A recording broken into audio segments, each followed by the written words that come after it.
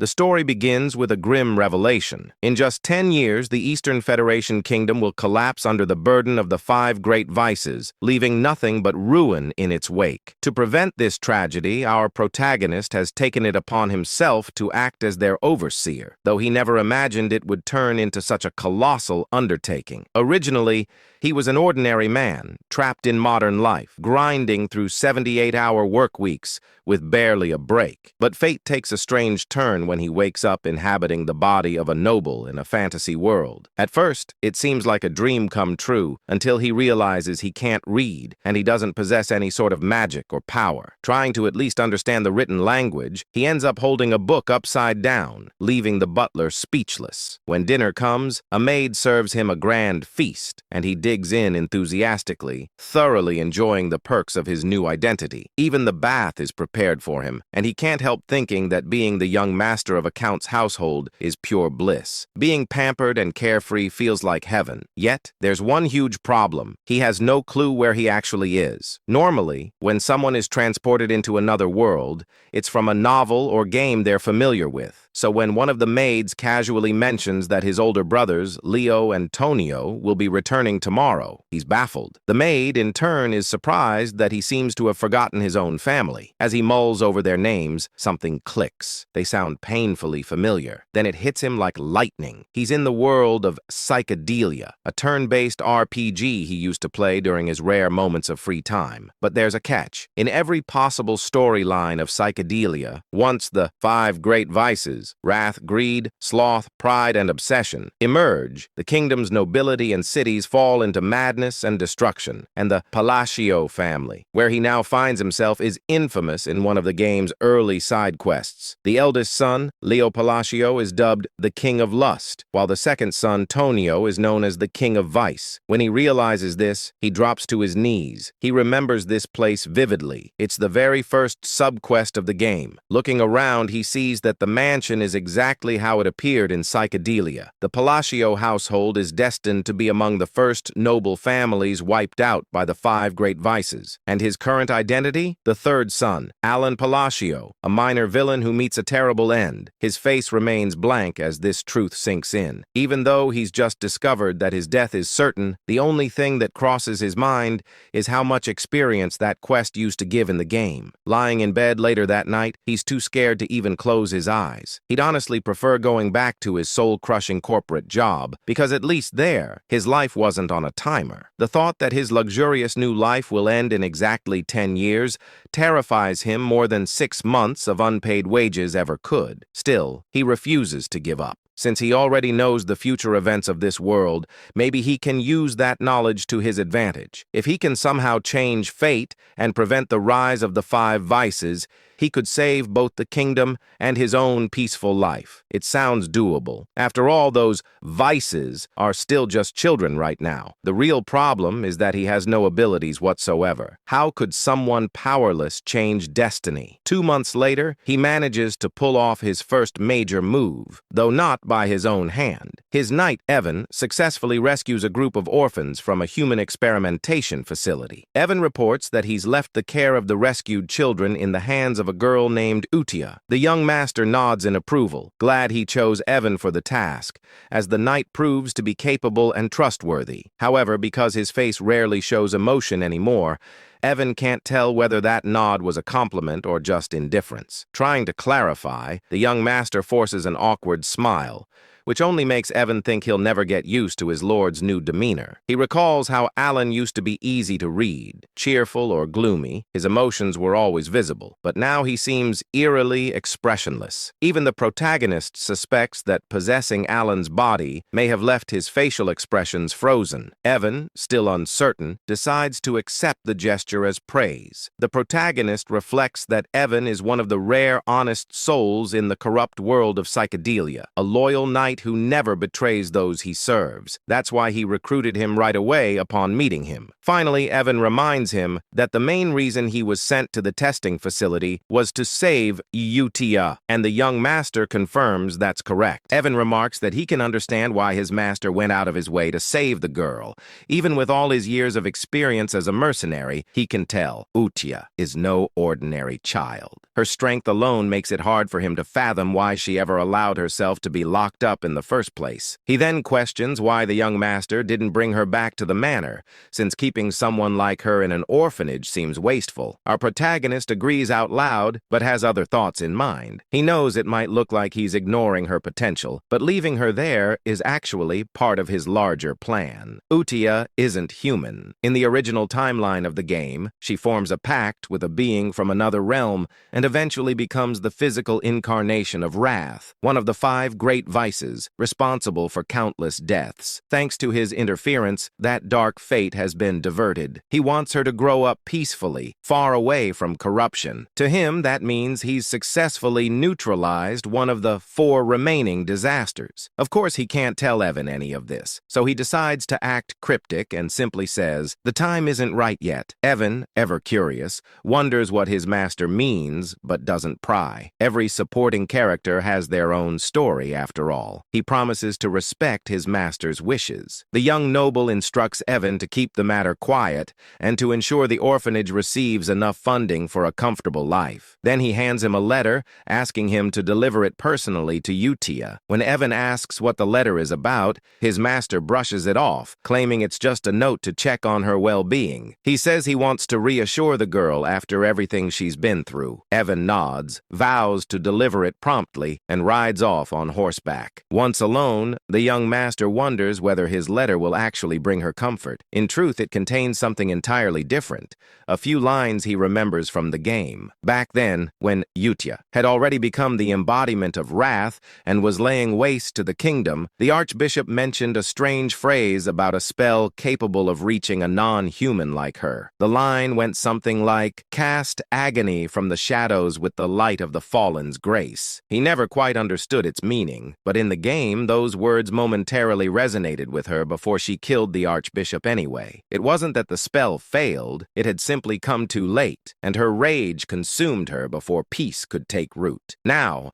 our protagonist believes that by sending those same words early, he might truly change her destiny this time. With wrath handled, at least for now, he's ready to move on to the next of the great vices. Still, he can't help but think how absurd it sounds to try befriending a potential monster with a single poetic quote. Yet, considering that these sins all seem to worship some mysterious higher entity, maybe there's something to it. To him, they all seem like fanatics. Meanwhile, we shift to Utia Sao, who's reading the letter herself, and she's not happy. Evan, watching her, can feel the immense surge of mana radiating from her small frame. It's beyond belief. He admits that she might be the strangest person he's ever met. Her face is emotionless, her voice calm, yet her power screams otherwise. She asks Evan to confirm whether the young master truly wrote the letter. When he nods, she explodes with fury, her mana flaring like a storm. The sheer force is enough to terrify even a seasoned warrior like Evan. Manifesting mana in tangible form, like she's doing, is something only master-level individuals can achieve. Her anger is unrestrained, like that of a jealous lover denied attention. Evan recalls his master's words that it simply wasn't time yet,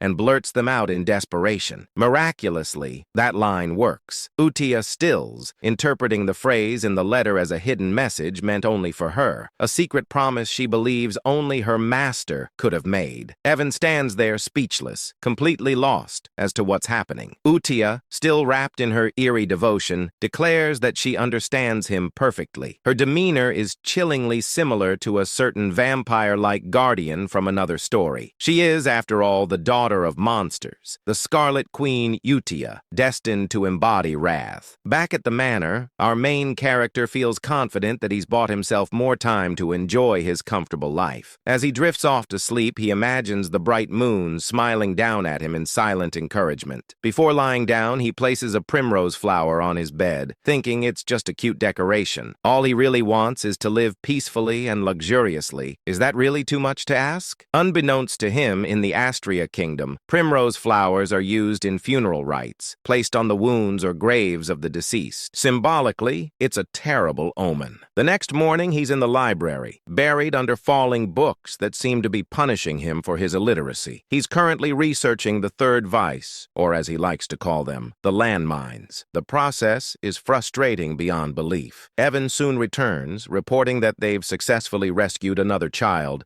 thanks to the young master's directions. When asked, our protagonist makes sure the child was treated gently after being saved from an underground slave market. Evan assures him that she was, but before their conversation can continue, the library doors slam open with a deafening crash, sending papers flying everywhere. The intruder? Tonio, the second son of the Palacio family. He immediately starts mocking his younger brother, demanding to know how an illiterate fool like him dares to hold a book. Our MC, expressionless as always, just stares back. Tonio's taunting escalates, but the young master decides it's not worth the effort. He plays it cool, saying Tonio can use the library if he wants. He'll be taking his leave. Tonio, thinking he's asserted dominance, grinds his heel onto his brother's head with a smirk. Before things can go further, a knife suddenly whistles through the air, lodging itself into the wall beside them. A new voice cuts through the tension, scolding them for being too loud. The newcomer is Leo, the eldest son of the family. As Leo and Tonio start bickering, our protagonist takes the chance to quietly crawl away, completely unbothered. He remembers that in the game,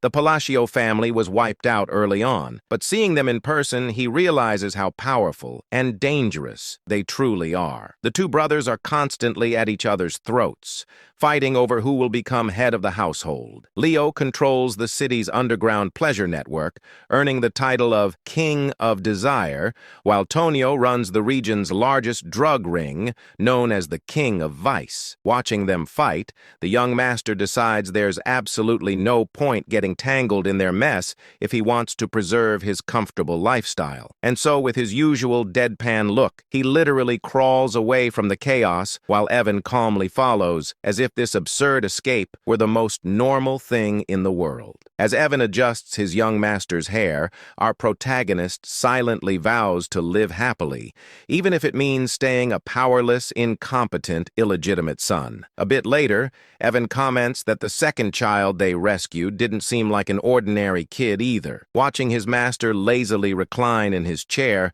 Evan can't help but question reality itself. How could a man like this, who complains constantly and seems incapable of serious work, possibly have knowledge about illegal slave markets and secret human experiments scattered across the kingdom? Evan figures it must be difficult for his young master to maintain composure around his vicious brothers, while the man himself simply mutters about how exhausted he is. Then Evan asks why he decided to send that second rescued child to the orphanage. Of course, the young master has his reasons. He knows this boy isn't just another victim, he's an anomaly. The child hails from the Psychedelia kingdom, the central state within the United realm. In the world of Psychedelia, this boy is known as Deus Macallion, the second major boss. In the game, after enduring slavery and brutal abuse, he eventually becomes the living embodiment of the sin of sloth, wreaking unspeakable havoc across the land. Many players were shocked by the cruelty of his story. Despite being associated with sloth, Deus was anything but lazy. He was known for relentless determination and an unshakable sense of justice, repaying both kindness and vengeance many times over. That's exactly why our protagonist told Evan to treat Deus with utmost care and gentleness. Even now, he still shudders remembering the nightmarish difficulty of Deus's battle scenes in the game. Trying to maintain his mysterious, wise, noble persona, he tells Evan the same cryptic line he always does. It's not the right time yet. Evan nods, unfazed, having grown used to his master's strange riddles. He then asks if the letter sent to Utia this time was related to the second child. The young master confirms, but the reality is more ridiculous. Inside the letter, he's simply venting to Utia about how his older brothers keep bullying him. It's both pitiful and hilarious. Still, he claims that he asked her to look after the second child who isn't feeling well. Technically, that's true. Deus really does need time to heal. Meanwhile, at the orphanage, Deus sits alone, trying to hide his injuries and scars. Utia approaches him, studying him with cold curiosity. She asks if he's broken. Then, in a chilling tone,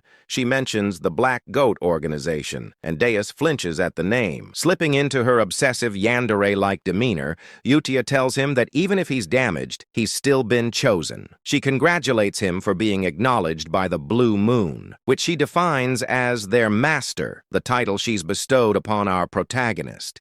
It's clear she's forming an organization centered around him, and she promises Deus that if he remains loyal, he'll have his chance at revenge. Hearing this ignites something deep within him, and his latent magic, or perhaps the authority of sloth, begins to awaken. Satisfied, Utia happily decides to write her first reply letter to their master, grinning far too brightly for someone covered in mana scars. Back at the manor, the young master is buried in books, still researching clues about the third child. That's when Evan bursts into the room with alarming news. The second son of the Palacio family is dead. Even though our protagonist knew this event was destined to happen, the suddenness of it still rattles him. The funeral is held immediately, and to everyone's disgust, their father arrives with 2 escorts on his arms. Watching the scene, the young master can only think, even for this messed-up family, that's too far. He muses that Psychedelia truly is the definition of a dark fantasy. As for Tonio's accidental death, something feels off. In the game, Leo had sobbed hysterically after killing his brother and claiming the title of heir. But here, Leo stands over the coffin smirking, not even pretending to grieve. At least try to act sad, our MC thinks to himself. Still, this isn't his problem. His focus remains on preventing the downfall tied to the 5 great sins. A year passes. Leo inherits Tonio's criminal network and transforms the chaos into a more stable, though still corrupt, domain. The Palacio estate grows quieter. During that time, Utia and the young master continue exchanging letters, becoming something like pen pals. He figures maintaining that connection will prove useful later. Utia writes frequent updates about the orphanage and the other children's growth. He's quietly proud, especially after noticing the sponsorship list keeps getting longer each month. Evan, munching happily on snacks, remarks that it's strange but definitely a good sign. Then he delivers the update our protagonist has been waiting for. They've located crucial information from the Intelligence Guild, an ancient text about the third child, the next landmine he must deal with. The young master nearly beams with joy. Finally, he can move forward. Everything seems to be going smoothly. Meanwhile, elsewhere in the kingdom, at one of Leo's drug depots, his henchmen brag about how generous their boss is,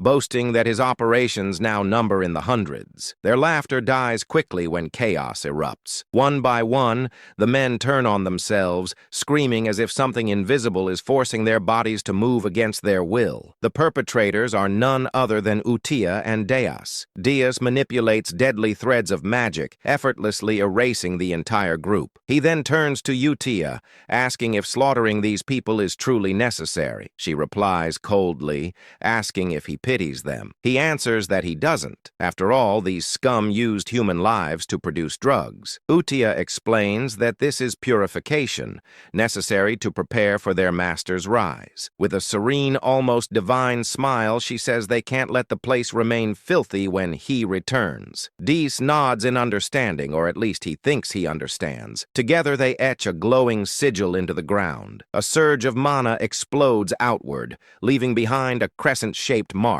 As they ascend into the night sky, Utia declares that all of this is for their master, the Blue Moon, and that they are his sword and shield. 2 years pass since the letter exchange began. Evan has been relentlessly pursuing leads on the remaining sins, and now he collapses on the grass, utterly drained. A touch of his master's mana restores his energy. Evan announces that they've finally located the 5th child and safely placed them in the orphanage. For the first time in years, our protagonist feels genuine relief. Though his expression doesn't show it, he's deeply moved. He's done it. He's saved all 5 children before their descent into sin. To celebrate, he rewards Evan with cake and tea, praising his dedication, finding the sin of greed. The 3rd child had been the hardest, but they managed it thanks to his insider knowledge from the game. Everything is finally in order. Evan asks why he doesn't seem happier. The young master insists he's thrilled, but his completely blank face betrays him. We even get a close-up of his smile, which is utterly non-existent. non-existent. Evan just sighs. He's used to it by now. Reflecting on their progress, the young master admits he never imagined things would go this smoothly. In the game,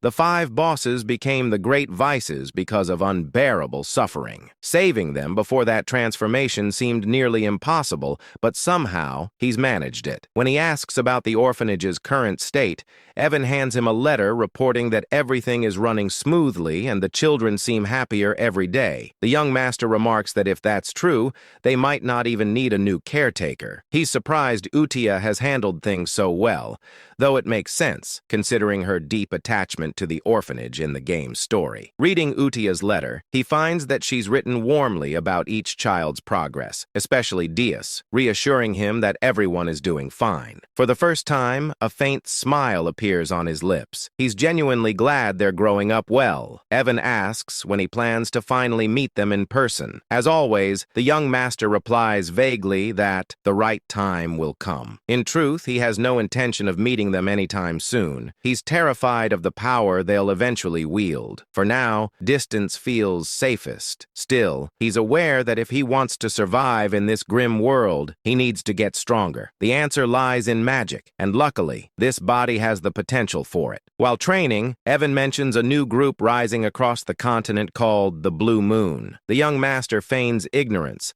but Evan explains they've been targeting corrupt nobles and criminal rings. Outwardly, he praises them, thinking it's a good thing, but deep down, he's uneasy. He doesn't remember this group from the game. Evan jokingly warns him to be careful, since Blue Moon's next likely targets are the nobility themselves. The young master freezes, then nervously orders Evan to start sleeping in the room next to his, just in case. Meanwhile, at the orphanage, Utia convenes a Blue Moon meeting, the sin of Satyam pride. A girl named Sol Rang Di reports that she eliminated a group of slavers by decapitating them all. She boasts about playing a guessing game with them, promising to spare anyone who could correctly name her eye color. None survived. Then, Rena, the sin of greed, gracefully reports that all bodies were dissolved without leaving a trace. The organization is growing, and its devotion to the Blue Moon is only getting stronger. The sin of misophobia. Radin reports that he also wrapped things up in the south, taking care of the illegal human testing grounds and turning those Avalon bastards who were causing trouble into minced meat. These kids are seriously scary, I tell you. Anyway, the scariest of them all, Utia praises them for a job well done. Talking about how everything will go according to his will, she emphasizes that they all exist for the sake of the Great Moon. This secret organization worships the Great Moon, the Blue Moon, who just so happens to be our main character. Suddenly, Deus reports a problem which makes Utia question what could possibly be wrong when everything seems perfect under his command. These fools are treating our MC like some kind of deity. Deus explains that the head of Avalon is the eldest son of the Palacio Count family, where their lord resides. He claims to have found a dangerous written order while cleaning up the south. It turns out that the eldest son, Leo, is targeting our MC. Naturally, Utia can't let this slide. She unleashes an intense, murderous aura that sends the other kids cowering in fear. The letter reveals that Leo's plan is to slowly poison our boy after eliminating their father, which sends Utia into a furious rage. Fast forward 2 years, RMC's father, Count Palid, has passed away, and just like before, his funeral is held almost immediately. RMC explains that while the official cause of death is heart failure, it's clear he died from an overdose. Meanwhile, at the funeral, Leo gets news that the Blue Moon has struck one of his facilities. Seriously, couldn't they have waited until after the funeral? Leo keeps asking if everyone was wiped out again. Our main character, who's just casually eavesdropping, realizes that his brother is becoming increasingly cautious about the Blue Moon. As the Count's funeral wraps up without a single tear shed, our MC decides he doesn't want to get tangled up in all this drama and quietly slips away just as his brother shoots him a planning glare. When Evan asks what our MC plans to do next, since it looks like that jerk of a brother is on track to become the new Count, our MC is already one step ahead. He's been packing his bags and tells Evan to do the same. the plan to run away from this mess. Evan questions whether he really intends to flee, and our MC clarifies that it's not a complete getaway. They're just heading downtown to lay low for a bit. When Evan asks if he means the town of Rodmill, our guy confirms it. He's been eyeing Rodmill for a while now, and it's a small town in the south of Palacio, making it the perfect hideout. Plus, he's timed it well since Leo has been giving him some seriously unsettling looks. Once they arrive in Rodmill, our MC actually starts enjoying life, whipping up some delicious-looking toast while Evan just goes along with everything like it's the most normal thing ever. But 3 days later, their peaceful existence is shattered when our MC is forced to return home for his brother's funeral. He can't believe he's back so soon. According to the game, Leo wasn't supposed to die yet. The cause of the death is a stab through the heart, which leaves our MC wondering who could have done such a thing. He tries to ask one of the servants about the details, but they scream in horror as if they're about to meet their end. It's not just that. All the servants are acting strangely, overly apologetic, and treating him like he's some kind of mafia boss. He can't help but wonder what's going on with these people. As he's making his way out, Evan catches up to him, and he asks him if he found out why the servants are acting so weird. Evan claims he did, and playfully wonders if our MC was the one who made the Avalon drug organization disappear overnight. Turns out Leo was the head of that organization, and now that he's gone, it seems like the whole thing vanished without a trace. We then flash back to the day our main character set off for Rodmill. Inside the carriage, Evan was curious, asking why he's heading to a small town like Rodmill instead of a bustling city. Our MC explains that a city is simply not an option for him. Rodmill is his ultimate destination, the end game in all his plans. He shares that his mission is straightforward: save the 5 great sins from their misfortunes to prevent the world from crumbling. Plus, since Rodmill isn't part of the original story and has a villa, it's the ideal spot for him. A villa is a separate estate, making it the perfect hideaway for a laid-back noble like him, where he can relax and do absolutely nothing. Honestly, I share that dream. If you like this video,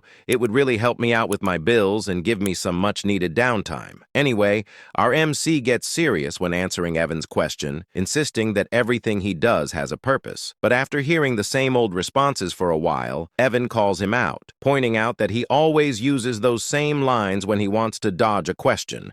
He tells our MC that he can't fool him anymore. Our MC is taken aback by how Evan has seen through his little lies. As their banter continues, Leo, who's been watching our MC drive away, contemplates whether he should kill him or not. According to Leo, it doesn't really matter if our MC lives or dies. He had already planned to poison him, but now that our MC has decided to leave for the border, Leo feels he has no reason to go through with it. Yet for some inexplicable reason, he still feels the urge to eliminate him. He instructs one of his henchmen, Alman, to follow the carriage. Alman, however, asks if that means he's supposed to kill the MC. This question leaves Leo baffled. Alman has never questioned him before, no matter what orders he received. He usually just follows them without a word. So for him to speak up like this feels a bit odd. Leo reminds Alman that his job is to obey him, but before he can finish, Alman lunges at him, stabbing him right through the heart. Leo, in shock, shouts out why Alman would betray him like this, but Alman simply replies that he enjoys playing war. We soon discover that Alman is actually part of the Blue Moon organization,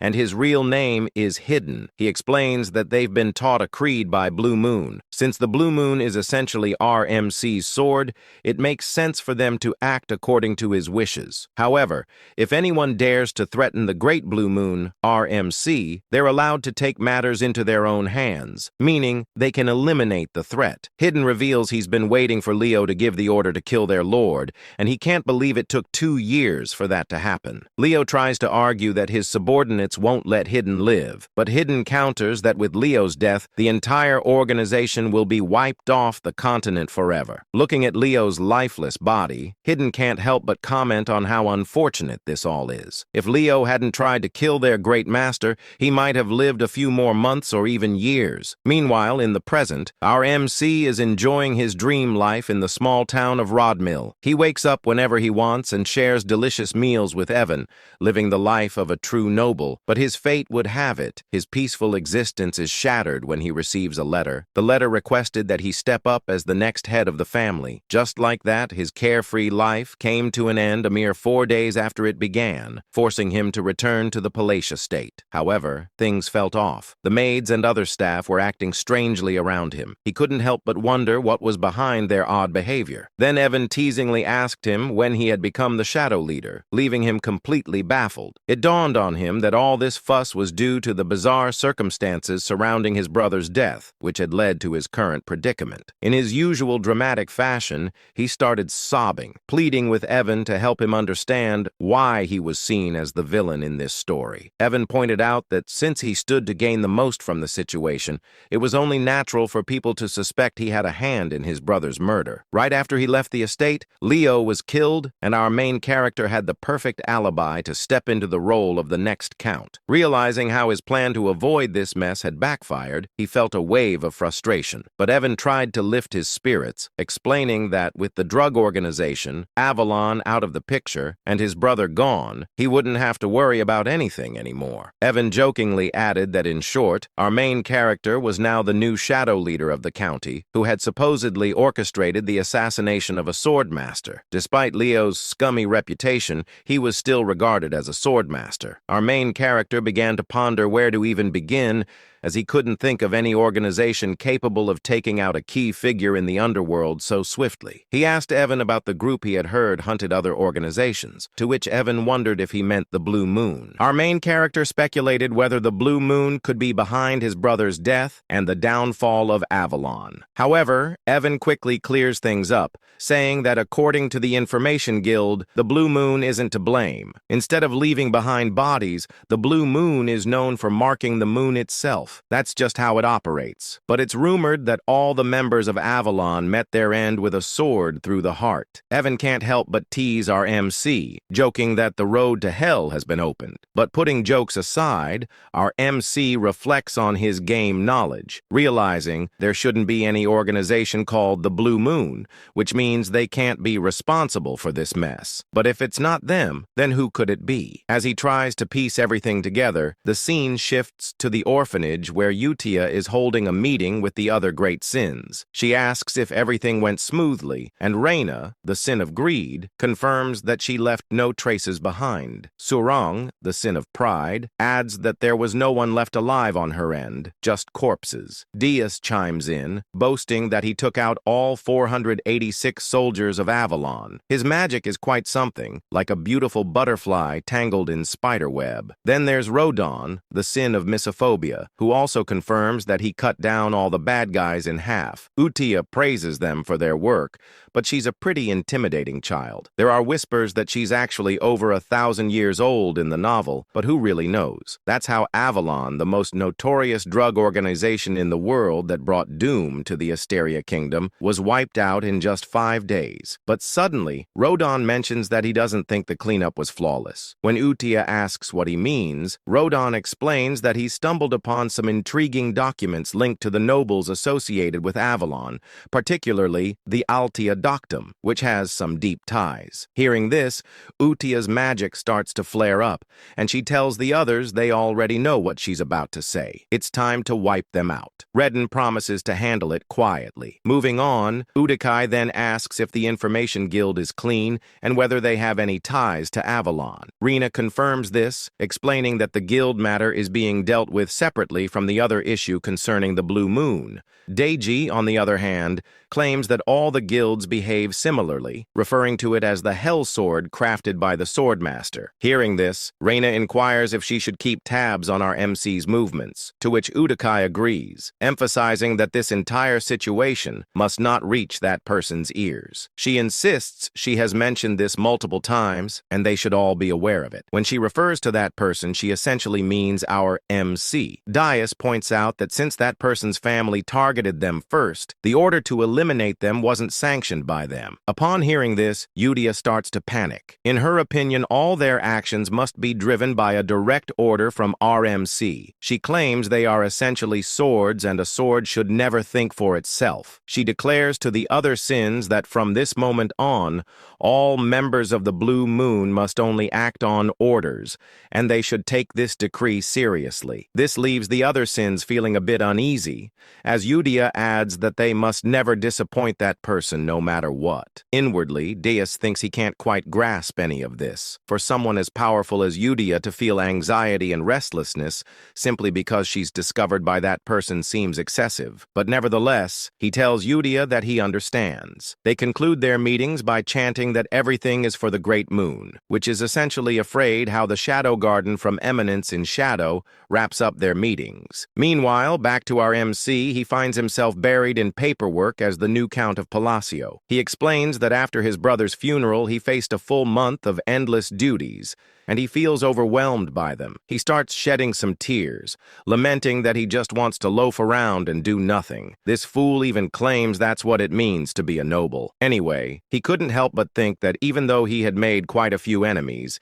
his brother Leo's death was supposed to happen 6 years from now. But with the strange circumstances surrounding all his brother's deaths, everything shifted. And now all the family responsibilities had landed on him as the sole heir. Just then, a few ministers from the county walked in, bringing even more paperwork for him to deal with. He closed his eyes and started to wonder why everyone in the county suddenly seemed to be working so hard. Back when his father was still the count, they would slack off and treat work like a rainy school day. He waved at them, signaling to drop the paperwork on his desk. But in the minister's eyes, he was radiating a deathly aura. They began to worry if they had somehow angered him, with some even vowing to work even harder to avoid any consequences. He was a secret mastermind who would eliminate anyone who displeased him. But having been a former workhorse himself, he wasn't handling all this pressure very well. He wondered if it would be possible to get the ministers to do all the work for him. Later that night, Evan was a bit shocked to find out that our boy had reached the 2nd tier in magic after just 2 years of self-study in poisoncraft,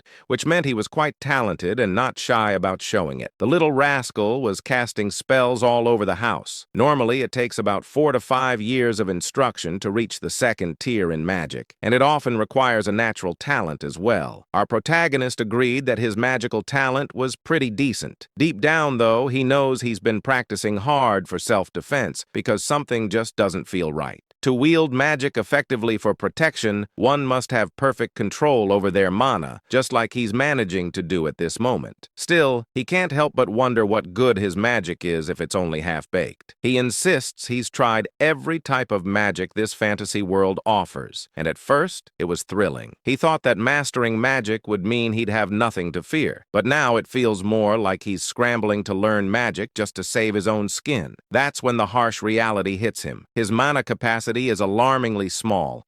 Without enough mana, there's no magic, and that spells trouble, possibly even death. As he wallows in his predicament, we discover that innate mana capacity is akin to an athlete's natural weight class. While some are born with extraordinary talent, our main character is stuck with a minuscule mana pool, and no amount of training will change that. Yet he clings to a glimmer of hope. If all else fails, there's a way to fix it. Just then, Evan interrupts his thoughts, announcing that his invitation to the ball has finally arrived, leaving our present puzzled about what he's talking about. The scene shifts a few days later to the grand ball, where our main character makes his entrance in some truly majestic attire. The fit is impressive, but being the introverted guy he is, he claims to be already worn out, even though he just got there. This party, let's call it what it is your typical aristocratic gathering in the southern part of the Asteria kingdom. It's basically a meet and greet for nobles, and since our MC is about to be sworn in as a count soon, he really has to show up. He gets into serious mode, thinking this is his golden opportunity to network with the nobility,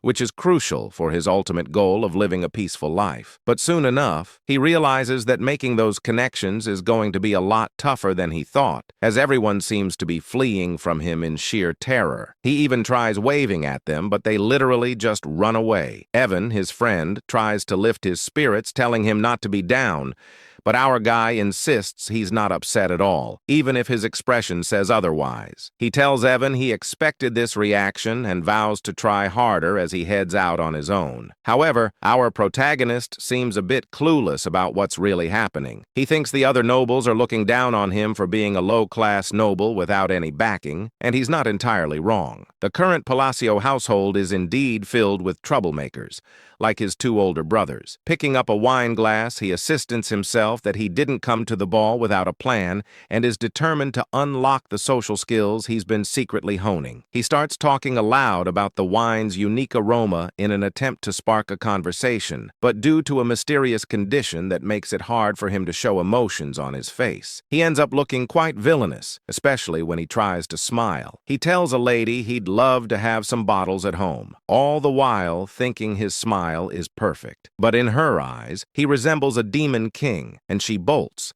saying she'll tell her father to prepare them right away. To the other nobles, it looks like our protagonist just extorted and blackmailed the poor lady into giving him a limited edition regional wine. What a mess. Evan tries to comfort him while our protagonist insists that the lady must have just been shy. Later, we find him sulking in a corner while Evan is happily munching on food, teasing him about how his list of gifts has grown. It turns out the wine incident wasn't a one-off. Every time he tries to talk to someone, they think he's trying to blackmail them, handing him things like a panacea, citrus tea, and more. He can't shake the thought that Palacio has become way more notorious than he ever imagined. With rumors swirling about him having killed his two brothers, he's basically turned into a figure of fear and dread. Feeling down, he tells Evan he needs some fresh air. As he steps outside, a certain red-haired beauty catches his eye. While he's out there, he can't help but wonder where it all went wrong. Suddenly, a soft voice calls out to him from behind,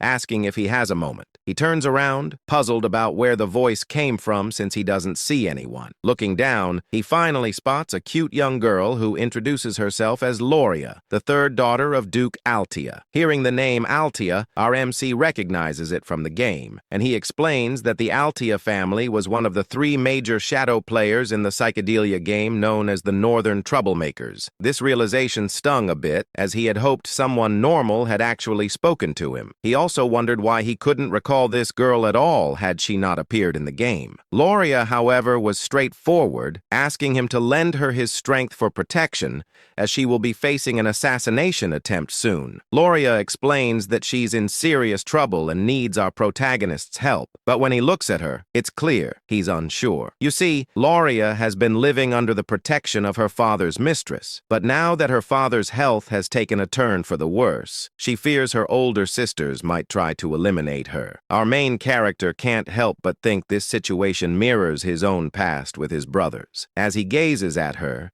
it dawns on him that the reason he didn't recognize Loria from the game is that she must have already been dead and never made an appearance. Loria, looking as adorable as ever, pleads for his assistance, claiming that with his abilities he could really make a difference. But our protagonist firmly turns her down. She insists she's not coming to him empty-handed. If he saves her, she promises to share half of the Ultia family fortune.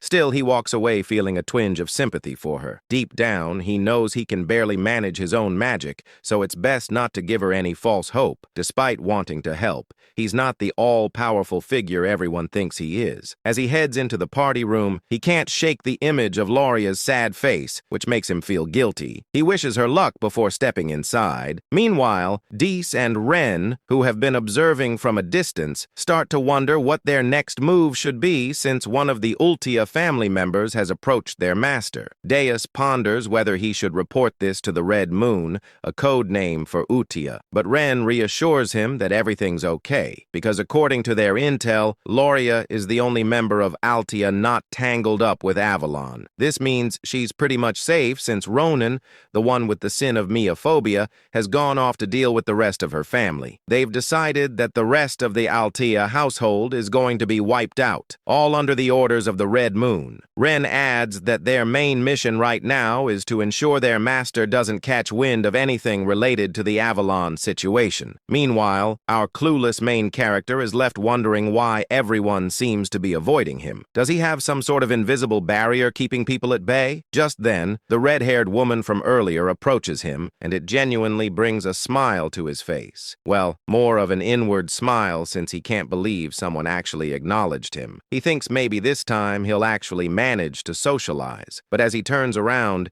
he realizes she's not just any ordinary woman. She's another shadow player. Looking at her, he recalls seeing her face in the game, and it hits him that no normal person would approach him first unless they were trouble. He greets her, calling her Lady Zenonia, which surprises her. How does he know her name? Our protagonist explains that she's quite famous in her own right. In the Asteria Kingdom, there are 3 prominent shadow player families: the Altia in the north, the Patio in the east, and the Zenonia in the west. This stunning, curvy lady is introduced as the eldest daughter of Count Zenonia, Clea. She asks him if she's really that well known, and he explains that while Clea Patio runs a gang, the Zenonia family operates more like a clever criminal syndicate. Just thinking about it makes him shudder. He insists that what he really needs are some solid connections to help him maintain his peaceful, noble life. For the sake of that easy life he's always dreamed of, he believes he must steer clear of this curvy, stunning woman who seems like trouble. With a respectful bow,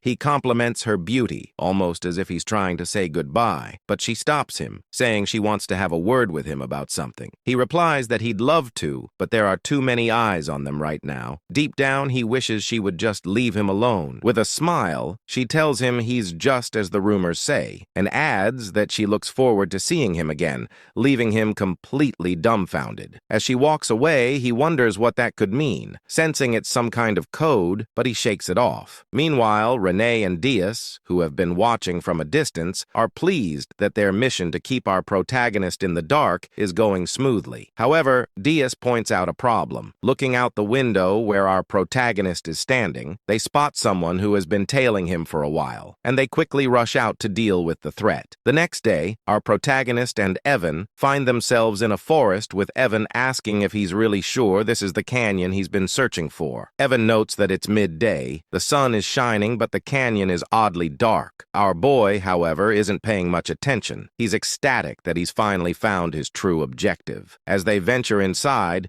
he jokes that if this place turns out to be empty like the others, he might actually cry. But as he looks at the symbols on the walls, he realizes this is the real deal. He explains that in the game, finding this place was a breeze. Truthfully, he admits that the only reason he traveled all the way to the south under the guise of attending the ball was to discover this labyrinth right here. The labyrinth is called the Labyrinth of Whispers, and if you can crack all the riddles in its 8 rooms, you'll earn a powerful artifact as a reward. Exactly what he's after. He claims to have memorized all the routes and puzzles this labyrinth has to offer. Finally, he arrives at a massive door, and as he gazes at it, he confesses that seeing the labyrinth entrance in person is breathtaking. It feels so much more real than it did in the game. In the game, he tackled this labyrinth countless times. Evan, on the other hand, asks how our protagonist even knew a place like this existed. Our boy, without thinking, replies that he's been here often, leaving Evan puzzled about what this guy is talking about. Realizing he might have slipped up, our protagonist quickly backtracks, saying he was just kidding, and suggests they head inside. Once inside, they encounter some monsters and giant golem hands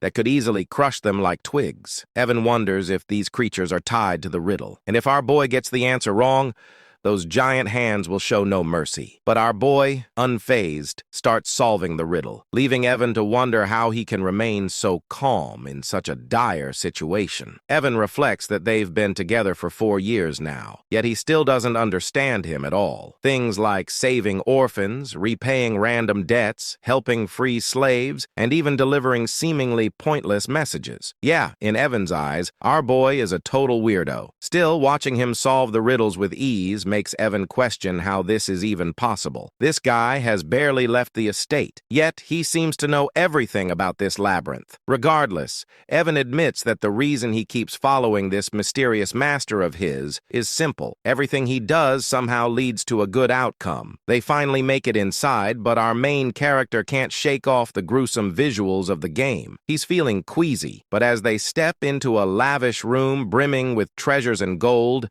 his attention is immediately drawn to a hand statue adorned with multiple rings. He declares that their goal is the black ring and insists they should grab it and get out fast. Meanwhile, Evan, who's busy stuffing his pockets with gold, questions why our protagonist is so fixated on the black ring, which looks like the least valuable of the bunch. Our hero explains that taking anything else could lead to trouble down the line. Deep down, he realizes he's finally got his hands on the ring that holds the oath of restraint. As they start to head back, our MC feels pretty pleased with himself, thinking that snagging the ring was a breeze thanks to his gaming knowledge. But Evan suddenly gets a bad vibe and points out that the rock piles they passed while entering the canyon are actually golems, and they seem to be stirring. Evan quickly gets into battle mode, feeling anxious about their situation. To him, these golems are total unknowns, making this a nightmare scenario. He thinks that if he can just get his young master out safely,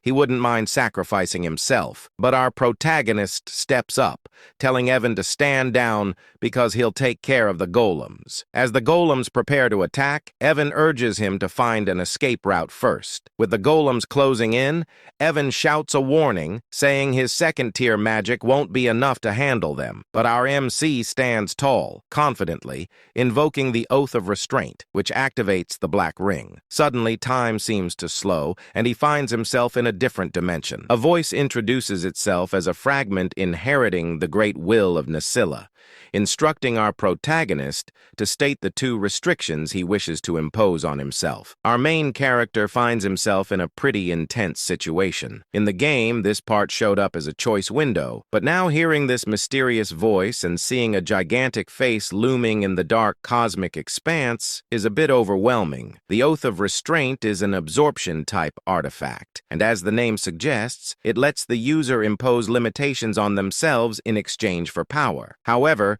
the sheer force of the voice makes our MC tremble a bit. The voice urges him to declare his first restraint, and with a hand sign, he states that he will always perform the hand signs of Babylonia when casting magic. The voice then asks what he hopes to gain from this restriction, and our boy responds that he desires the ability to bend the laws of the world just a little more. The voice grants him this power. For his second restraint, our boy explains that he will strictly chant the words of Babylonia when using magic. When the voice inquires about his desire behind this restriction, he boldly claims he wants even greater power to defy the laws of the world, which momentarily surprises the mysterious entity. Our protagonist starts to worry that he might have messed something up, especially since the entity paused. He even mimicked the exact skill icon from the game just to be safe. By choosing both the hand signs and the word restrictions, he believes he can achieve the highest possible magic attack power. Thanks to all his repeated gameplay, he has memorized every combination used in the game. So, this should work. Finally, the entity speaks again, confirming that his restraint has been granted. It expresses gratitude to the human who has remembered all the gestures and mysteries of the forgotten god. Our protagonist is puzzled by what the entity means, but he quickly notices that the ring is being absorbed,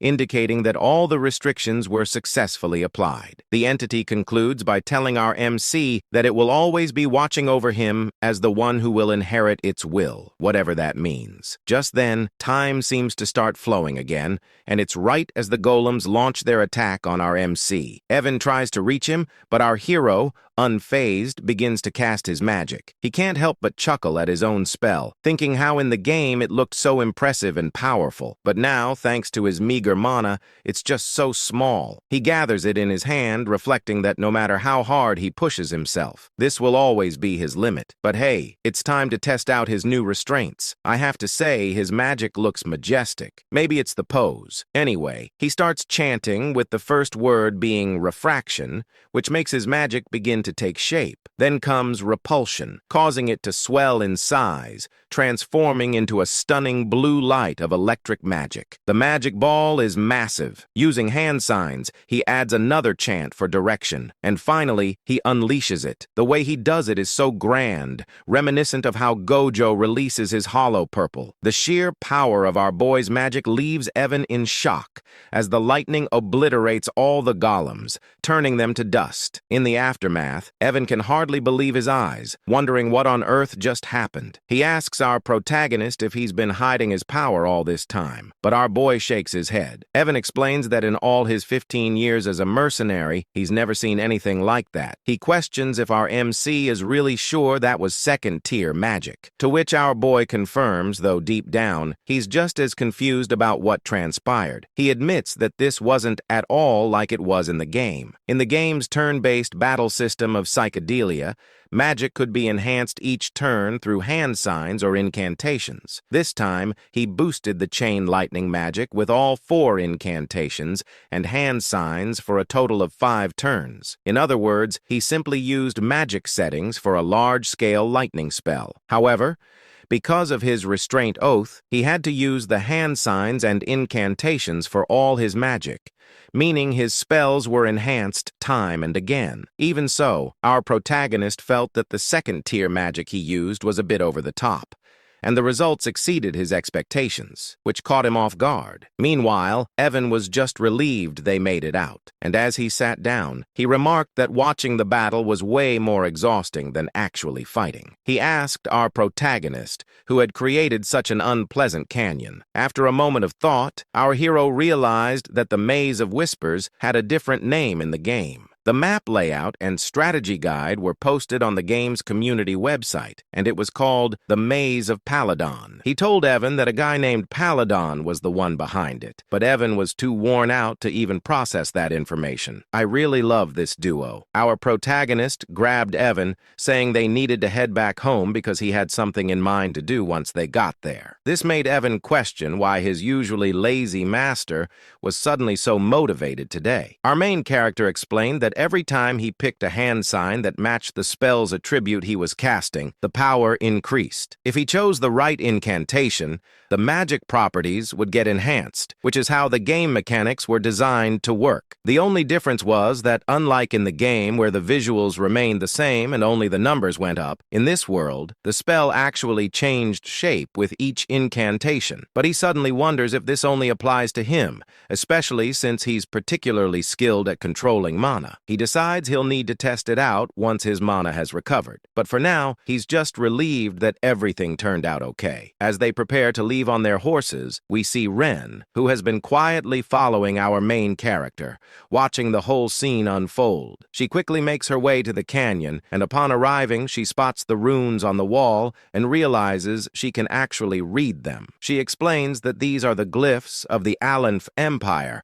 which essentially tell the story of the era of the forgotten outer gods. Renee's eyes catch another glyph hidden in a corner, which she translates as "for my friend, who shall be left alone from the coward Palin." As she examines the glyphs more closely, a smile spreads across her face. She shares that the one who halted the invasion of the dark creatures, standing victorious against the Alcal-Kalaka that devoured the hearts of the citizens, was none other than the brilliant emperor known as Palin the Great. The reason she knows all this is that she inherited all this knowledge at birth thanks to the ancient library she received. She briefly recalls our main character mentioning that Palin was the one who built the canyon.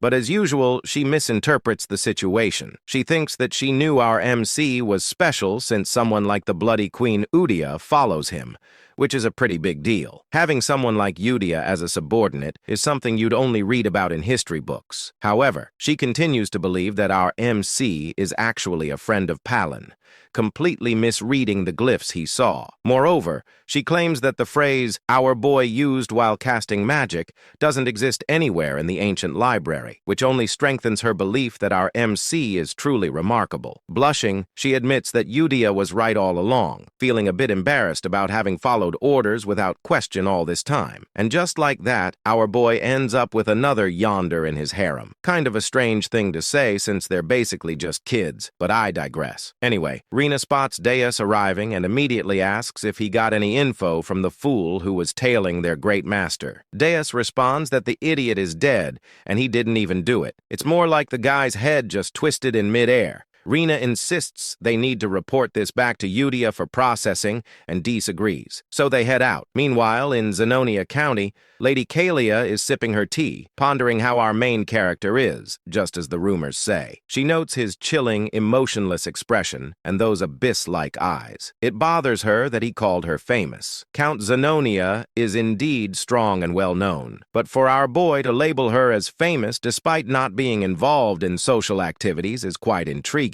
What's really going on here is that Kalia is the true mastermind, using black magic to control her father, the Count, making her the real head of the family. The fact that our boy called her famous makes her think he might know something about her secret, which terrifies her since no one is aware that she's turned her father into a puppet. She recalls how our boy mentioned there are too many eyes on them, which she misinterprets as him having discovered the person she had following him. Now, that's a classic case of misunderstanding, like something out of an Eminence and Shadow scenario. Suddenly, Clea gets a call from one of her servants who says there's a problem. Well, she asks what's going on, and the servant insists that it's better for her to see it for herself. When she heads to her room, she discovers that the person she had following our boy is dead. The servant explains that since the seal on the body didn't activate, it means he didn't spill any secrets. But Clea quickly points out that the person who killed her man must have intentionally brought him to her room. Frustrated, she starts questioning how our boy figured out she was the one who sent this guy to tail him. And just like that, our boy gets misunderstood once again. At the grand halls of the Alta Ducal estate, the scene unfolds as Loria walks through the quiet corridors, her face heavy with disappointment and fatigue. Her mind drifts with thoughts of regret and realization. As expected, she knew he was not someone to underestimate. The distinguished one of the underworld, a man who possessed cold eyes, much like her father's. He was the kind of person she must never make an enemy of. Once he had been her last lifeline, but she knew he would never accept a deal that could bring him significant losses. All her assets and power had been stripped away by her sly siblings.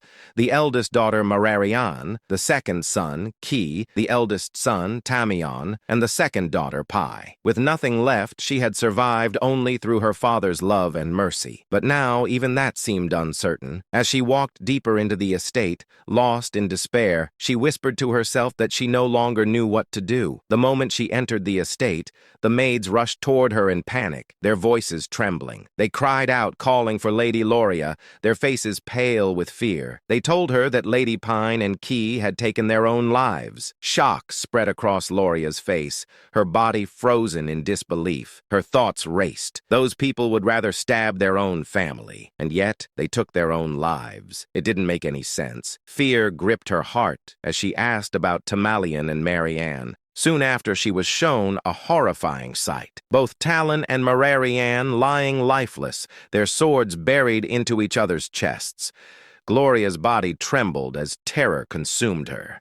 Her mind screamed with confusion, wondering why and how such a tragedy had occurred. Meanwhile, outside the Altia estate, Radon was seen leaving swiftly, a faint smirk curling on his lips as he muttered to himself, "Successfully eliminated." Gloria's mind flashed back to Alon's earlier words, the ones that had hinted that good things would soon happen. Remembering that, she felt an icy dread run through her veins. A realization struck her. The true mastermind of the Count's household, the one who had hidden his claws and waited for the right moment to seize power, had finally made his move. This was exactly what he meant. Now she had become the only successor in the ducal family overnight. A bitter laugh escaped her lips as she wondered what kind of monstrous devil she had made a pact with. But she knew there was no going back now. Those who betrayed him had already met terrible fates. There were too many precedents. She told herself that she must walk the path she had chosen, no matter how dark dark it became.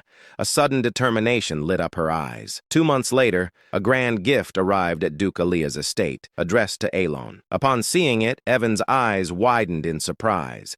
It was a bottle of Cernant's wine, a rare and luxurious drink that cost thousands of gold per bottle. He was amazed, saying he had never expected to see such a treasure. When Alon read the letter accompanying it, he realized that the gift had not been sent by Duke Altea himself, but by Loria Alea. It seemed that the youngest daughter had prepared it personally. He was confused, wondering why she would send it to him. The thought stung his conscience, reminding him that he hadn't been able to help her when she needed it most. He turned to the servant and asked if it was truly meant for him. The servant confirmed that the Duke herself had prepared it and ordered him to deliver it personally. That single phrase of the Duke herself made Alan pause. Realization struck him. The youngest Lauria had become the Duke. In the next scene, Lauria was shown in her office, busy with documents. When her work was finally done, she leaned back, stretching her arms as she softly remarked how quickly 2 months had passed. After her father's funeral, who had passed away due to illness, she had officially become the Duke following the succession ceremony. She recalled how she couldn't even enter that office before. The death of her siblings had happened so suddenly, yet no one had suspected her at all. She had an alibi. She was attending the ball at the time. Back then, her secret organization had been destroyed by her siblings, leaving her utterly powerless when she returned to the mansion. Later, she came to understand how deeply he had calculated everything. He had declined her plea with indifference on the surface, but had perfectly cleaned up everything behind the scenes. She wondered just how far into the future he had planned all of this. She hadn't even informed him about her father's funeral, not wanting to trouble him. Yet, he still helped her. It was clear that he had a reason. He needed Alea for some part of his grand plan. Although she had successfully merged all the subordinate organizations under Altea, it still wasn't enough to match the immense power he hid behind his calm facade. That only meant one thing. He wanted something from her. Palacio, the distinguished figure of the underworld who had risen through sheer business prowess. If there was one thing she possessed that he didn't, it was her ability to manipulate the political stage from the shadows. He needed the Altea name for now. She decided to focus on what she must do, believing that the distinguished one would contact her soon. She hoped he would appreciate her gift of gratitude. The scene shifted once more,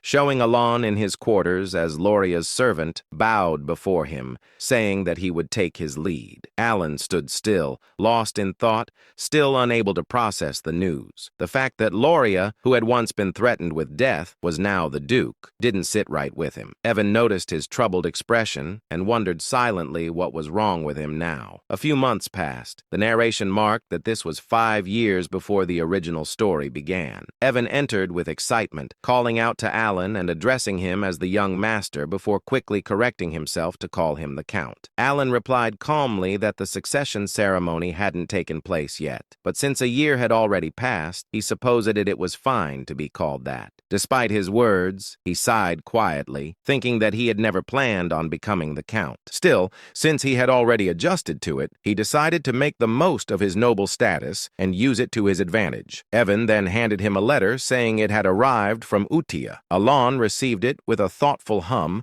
asking if there had been any information found about the assassins who killed Leo. The two men walked into the library, and as they took their seats, Evan responded that nothing had been revealed yet. The Information Guild was still investigating, and they would have to give it more time. He then looked at Alon curiously and asked what his next goal would be. Assuming that revenge was not his intention anymore, both of them sat in silence within the Grand Library. Alan sat in deep thought, realizing that all the things that slightly differed from the original game were probably butterfly effects caused by his own actions. Accepting this, he decided that he would simply be prepared for any unexpected events that might come his way. Evan, observing him, remarked that he suddenly sounded like a real count. Alan responded casually and brushed it off, but his curiosity soon drifted to the letter he had received. He wondered what Utia had written this time. Opening the letter, Alan began to read. Utia had written warmly, asking if he had been well. She mentioned mentioned that, as always, they were all doing okay and that everyone was pursuing their own hobbies. Dios's puppet shows had now reached a professional level, while Cioler loved to play and learn with her friends. Reinar quietly spent her days reading and making things, while Radan had developed a new hobby of tending his garden. As Alan read the letter, a gentle smile spread across his face. The routine of exchanging news every month had become something familiar and precious to him. It warmed his heart more and more each time he received a letter from them. Though he had never seen their faces, knowing that they were all growing well brought him a deep sense of contentment. The smile on his face was something he couldn't help but wear. A sudden realization struck him as he thought about it further. The 5 of them, the children, were already old now. Evan, noticing his expression, responded to his sudden thought, saying that they were ready to step out into society. Some of them even left the orphanage earlier than expected. The ones Alan had once ordered to save had now reached that age. Alan realized that the 5 from the orphanage were no longer the small, fragile children they used to be. They had grown. He quietly acknowledged that it was time to let them go. Evan seemed surprised,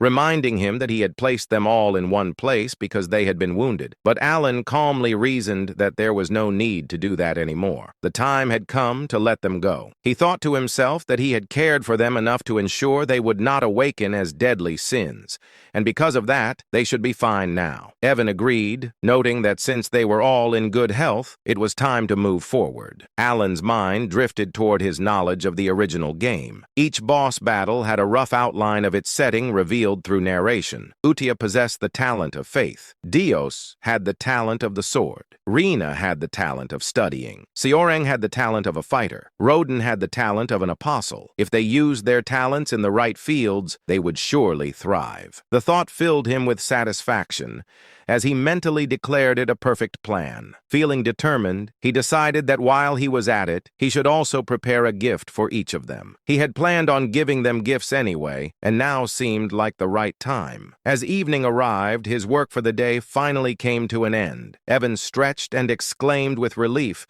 saying that he would step out for a while before returning soon. Alan waved him off, bidding him goodbye. Alone in the quiet office, Alan smiled to himself, wondering if he might one day receive something back from them once. They became successful and influential. His thoughts softened as he hoped his letters would guide the children to step confidently into the world. Meanwhile, in another scene, Utia received Alan's new letter. Gathering everyone around, she announced that the orders had arrived. This time, however, the message had been delivered to each of them individually. The group grew silent, reading their respective letters with focused expressions. Though Seorang couldn't contain her excitement, her eyes sparkled as she eagerly unfolded her letter, marking the beginning of another chapter in their intertwined fates. Meanwhile, Yisha finished reading the letter sent by Alan. She announced excitedly to everyone that new orders had arrived. This time, Alan had delivered them individually, which surprised all the members. But before anything else, Yusa suggested that they should read the previous letter as well. Since the new instructions seemed to require a high level of attention, Xiang spoke cutely, mentioning that only Yusa had been able to read the earlier letters. Yusa explained that since Alan had given each of them a personal order, it meant he had decided it was time for everyone to see the contents themselves. The letter written by Alan made Seorang and the other sins react like curious kitten. Seorang clumsily repeated the first line of the message Alan had written. "How have you been lately? It seems you have many talented friends. If you need anything, let me know." Renee commented that it sounded like ordinary small talk, but Yusa smiled. She understood that Alan had intentionally kept the opening simple. After the greeting letter, this was the first true order he had issued. He had defined the elimination targets, assigned missions, and instructed them to report the results afterward. It was during this time that he entrusted Blue Moon to her. As everyone could see, he had personally chosen each of them, and all the sins were excited to meet him. Deus nodded and said it made sense. This prevented information leaked. She remembered her first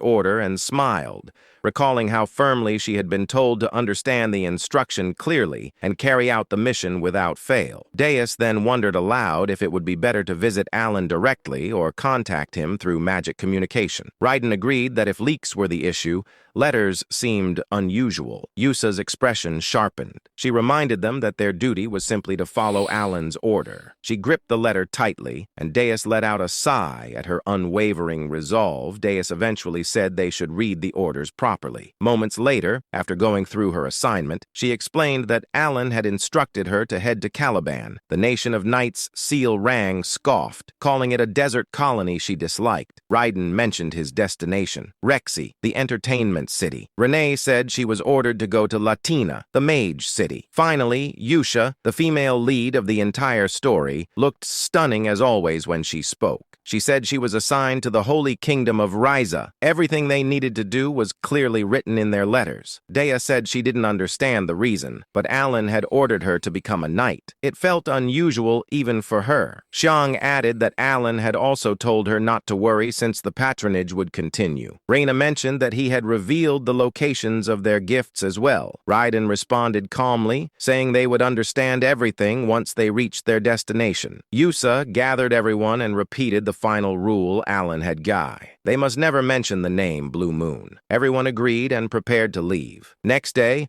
all the members assembled and departed to carry out Alan's orders. 3 months later, inside his office, Alan sighed. As expected, there was no noticeable change in the field of magic. He continued reading advanced magical texts to increase his capabilities and muttered that he would have to experiment on his own, ridiculous as it felt. Suddenly, he looked at his knight, Yuan, and asked what he was doing. Alan then remembered something and questioned him about the investigation into the killing of Leo. Yuan replied that the Information Guild still hadn't found anything. Alan seemed surprised for a moment and asked if there was anything else to report. Then he whispered under his breath that the butterfly effect caused by saving the 5 deadly sins had already gone out of control. Even Lyra, who was never supposed to appear in the storyline, had become the Duke of Ayla. The thought distressed him. She was expanding her power and influence at a terrifying pace within the underworld. Alan let out a tired chuckle and told Yuan they should stop investigating the Ascension altogether. It was dull work, and he already had far too many responsibilities piling up. Yuan looked at him with surprise and really master. Alan explained that the entire situation was clearly the result of his own ignorance. In a place like this, almost nothing escaped the network of the Information Guild. Even he felt uneasy about it. If he tried to uncover things he was not meant to touch, the consequences that returned to him could be far worse. He muttered that if an unexpected complication led directly to death, then the investigation was meaning. In the end, organizations like that wouldn't harm him as long as he didn't interfere with their affair. He clarified to himself and to Yuan that there was no reason for any secret group to target him unless he approached them first. That was why he believed there was no point in continuing the investigation into Leo's death. Yuan nodded and agreed to inform the guild to stop. Then he suddenly remembered something. Right. There's another piece of news, he said. Apparently, Deus has been appointed as a knight in Caliban recently. Alan looked up in surprise. Really? Good for her. 3 months later, Yuan entered the room carrying snacks. Count, there's something else, he said. Apparently, Deus has created an entire knight order. Alan straightened. A knight order? Then she must be at least expert level or higher. Could she already be at the level of a sword master? Yuan replied that Deus had indeed reached the level of sword expert. Alan thought quietly, noting that it hadn't been long since she was first appointed. Students across the continent were now talking about it, claiming the world would see a 5th Master Knight within 10 years. Alan raised an eyebrow. Deus, the future Master Knight. You mean the one they call the Sword of Caliban? Yuan chuckled. Yes. She's incredibly talented. Caliban must be in an uproar because of her. She keeps gaining more recognition and followers with her swordsmanship. Alan silently admired her progress. 6 months later, Almost a full year had passed since the 5 deadly sins left the orphanage. Alan had slowly grown accustomed to the responsibilities of a count when Yuan rushed in again with news. "Count, something very recent just came in." Alan asked what it was. Yuan replied, "Deus officially become the Sword of Caliban." Alan froze in place. That meant one thing. She had become the 5th Master Knight. In the next moment, Alan said calmly that only a sword master could become a Master Knight. He explained that the sword master of Psychedelia was a superhuman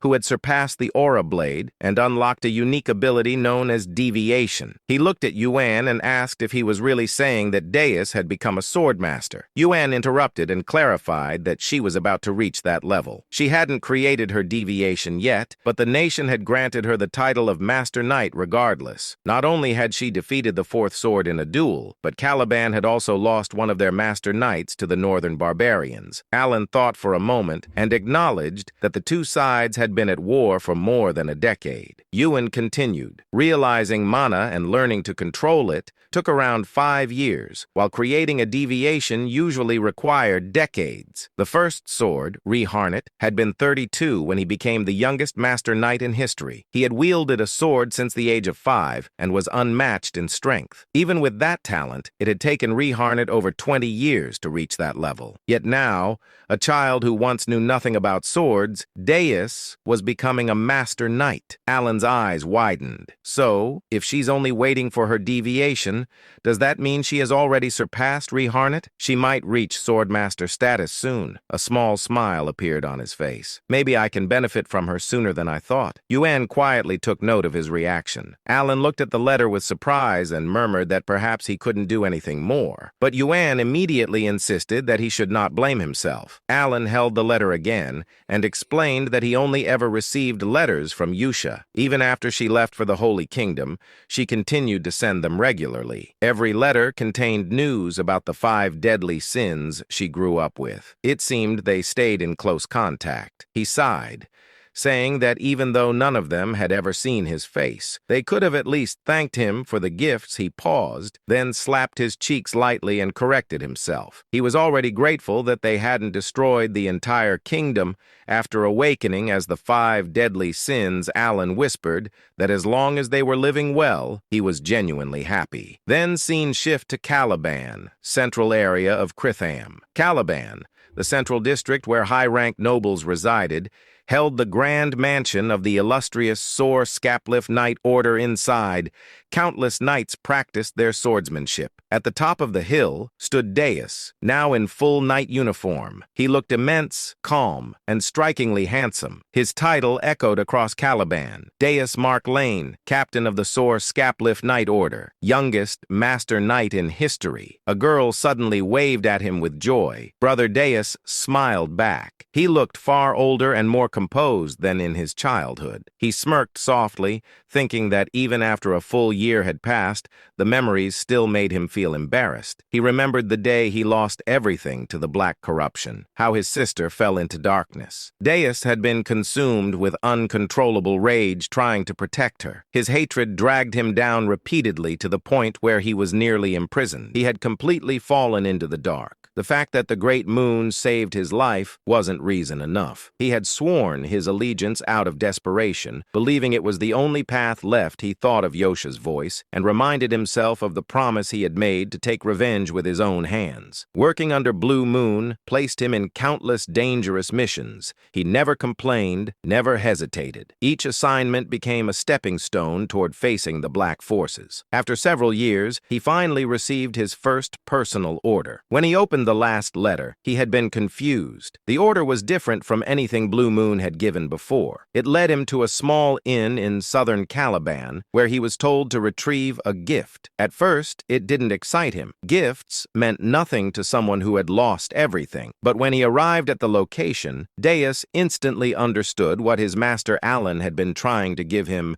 The gift was his sister, alive, safe, and waiting for him. His eyes trembled with disbelief as he read the final line of the letter. "The gift from the great moon is your family, the one you thought you lost forever." Deus broke down. Tears streamed uncontrollably as he ran forward and embraced her with shaking arms. His sister stared at him in shock, unable to believe what she was seeing. To Deus, she was more precious than his own life. The brother embraced his sister tightly. His voice trembled as he tried to speak through the tears. He said that the sister he had believed to be dead was still alive. Overwhelmed by pain and relief, he looked at her and asked what had happened after he lost her. Styla also cried while holding her brother's arm, offering a faint smile of comfort. A little later, they sat together with cups of tea. When she had calmed, she began to explain. After those people dragged her away, she had been trapped in darkness for a long time. The memories returned vividly as she spoke. She described being locked inside a pitch-black cage, waiting for the moment she would be taken out to be killed. When her turn finally came, someone terrifyingly strong appeared. That person grabbed her hand and pulled her toward the light, allowing her to escape and survive. Years later, when she was nearly sold to a slave merchant, another powerful figure protected her again. A blade cut through the attackers, saving her a second time.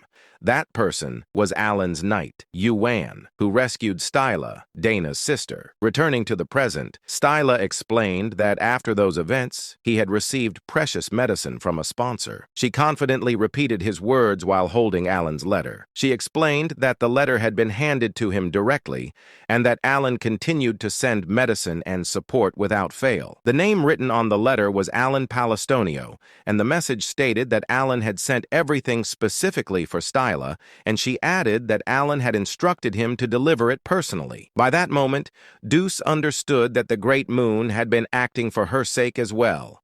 He already knew how precious she was to him, and she cheerfully said that the great sponsor had helped her more than she could ever express. She felt deeply grateful for everything he had done. Alan had supported them through his knight Yuan because he wished to keep his true identity hidden. Dus, however, was stunned. Shock spread across his face as he whispered that the Great Moon had been protecting her under his own name. He could not understand how the Great Moon even knew about their situation. He stated that he had never spoken about his family to anyone. Only Yosha had noticed the black lamp that once targeted him. He grew serious, gripping his own shoulders as he asked himself how the Great Moon knew everything. Everyone recognized the Great Moon as the unparalleled prodigy behind countless stories, someone who seemed aware of every hidden truth. At the same time, memories flickered inside Deuce's mind. Moments connected to Yusa. Confusion and disbelief pulled at him like threads snapping together into a single picture.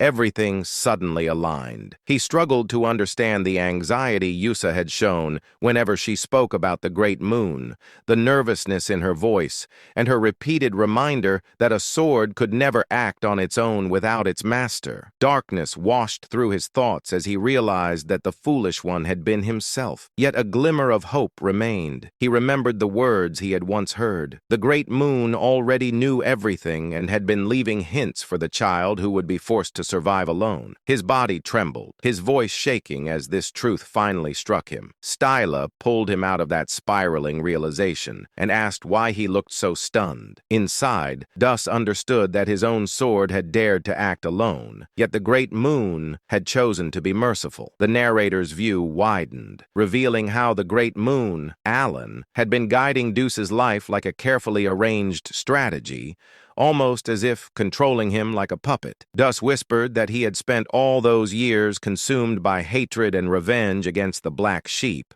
never realizing the truth behind everything. Danis looked at his sister. Her cheerful expression carried the brightness of someone who had emerged from a long, terrifying darkness. She had survived, saved the Great Moon, and protected their family. To him, that survival felt like a gift beyond measure. His thoughts twisted again as Yusa's words echoed in his mind. She had always told him that one day he would understand why she followed the man who was truly terrifying, the Great Moon. Danis realized realized she had never been a fanatic, nor someone who clung to blind trust. She had earned Caliban and become a knight through her own will, and yet she prayed to Alan as if he were a god. Now Vanuz finally understood why. Determination tightened his expression. He declared that his mission was to reach the pinnacle of Caliban, to stand as a master knight, and to create a personal knight order composed of the finest swordsmen devoted to the great moon. He also understood why Yusa always said that Alan was her god and lifesaver.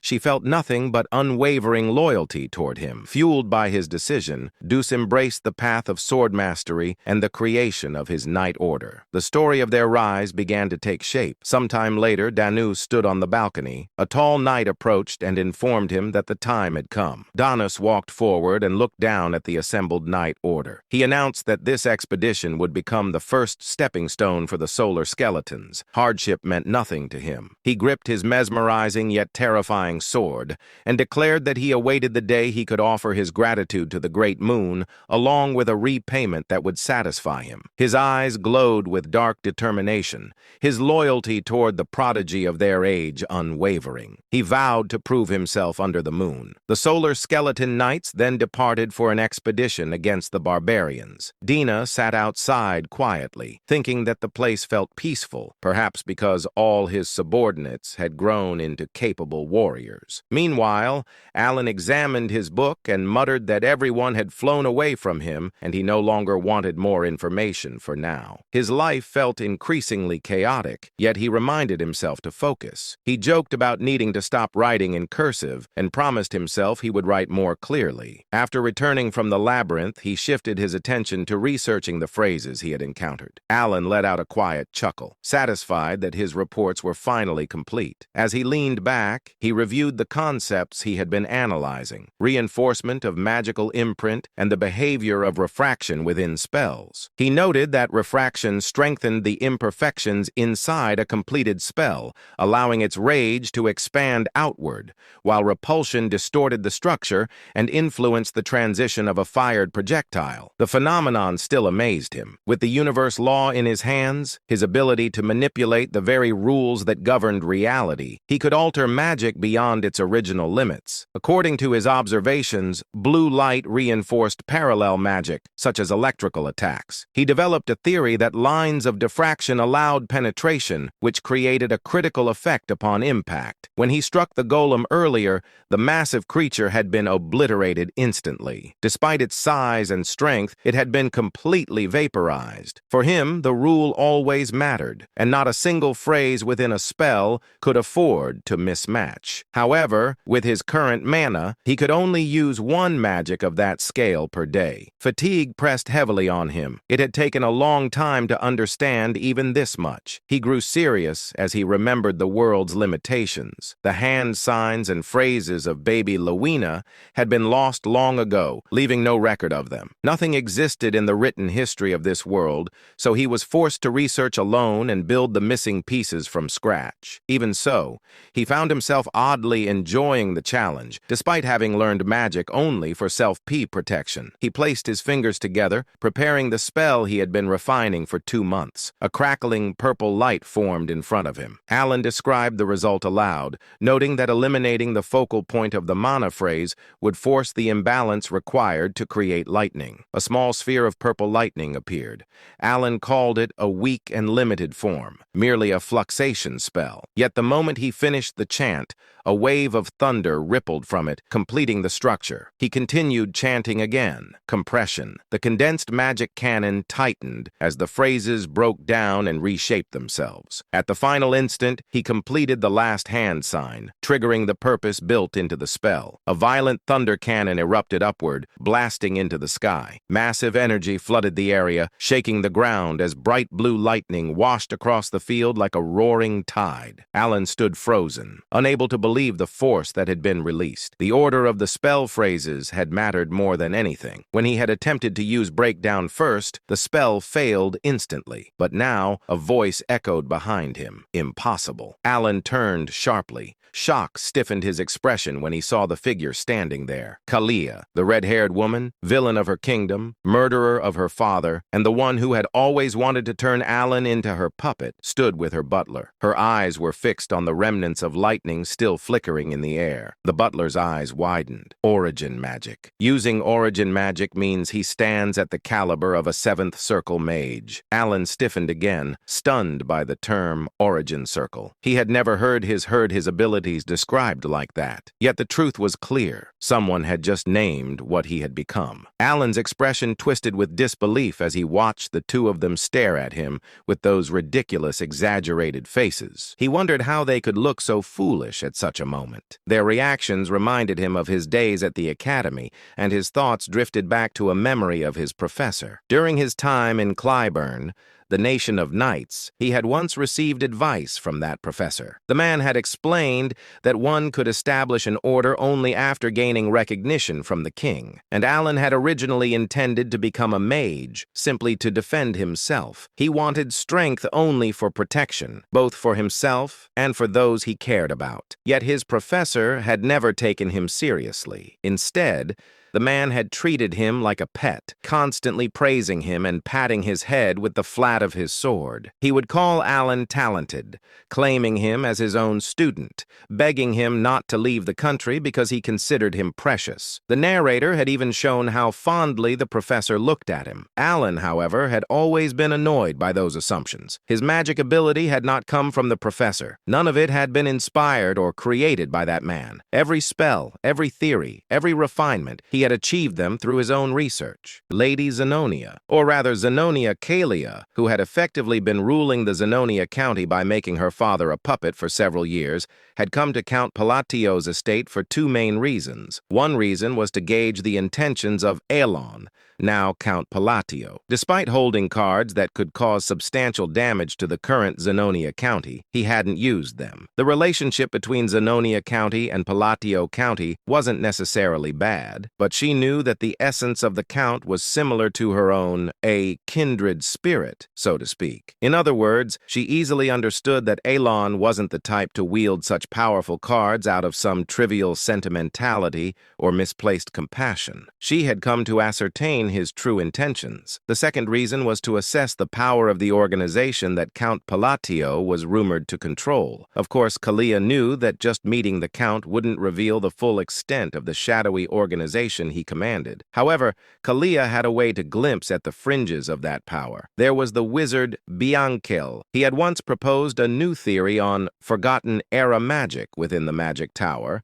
earning academic acclaim, but he was later expelled from the tower due to his excessively inhumane magical experiments. However, despite his expulsion, his rank was still 5th tier. He was strong enough to obliterate an entire battalion of soldiers by himself. Kalia had brought him along in exchange for assisting with his experiments, forging an alliance with him. She reasoned that if a wizard like Bianchel, who specialized in detection magic and was on the cusp of the 5th tier, was present, he could easily assess the caliber of those protecting Count Palacio. While the nature of one's guards didn't reveal everything, observing the level of those guarding the Count could naturally offer insights into the organization's inner workings. At least that was why she had brought Bianchel along. In the reception room of Count Palatio's estate, Lady Kalia subtly glanced at Bianchel, who still hadn't fully closed his mouth and wore an anxious expression. She was inwardly surprised. As far as she knew, he wasn't someone who would normally show such foolish expressions in front of others. Bianchel's face was always arrogant, and he never spoke politely to anyone, not even to her who supported him. But now Bianchel's expression was extremely unusual. His face was still marked by shock, just as it had been earlier, and she could even detect flickers of fear, something she had never seen in him before. Kalia felt a mix of curiosity and unease as she looked at Bianchel. She had never seen him display such blatant fear, and she said to herself, if he's reacting like this, could it really be that the magic we saw earlier was an origin spell? Kalia's thought was fleeting as she quickly refocused on the present situation and met Elon's gaze. His eyes were the same as before. His gaze, which seemed to find no value in the current situation, he asked coldly, "What brings you to the country?" Kalia was the first to break the silence. As she said, "My apologies, Count Palacio. I've been rude." Although she was still Lady Zenonia on the surface, she respectfully addressed the Count and apologized for entering the training grounds. and for the sudden visit. She added, I've been wanting to meet you so much. But he interrupted her words, saying, no need to blame yourself, but let me clarify one thing. What I used wasn't origin. It seems the wizard you brought along was misunderstood. He added, indeed, my magic skills aren't particularly exceptional. If I had to rank them, they would be around the second tier, and the mage beside you must have noticed that magic has no effect at all. Naturally, Kalia didn't believe Elon's words. Even though she wasn't well-versed in magic, she could easily tell that the magic Elon had displayed was anything but ordinary. She turned her gaze subtly back to Bianca and was even more surprised. His expression was worse than before. However, despite his sour expression, he seemed to have understood the underlying message in Alon's words. It was a warning to keep quiet about what they had witnessed here. Bianca forced out the words, saying, it seems I was mistaken. Kalia was once again startled, hearing him speak in polite language for the first time in 5 years. He usually spoke informally. Alon sighed, saying, yes, you seem quite capable, so you've likely already noticed, but that magic is of no practical use. Now then, since the misunderstanding has been cleared up, what brings you to the county? Without hesitation, Elon moved the conversation forward, prompting Kalia to quickly collect herself and said, it wasn't anything special. I happened to be in the area for some business and thought of you, so I decided to stop by briefly. Alon inquired, is that so? She replied, yes. After pondering for a moment, Alon said, unfortunately, I'm quite busy and won't be able to chat for long. She stooped ready to leave and said, that's fine. I only stopped by briefly. I just wanted to pay my respects. But Alon spoke with an indifferent expression, saying, if you're in need of conversation, it might be a good idea to visit the Duke of Altia. I think the two of you would get along quite well. Lady Zenonia smiled and replied politely, if you say so, I'll consider visiting the Duke. However, her mouth was dry. Watching as Lady Zenonia's carriage gradually disappeared into the distance, Evan asked, why would Lady Zenonia from that notorious family in the West visit you? Alon answered, how would I know? Evan looked puzzled, but Alon genuinely had nothing more to say this time. He couldn't guess why Kalia had come either, and he said to himself, it's annoying that I showed her my magic. And let's just hope rumors about me using origin don't start spreading. In this world, rumors carried more power than one might think. If a rumor spread that Elon could use origin, a spell only supreme wizards in this world could cast, it might seem advantageous at first glance, but it would actually be a major headache. In this dark fantasy world, it wasn't hard to find madmen who couldn't resist picking fights with anyone strong. He thought that there was no way Lady Zenonia would actually seek out the Duke. Even so, the reason he introduced her to the Duke of Altia was more about sending a message that he had no interest in associating with her. With that thought, Alon ended his musings about Kalia. Meanwhile, inside the carriage, Kalia asked, was the magic Count Palacio really used origin? Unlike his usual immediate responses, Bianca remained silent. Just as Kalia was about to speak again, Bianca finally spoke, saying, it wasn't origin. She asked, it wasn't origin? Then what was that earlier display? As Kalia questioned him, clearly not understanding, Bianca trembled in fear and began to explain, saying, origin is the endpoint of all wizards, a canvas of sorts. It is a canvas allowed only to those who have established magic as a truth, where they can draw their own unique laws. Magic that possesses its own unique arrangements and manifestation formulas, painted onto an unchanging canvas. This is what we call origin. However, he swallowed and continued, Count Palacio's magic was different. It wasn't drawing on a canvas.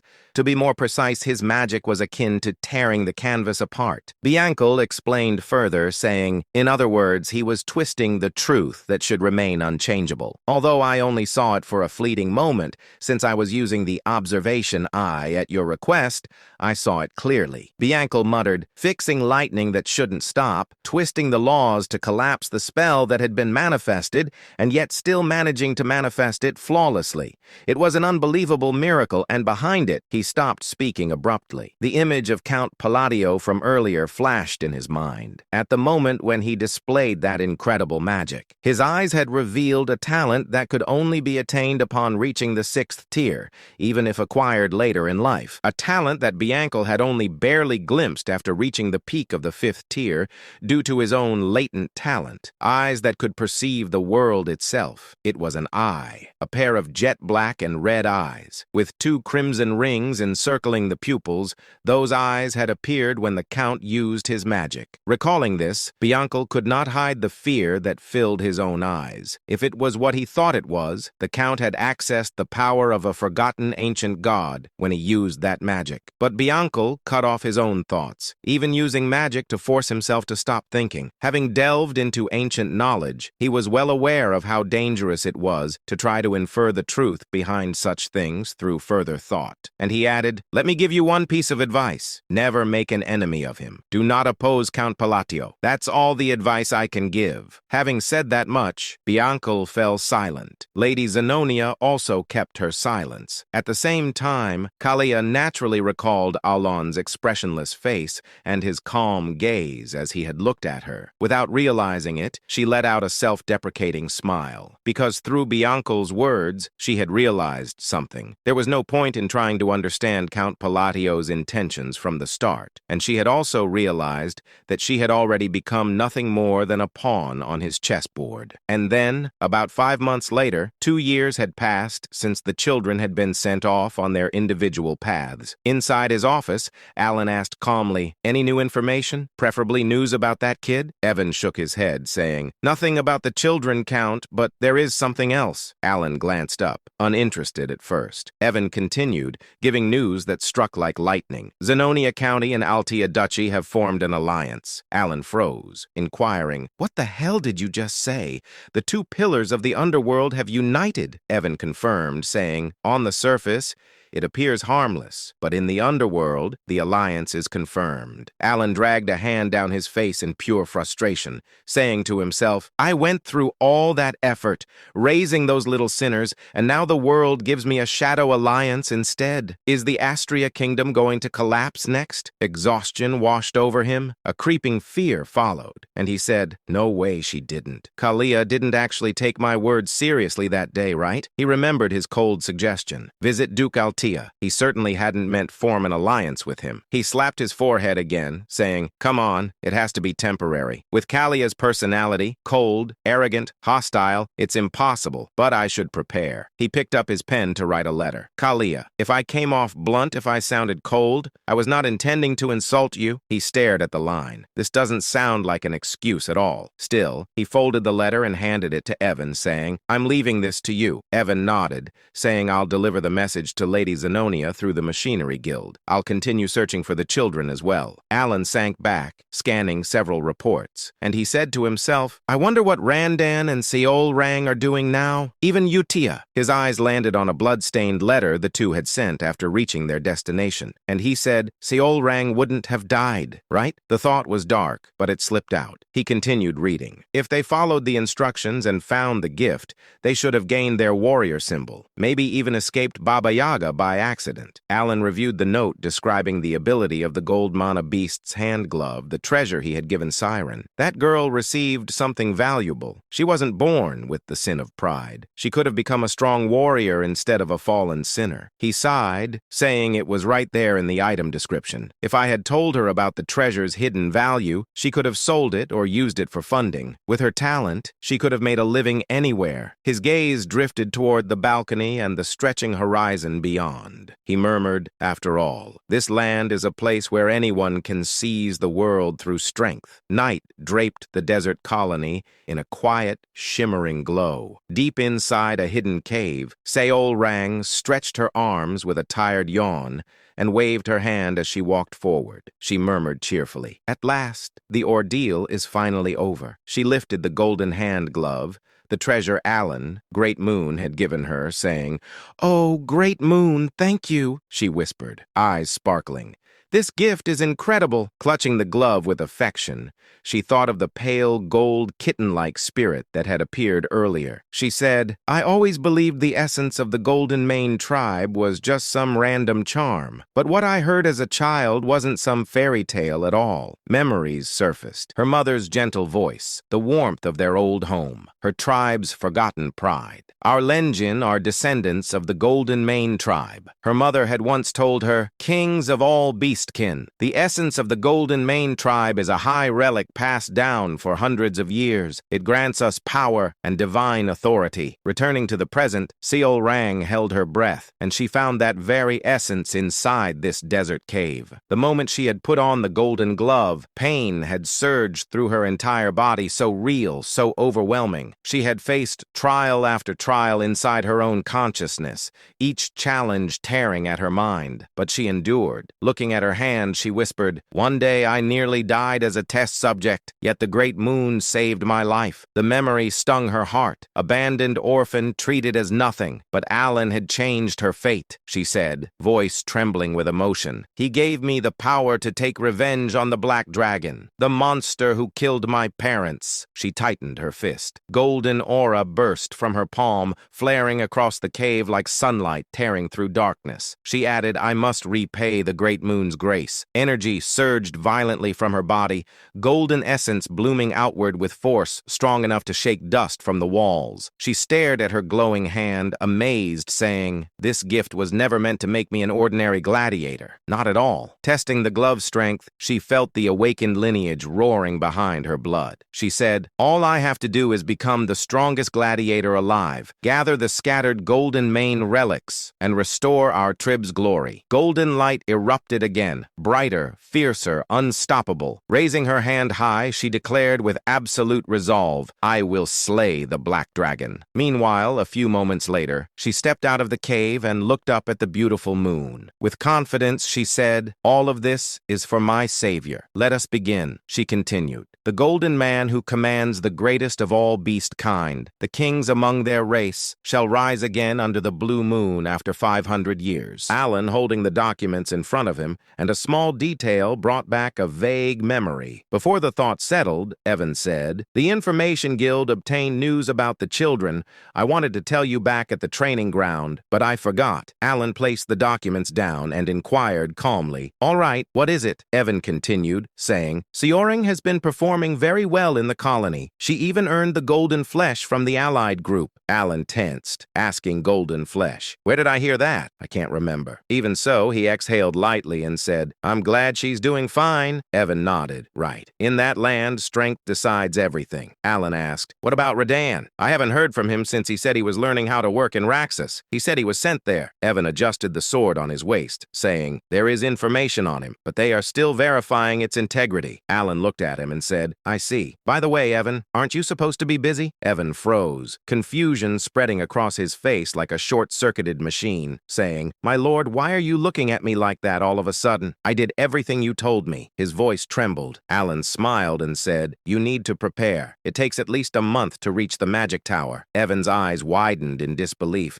inquiring, "What? The Magic Tower? I've never even heard about that." Shock hit him like thunder striking his head. Alan replied casually, "Easy." "Oh, did I not mention it before?" Evan let out a breath, saying, "I'm used to it, but still a month? It should only take a week to reach the Green Magic Tower." Alan said, "We're going to the Blue Magic Tower." Evan blinked, saying, "Ah, that's near Labyrinth City, so it's quite far." Then Evan straightened his posture, saying, "I will start preparing immediately, my lord." Alan nodded. Sometime later, Alan collapsed onto the sofa and slumped like an old man. Exhaustion weighed on him, leaving him lazy and drained. And he said, "A month in a carriage, just thinking about it makes me tired again," he muttered. "But what else can I do? The item that can support my small precious mana hole is there." His gaze dropped as a faint memory surfaced. The massive city slowly appeared before his imagination. imagination, just as it had in the game. Alan continued saying, even though countless players visited the labyrinth, no one ever reached the end. I only reached the 115th floor because I used a cheat code. Those devs were insane. There were even more floors below that, and the item I need is on the 151st floor. Because of that,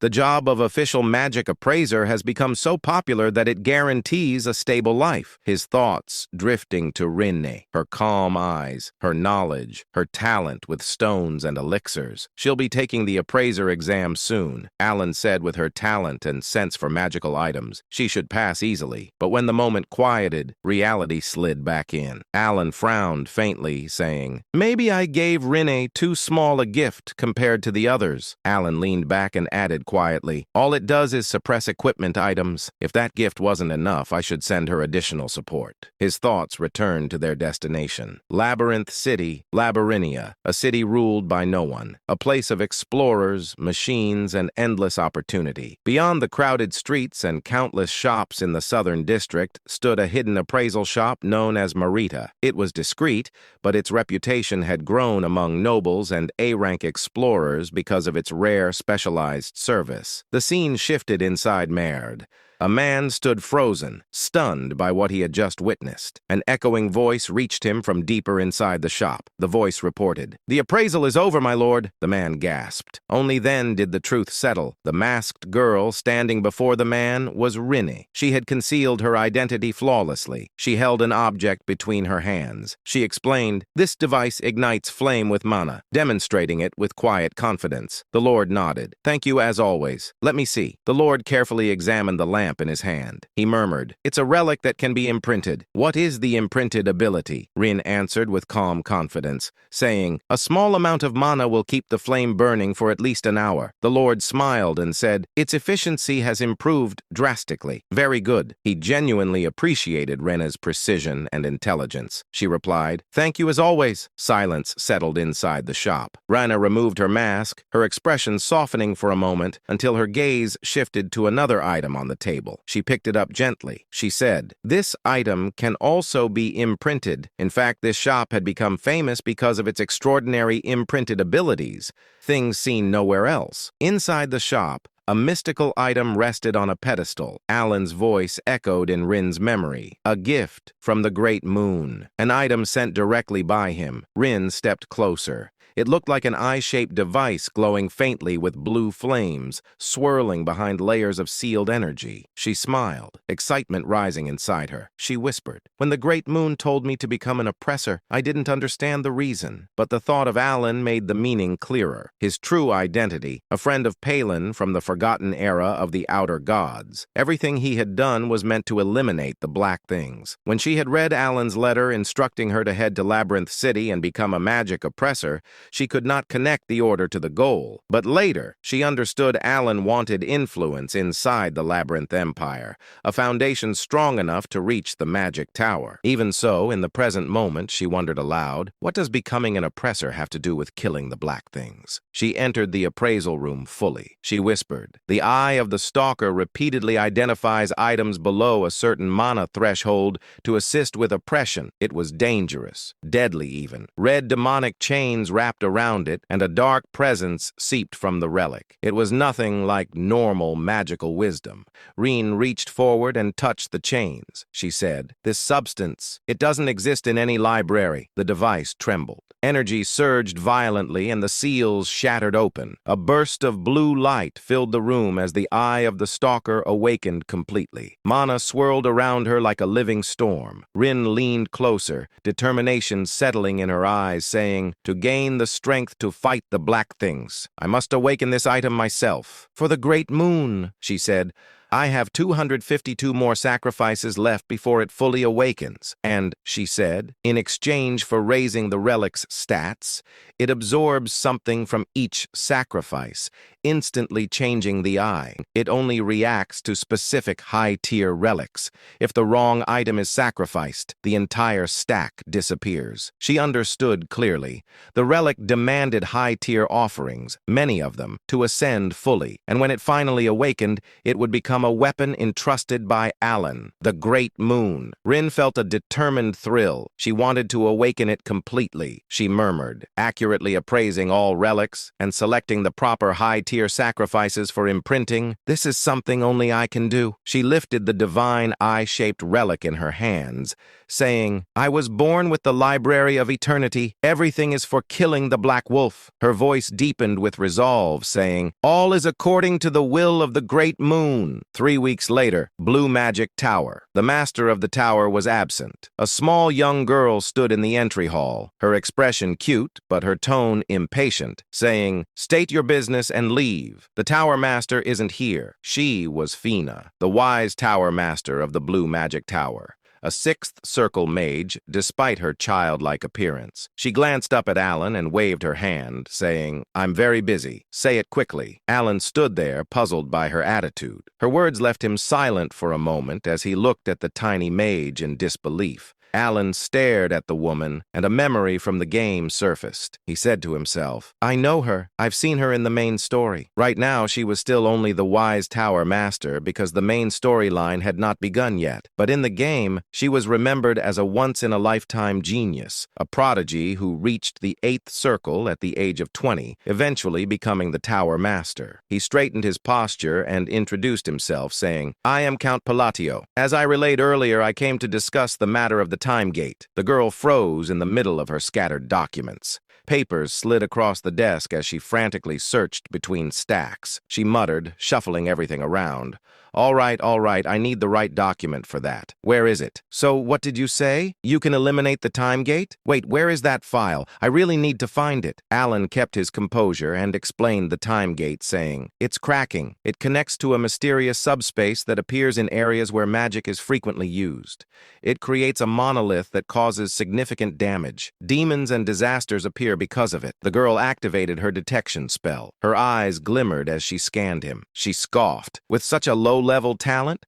What are you planning to do? She waved her hand dismissively, saying, whatever, just leave. Alan froze and said to himself, this is not how it's supposed to go. He needed her cooperation. He said, trying to remain steady, I need an answer. But she squeezed her eyes shut in irritation, saying, you want to eliminate the time gate and take the treasure? Of course you do. Everyone says that. She slammed her hand on the desk, her voice rising, inquiring, do you have any idea how many people come here every single day with the same story? Alan felt wronged. He forced his frustration down and said, I am speaking the truth. Guide me to the time gate, and I will prove it. And he asked himself, why won't she believe me? Why is she so? His thought cut off as he watched her glare back at him, clearly unconvinced. The Vice Tower leader clicked her tongue. She said sharply, listen, I get that you need something huge to change the public's opinion. People are starting to discover that the only reason you became Count was because you got lucky when your siblings died. A violent wave of mana burst from her,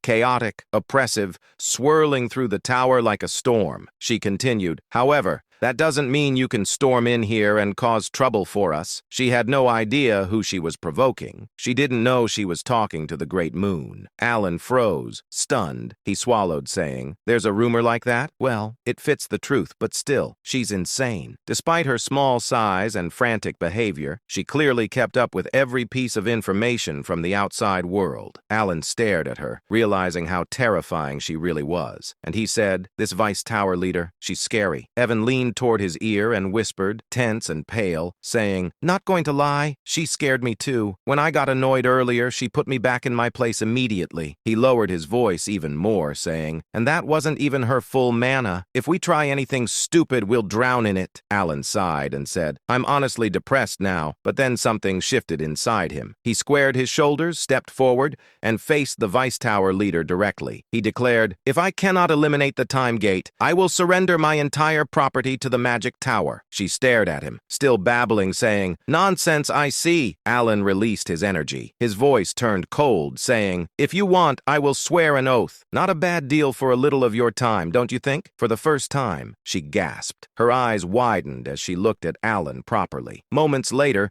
the two stood inside the tower's restricted zone. The Vice Tower leader said, the time gate is in here. As promised, your entire wealth becomes mine the moment you fail. Alan stepped forward without without hesitation, saying, "That won't happen. Just watch what I do inside." The Vice Tower leader looked at Alan with sharp, narrowed eyes. She said, "Perfect timing. I was wondering whether you were the true mastermind of your country, or just an incompetent man who got lucky. Now, I really want to see what you came here to do, and what kind of mess you're planning to create. If you fail this task, all your wealth becomes mine." She let out a low, evil chuckle. She said to himself, after listening to him for a while, "I'm convinced he's closer to the latter." Her gaze swept over Alan from head to toe, analyzing every detail with cold precision. She said, "Unlike that inhuman atmosphere around you, you only have a small mana hole and barely above average sensing ability. You're stuck at the very edge of the second circle." And she inquired, "What exactly are you going to do with such pathetic magic? You're completely useless." A box appeared before them containing the distorted fragment of the time gate. The truth was simple. There was barely any need to close it. In 3 months, the gate would naturally collapse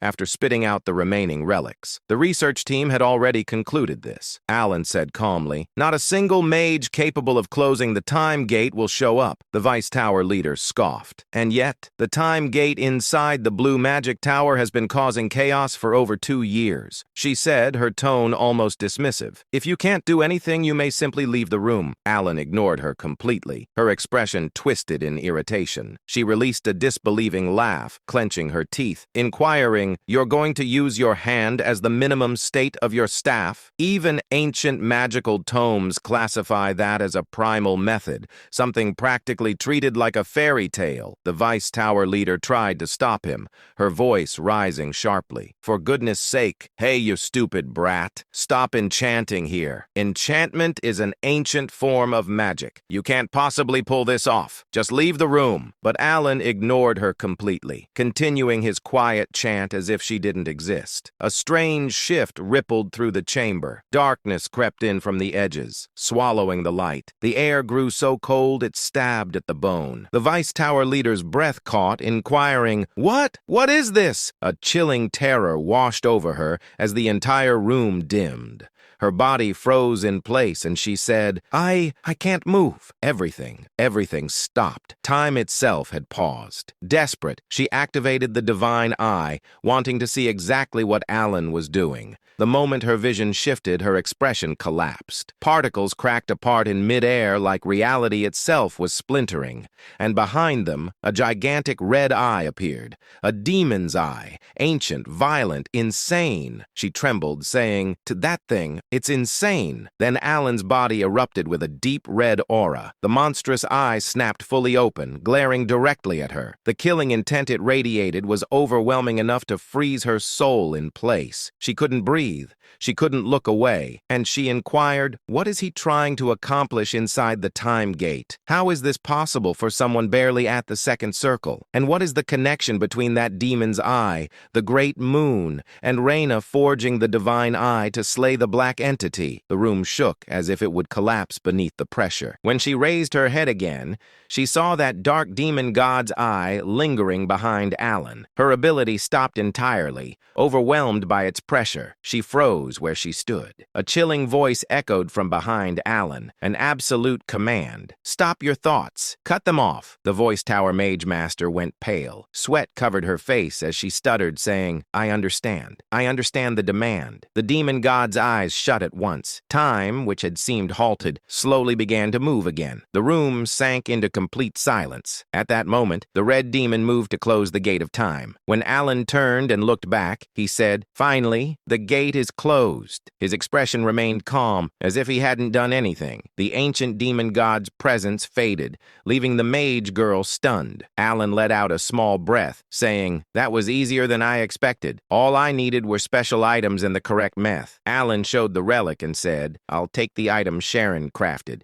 I need to use it a few more times, so I used a convincing spell." Did she fall for it? But the mage girl trembled even more. She struggled to steady herself, still trapped in the fear she had felt moments ago. She whispered, I won't tell anyone." Alan frowned, asking himself, why does she look like that? Did my buff fail? He sighed and said, "I appreciate the concern, but it's not necessary." When he took a step toward her, she stumbled backward, nearly falling. Her voice shook as she added, "I'll keep silent. I won't say a word." answered, I can keep a secret. Honestly, seriously. Alan stared at her, confused, and he asked himself, why is she suddenly acting like this? Outside, the scene shifted. Alan walked toward Evan and said, let's return. Before he could leave, the mage girl called out, wait one moment. She held out a small vial and said, this is a mana recovery potion I made. Alan accepted it and examined the content. A potion half-crafted by the Voice Tower Lord, and it was a top-raid one at that. The Voice Tower hesitated before asking,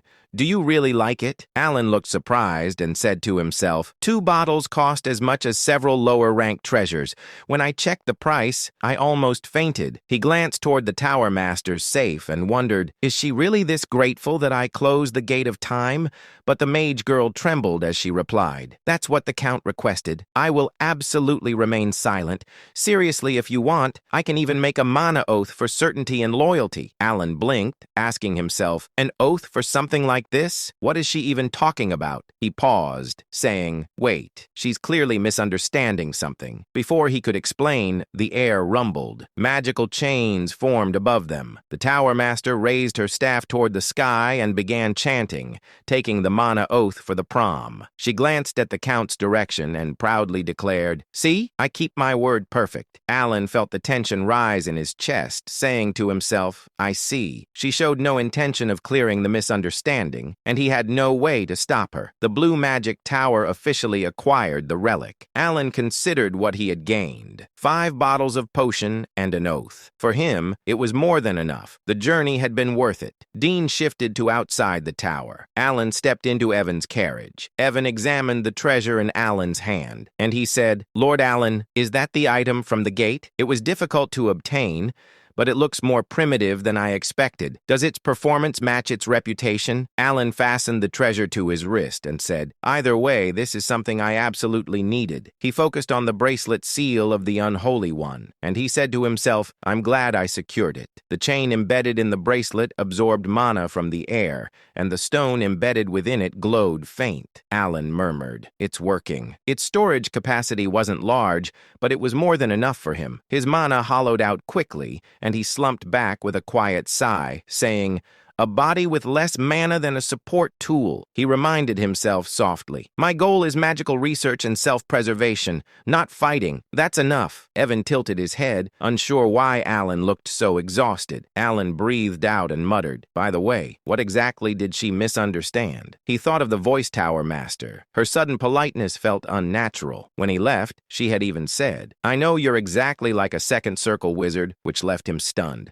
Alan assumed saying, she's mocking me, but the reaction was familiar. Kalia had behaved the same way last time, completely shaken by his butler. The memory still left him uneasy. He tried to calm himself, saying, it doesn't matter. I won't meet any of them again. That's good enough. Then scene shifted to Duke Altia. Inside the Duke's mansion, Duke Altia, she sat quietly with a cup of tea in his hand. It has been a while, she said warmly. I hope you enjoy your stay, young lady. Lady Zenonia narrowed her eyes slightly before giving Altia a sharp smile. Of course, Altia. You haven't changed either. I'm simply glad to see you, Altia replied calmly. It's convenient that we don't need to discuss class or authority between us. Both of them understood the situation clearly. Lady Zenonia had come for Duke Altia's alliance. Zenonia said, Count Palatios' foresight is remarkable as always. She recalled the moment she received the Count's command to visit Altia. The Count's intentions became clear only after she followed his advice. When she arrived at Duke Altia's residence, both she and Altia realized the same thing.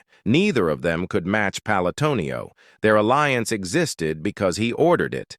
Yet despite that, they were becoming more comfortable working together. In the struggle surrounding the Great Moon, most conflicts were meaningless when compared to the overwhelming influence of a single person. At present, Altia spoke first. She inquired, the conference is next month. Why come today? Zenonia replied, the Count sent a letter the day I arrived. He gave me an excuse to visit early. Laura looked puzzled. What could it possibly be? Zenonia handed her the letter. Laura skimmed through it, frowning. Some nobles complained to me about this and regarding your visit that day. this command. The topic shifted to the conversation involving several noble family. Many nobles don't suit me, Laura muttered. There must be some misunderstanding. Zenobia nodded. It doesn't feel like a normal apology letter. Something about it is different. Laura leaned back sharply, saying, there must be a scheme hidden inside. Zenobia smiled and said, yes, that's why we need to discuss it. And Baron Kenya belongs to the noble faction. Marcus Martonio is a key figure in the royal faction. Viscount Bland is also tied to the royal faction. And you, Duke Altea, are an important figure among the nobles. Laura summarized in short, saying, he doesn't seem to side with either faction. Zenobia finished the thought, saying, which means he wants to push out the nobles heading toward extinction. Both women shivered at the idea. The thought that Alan, whom they believed to be dangerous, had sent that apology letter felt unsettling. Laura looked up, saying to herself, this must be the reason Altea needed my reputation and named me a duke. And the hangman of the West stands with him. That certainty explains everything. Zenobia nodded calmly. Then we should discuss a new plan. What plan? A plan to deal with their misunderstanding of Alan, whose letter was simply a normal apology, yet they believed he intended to erase noble factions entirely. Zenobia found the confusion useful and began weaving new schemes. Seeing change to blue magic tower inside the tower, Fina collapsed onto the desk. The tower lord approached, saying, tell me in detail, Fina, why were you so nervous? She looked up, still shaken, then seen back to the Alan. He sat outside, casually eating a roasted sweet potato. Evan asked, are you all right, Lord Alan? Alan nodded. I almost fainted, but it's still delicious. He exhaled and added, I want to go home. Utia's letter should arrive soon. The scene changed to the Holy Kingdom glowed under a beautiful sky. Utia stood in the sanctuary wearing her priest robes. Elegant, radiant, breathtaking. Those who saw her wondered what fate awaited someone like her. A gift of beauty, yet capable of becoming something frightening. Sometime earlier at the Blue Magic Tower, Master Salim Micardo had just returned from a long journey when a faint sense of unease crossed his mind. He paused, frowning slightly. He could no longer feel the presence of their time gate. Concerned, he immediately sought out Fenya. When he entered her office, he found her slumped over her desk, visibly exhausted. As soon as she noticed his arrival, she forced herself upright and informed him that she had completed every task he had entrusted to her during his absence. Selim froze. This was the first time he had ever seen Fenya behave this way. Normally, the Vice Tower Master would greet him with irritation or sharp complaints, often bragging about how she had reduced yet another arrogant newcomer to tears.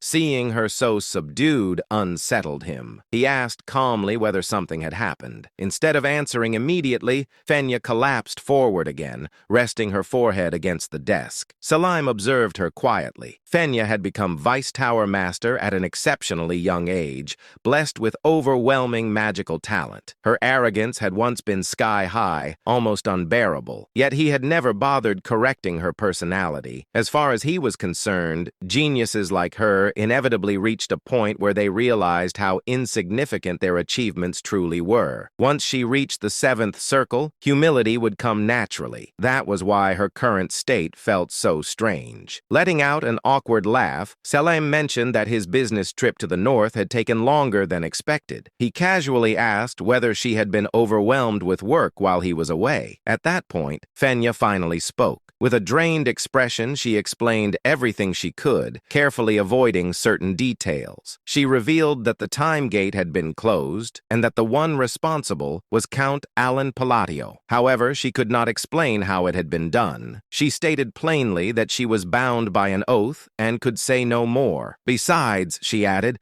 there truly wasn't much she could explain in detail anyway. Selim tapped his temple lightly, thinking, what kind of phenomenon could leave Fenya, someone normally bursting with pride, this subdued? Was it some incomprehensible form of magic? Or perhaps something even closer to origin magic itself? As he gently placed a hand on Fenea's head, she did not swat it away, too exhausted and shaken to react. That alone told him how deeply the experience had affected her. With a faint smile, Selim leaned back. he thought quietly. Count Alan Palacio of the Asteria Kingdom. That man is far more interesting than I expected. The scene shifted to Alan Palacio's residence. It had been a full month since Alan's return from the Blue Magic Tower. Since obtaining the Mark of the Corrupted, he had devoted himself almost entirely to research, specifically to the study of phases and their application within structured magical arrays. As Alan continued writing, he paused. He realized he had uncovered a new rule governing phase usage. There seemed to be a connection between where a phase was placed and how it functioned, but the exact relationship still eluded him. At that moment, footsteps sounded behind him. Alan turned momentarily startled to see Evan, his knight, standing at the entrance. Evan stared at the surroundings in disbelief. The fractured ground, the scorched earth, and the massive crater left behind by Alan's experiments. He muttered in awe that Count Alan's magic seemed to grow stronger every time he witnessed it. Alan let out a quiet sigh and asked casually whether that was really the case. Evan nodded, stating that it no longer felt like second circle magic at all. Compared to a few months ago,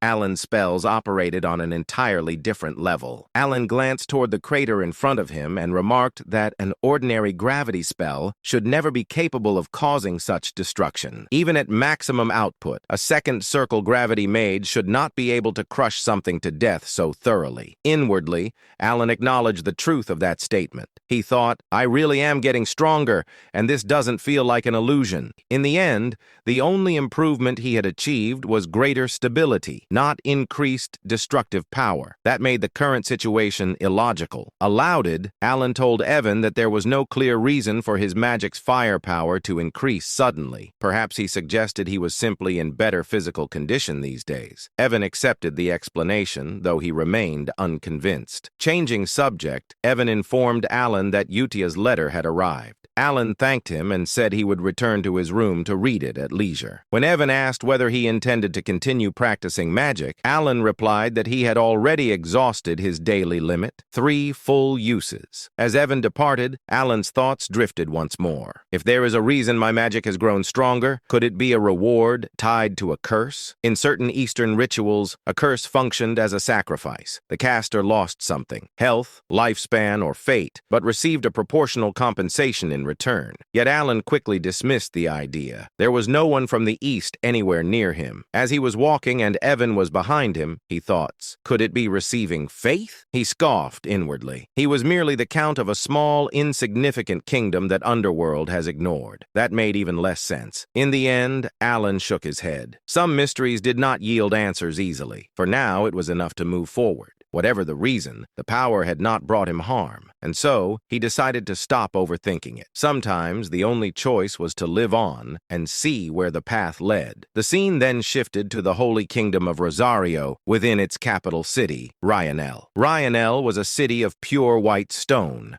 a sacred land where people worshipped the goddess of the moon and peace. The air itself felt solemn and tranquil, as if faith permeated every breath. Inside the Eastern Prayer Hall, Utia stood silently before a massive statue of the goddess. Moonlight filtered through the high windows, bathing her figure in a gentle glow as she prayed. Footsteps echoed softly behind her. A holy knight approached and greeted her respectfully, addressing her as sister. Utia turned to face him. Her presence was calm yet overwhelming, graceful, dignified, and strikingly beautiful. With a gentle smile, she asked whether Sir Locke had well. Locke stiffened slightly. Though Utia did not wear the sash of Holy Grace and held no official rank equal to a paladin, he knew instinctively that she stood far above him. Without hesitation, he bowed deeply in respect. He reported that their recent mission had been successful. Thanks to her guidance, they had managed to save 8 children and 25 villagers from a remote settlement in the eastern region. Utia immediately dismissed the praise, stating that the credit belonged to Locke alone, as he was the one who had carried out the deeds. Locke shook his head and spoke earnestly. He said that she was the one who had taught him everything, who had guided him when he was ignorant and lost. For that, he would always be grateful. His thoughts drifted back to the past. For nearly 20 years, Locke had lived in despair, unable to sense divine power. And no matter how fervently he prayed, he had stood on the verge of giving up entirely when someone had approached him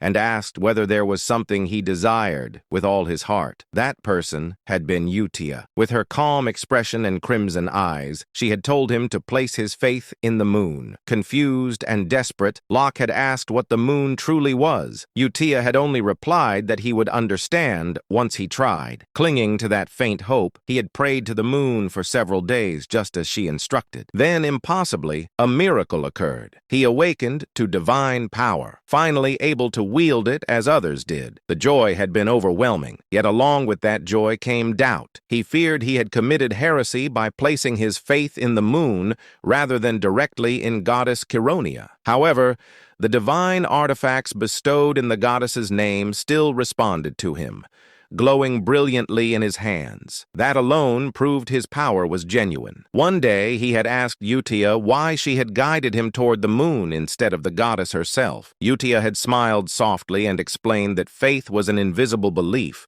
one that often took a long time to manifest. She said it was far easier to draw strength from something that undeniably existed. She told him that the moon would always be there watching over him. Standing by a large window, Utia had rested her hand against the moonlight glass. At that moment, Locke had finally understood. The goddess and the moon were one and the same. For humans burdened with doubt, belief required something they could see. Moved by that realization, Locke bowed deeply before her, offering his thanks from the bottom of his heart. In the present, Utia gently spoke, saying that if Locke truly wished to express his gratitude, then they should pray together. She stood before the largest statue of the goddess, her posture perfectly composed, bathed in moonlight. Her calm smile and dignified presence made her resemble a goddess herself. Locke answered without hesitation, stating that he would be willing to pray alongside her as many times as necessary. Utia then informed him that he had arrived at the perfect time. The prayer was about to begin, and many believers had already gathered inside. As the massive doors of the prayer hall were opened, a vast crowd came into view. Countless worshippers filled the hall, their heads bowed in reverence as a solemn atmosphere settled over the space. Utia walked forward toward the elevated stage, while Locke took his place before it among the faithful. Stepping onto the stage, she activated a ceremonial instrument. Raising her hand toward the gathered crowd, she addressed them with a serene voice. She announced that the prayer to the great moon would now begin. At that moment, she stood not merely as an individual, but as Utia, a sister of the Holy Kingdom of Rosario, guiding the faith of all who stood before. The scene shifted to Alan Palacio's office, where silence hung heavily in the air. Alan sat behind his desk, holding a letter in his hands. It was one he had already read more than once. The letter was from Utia. As Alan reread its contents, he realized once again that there was nothing extraordinary written inside. It spoke only of her daily life. When he finished, Alan released a slow sigh. Nothing special had happened. That meant she was living well. He lowered his head and rested his forehead against the desk, the letter still in his grasp. To him, this was proof that the children were safe, living normal lives, exactly as he had intended. And yet, a faint sense of loneliness crept into his heart. Of the 5 children he had raised and guided away from becoming embodiment of sin, only Utia continued to send him letters. The others remained silent. From their perspective, it was understandable. To them, Alan was merely someone from the past, a man they had barely known, someone who had intervened briefly and then disappeared. He reasoned that this was fine. His purpose had never been to be remembered or thanked. His goal had been fulfilled the moment they chose paths that would not lead to the world's destruction. There was no reason for him to feel sad. Ellen repeated that thought to himself, trying to accept it. Still, exhaustion showed on his face. Despite her own busy life, Utia continued to write regularly. Half of him felt comforted by that fact. The other half felt a quiet ache he refused to acknowledge. At that moment, a voice spoke from within the room. Evan asked whether Alan was busy. Startled, Alan lifted his head abruptly, having failed to notice Evan's presence. He remarked that Evan had frightened him and questioned whether he was still there. Evan responded calmly, explaining that he had remained because new intelligence had arrived from the Information Guild. That immediately drew Alan's attention. He asked Evan to report. Evan informed him that the information concerned one of the children. Alan told him to continue. Evan then stated that the report was about Radan, the child Alan had asked about previously. Evan reported that, according to confirmed intelligence, Radan had become a pirate. Alan was visibly taken back. He repeated the word internally, disbelief filling his thoughts. Piracy was synonymous with lawlessness, bloodshed, and cruelty, far removed from the life Alan had envisioned for the child. Suppressing his reaction, Alan demanded a full explanation. Evan continued his report without pause, clearly prepared for the weight of what he was about to reveal. He informed Alan that among all the circulating rumors, the most prominent ones concerned Seolang and Deus. At the mention of Seolang's name, Alan's attention sharpened. Evan explained that Seolang had already achieved a 32 consecutive win streak in official combat matches. Out of the 100 victories required for qualification, she had reached nearly 1/3 of the threshold needed to earn the title of Baba Yaga. The moment Alan processed the number, his expression changed. 32. He stopped Evan mid-sentence and asked who currently held the longest win streak. Before Evan could fully answer,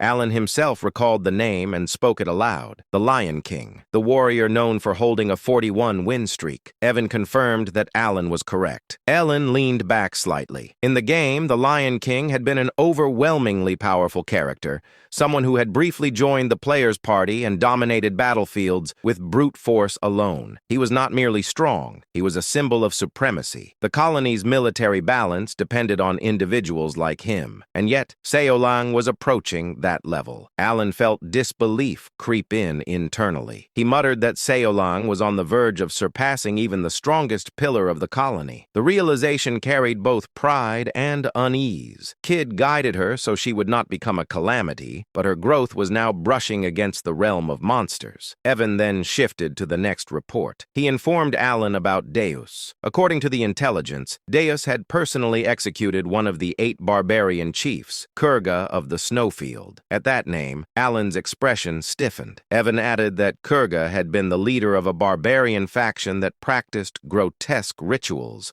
transforming themselves into monsters through blood sacrifices. He cautiously asked whether Alan was familiar with them. Alan did not answer aloud. Instead, his thoughts returned to the past. He knew them all too well. In the game, the barbarian tribes had been recurring threats. Alan had fought them repeatedly, and eventually he had been the one to eliminate their god, Alterus. He reflected silently that Alterus only manifested after the 5 deadly sins gathered together, which meant one thing. As things stood now, Alterus would not appear. Alan finally spoke, stating calmly that this meant there was no longer any reason to worry about Deus. Evan smiled brightly at that confirmation, and added that Deus was now widely acknowledged as standing on the same level as Reinhardt, the first sword. That comparison made Alan pause. Reinhardt was not a title lightly given. Alan considered inwardly that perhaps it was time for him to meet Deus in person. Evan then proceeded to the 4th report. He informed Alan about Renee. Renee had become an appraiser, a rare specialist capable of analyzing artifacts and engraving them with black runes that significantly enhanced their abilities. Hearing this, Alan was genuinely surprised. He muttered under his breath that he had not even known such a profession existed in this world. The concept intrigued him deeply, but he felt a quiet sense of relief. His expression then shifted abruptly as a realization struck him. He asked Evan what truly mattered, the core of the matter. Did Radan really become a pirate? Evan answered without hesitation. He asked whether Alan was familiar with the 7 archipelagos located off the coast of Rexus City. He explained that these archipelagos were infamous, known as the domain where the greatest pirates of the era gathered. Then he delivered the truth. Radan had become the captain of the first archipelago, the largest and most influential of the 7. The moment Evan finished speaking, Alan reacted as if struck by lightning. He sprang up from his seat so suddenly that he looked like a rag doll pulled by invisible strings. He shouted that it was impossible. Internally, a strange sense of déjà vu washed over him. Memories from his past life surfaced. Old internet posts he had once laughed at. One in particular echoed in his mind. A person joking about donating for years so Radan could live a proud yet ordinary life only for him to become a pirate. That ridiculous joke had now become reality. Alan felt tears well up as he muttered that he had not sent Radan to Raxus to become a pirate. Evan, maintaining his calm, continued his explanation. He stated that Radan possessed an exceptional talent for locating enemies and navigating danger. More importantly, he reminded Alan that Radan was a rare sea godkin, a being naturally attuned to the ocean and capable of moving freely through water without restriction. Evan added that the seas surrounding Rexus were filled with priceless relics from ancient eras. Because of this, he had initially recommended that Radan pursue the path of a treasure hunter,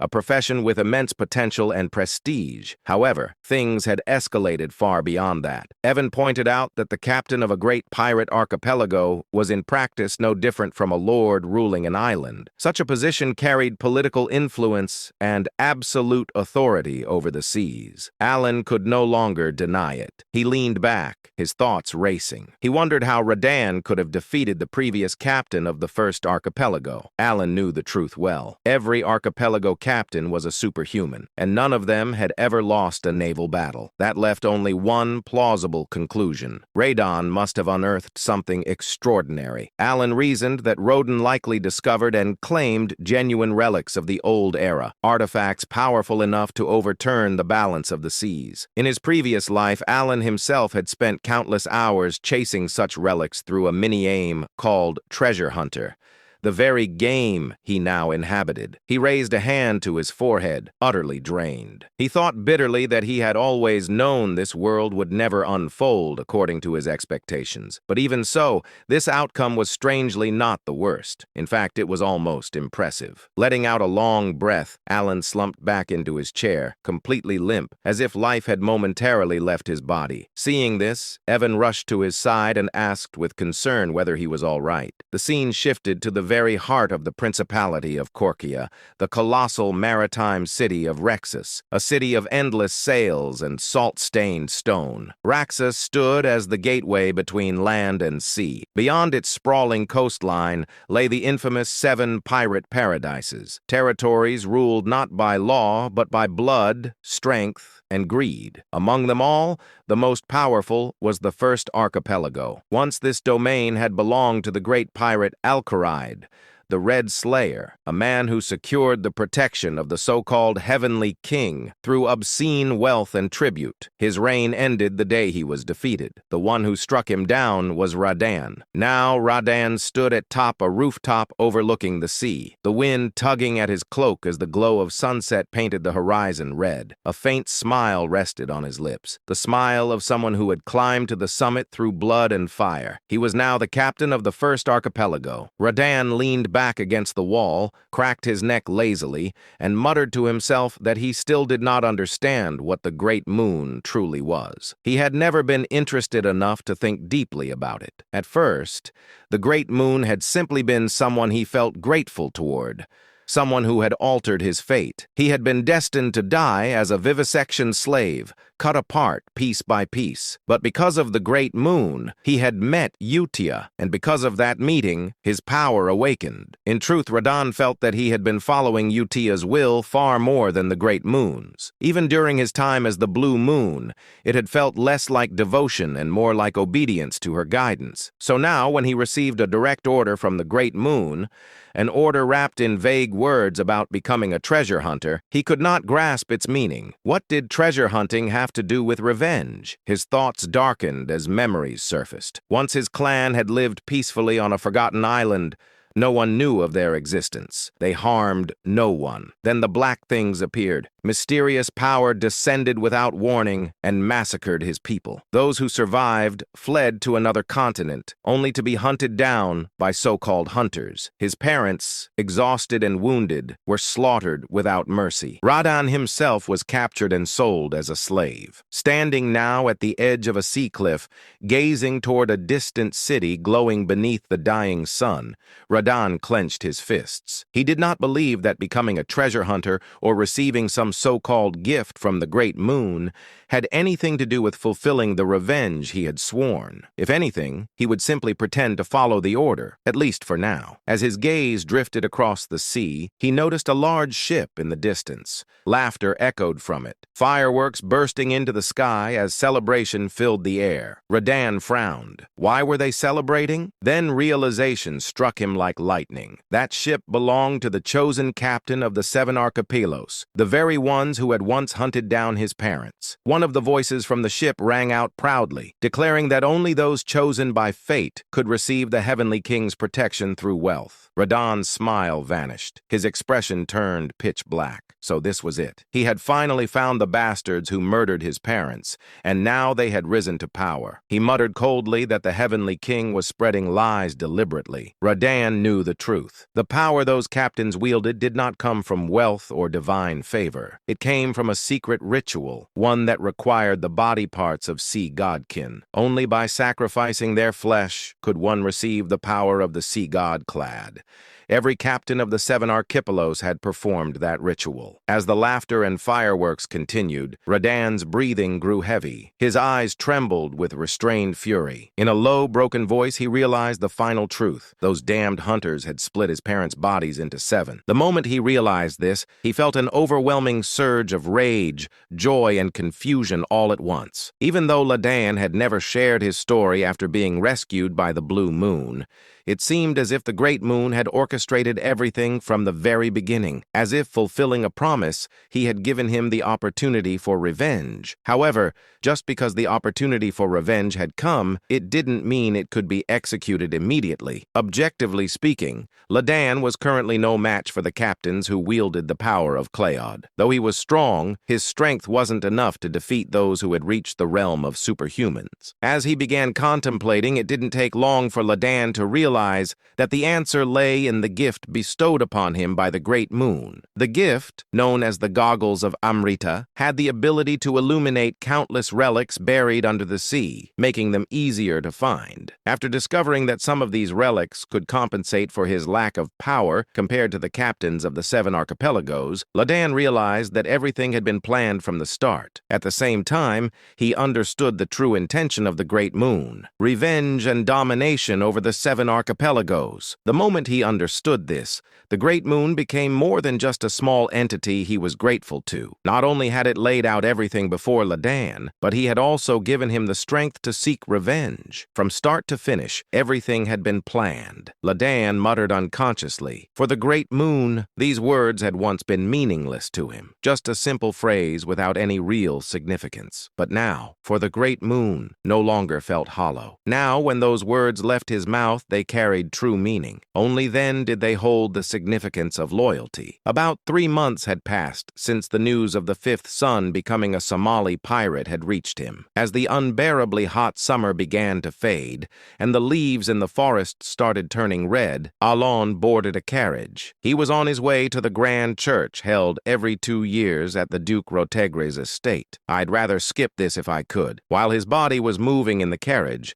Alon's mind was filled with reluctance. The shadowy reputation of the Count Palacio family had long since faded due to years of inactivity, but what replaced it was mockery, which bothered him. Nevertheless, the reason he went through with it was because all nobles of Asteria were bound by the rule to attend the grand church every 2 years. There was a strange rule that required attendance once every 2 cycles unless there was an exceptional reason not to. Thus, Alon found himself in the carriage on his way to the grand church, soon to be joined by two other nobles. This was a planned arrangement, as mercenaries or bandits often targeted nobles during the grand church season, so traveling in larger groups was safer. As nobles, they had enough guards to avoid trouble, but even getting into a fight could cost valuable manpower, so they increased their numbers from the start to avoid any incidents. Through this understanding, Alon naturally traveled with two families from the east, and the day passed without any issues. The problem, however, came that night. One said, "Count Palacio, isn't it a bit much to have only one guard? Is it a financial issue? If you're short on funds, I could offer you some help." Another said, "Ah, it seems you've inherited your title in a rush, and now your finances are in trouble." Alon stared in disbelief at the two nobles who had gone out of their way to openly mock him. Alon already had some understanding of why the nobles blatantly ignored him. It was because all the rumors have finally died down. Until now, the nobles had feared Alon because they believed he was the mastermind behind taking down Avalon, which had controlled the vast underworld of the East alongside Leo. However, the nobles no longer considered Alon to be the mastermind. After he became a count, he had done nothing significant for several years. The Palacio count family, from the time of Alon's grandfather, had always been known as a notorious household that never failed to wield influence in the underworld. The Palacio family had consistently dominated the Eastern underworld,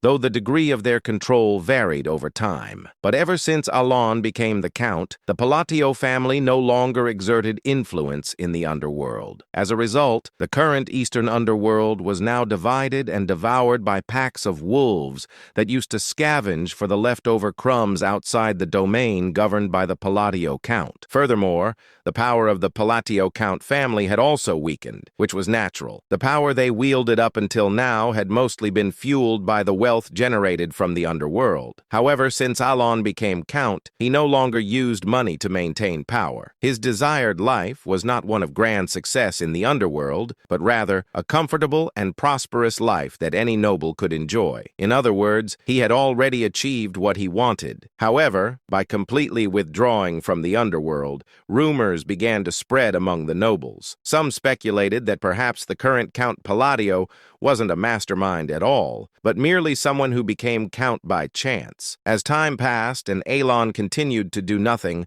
the rumor gradually became accepted as truth. Eventually, Alon's reputation had devolved into that of a lucky fool who happened to become count in the place of the real mastermind. Of course, there were still a few nobles who remained suspicious of Alon, but even they had begun to agree with the spreading rumors. After all, it didn't make sense that Alon, if he truly had the power to destroy Avalon in a single day, would not have used that power until now. In any case, Alon had somewhat expected this kind of treatment, but he hadn't anticipated that people would go out of their way to mock him like this. Alon looked up at the two nobles, whose faces radiated slyness. He didn't recognize either of them. However, based on the crest engraved on their carriage, it was easy to tell that one was from the Krilda Count family and the other from the Edelon Count family. He said to himself, "They both look old enough, but isn't this too childish?" Alon laughed to himself as he noted how aged their faces were. He quickly understood why the two nobles had come all this way just to mock him. He thought, "I see. This is a gathering of the victims." The Palacio family, notorious as they were, had also been a powerful family in the underworld. As a result,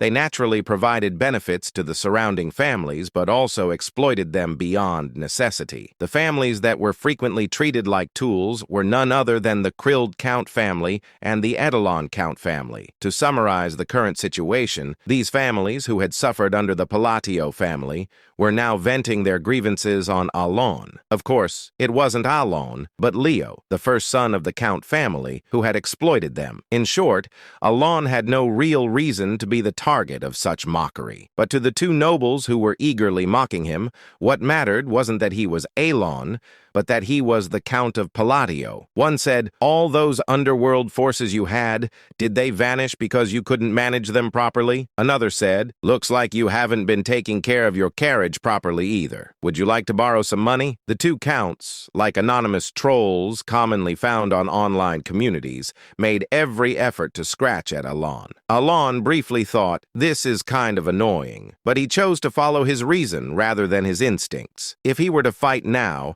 he could easily crush the two nobles before him, maybe not slaughter them, but leave them beaten to a pulp. However, doing so would only complicate things. The moment he fought with them, Alon would have to leave the gathering and move separately, and that might lead to unnecessary trouble like running into bandits. Clearly, responding to their provocations was exactly what they wanted. Alon decided to ignore them, saying, "There's no need to entertain these fools." He wasn't stupid enough to fall into such an obvious trap. That day, Alon ate 2 ears of corn, using the jeers from the two counts as background music. He said the roasted corn tasted even better in the slightly chilly weather. It would have been nice to have some butter. Going to the cold northern lands, a place where no living being should be able to survive, was gripped by an unrelenting, life-draining frost. In this bleak, cursed land, painted eternally in shades of gray by the relentless blizzard, a man had fallen. Where his right arm should have been, a crimson stain of blood marked the spot, and his left eye socket lay empty. This man was none other than one of the 8 barbarian chieftains, the great Kulkan, now awaiting death after his defeat at the hands of the cowardly knights of Caliban. Yet even in his final moments, his eyes were filled with rage. He cursed, "Those dishonorable dogs!" His rage wasn't because of his defeat. To the barbarians, death in battle was a glorious end, a noble fate. Kulkan's fury stemmed from the dishonorable way he was struck down, caught in an ambush, tricked by the knight's deceitful challenge to a duel. Blood spilled from Kulkan's mouth as his world grew dim. The gray landscape blurred, and his ears gradually stopped hearing the bitter winds. Despite his anger, his mind slowly began to sink into darkness. Just as everything was about to fade into nothingness, Kulkan whispered the name of the great god, Ultultus. At that very moment, time seemed to stop. The dim, fading vision cleared. The harsh northern wind blew in his ears once again, and his mind, slipping into unconsciousness, began to rise. A voice echoed, "Child of blood, call my name. Call upon the great name that you worshipped. Call upon my name, and I shall grant you what you desire." As if commanded by a divine force, Kulkan, entranced, murmured, "Great god Ulthultus, I dare to call upon your honorable name." And in that moment, the demon smiled and said, "Do that, and I shall grant your heart's desire." For the next few days, the uncomfortable coexistence continued.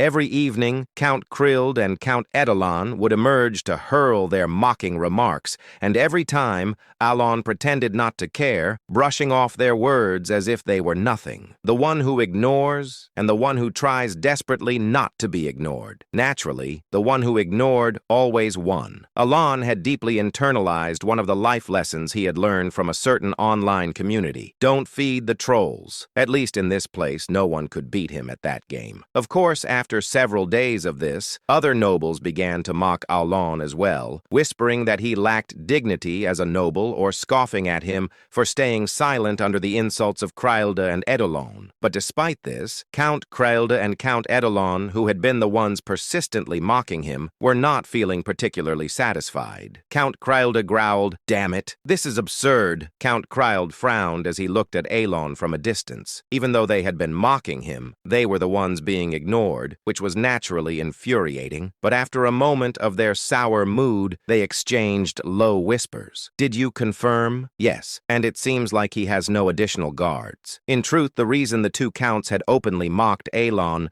wasn't just to vent their frustrations, it was also to assess his security. They continued, "Even with an artifact to secretly check, there was nothing. It's just that foolish brat and that rogue knight sitting next to him. So the rumors are true after all. It seems certain. If he had any forces, he wouldn't be moving around alone. Then we can proceed with the plan." The reason the two counts had been investigating Alon was because they were planning to expand into the underworld. They were well aware that Alon had no interest in the underworld, and that as a result it had become overrun by various packs of scavengers. While the rumors about Alon were already widely accepted, the two counts, having been tormented by the Palacio family for so long, wanted to confirm the truth for themselves. They needed to be sure that Alan truly had no power left. After days of checking and confirming that Alan had no personal guards, a smile spread across their faces. They said, "The gods are smiling upon us." Indeed, who would have thought we'd get a chance to step into the underworld? While most nobles hesitated to enter the underworld, these two were different. Having once acted as lackeys for the Palacio Count family,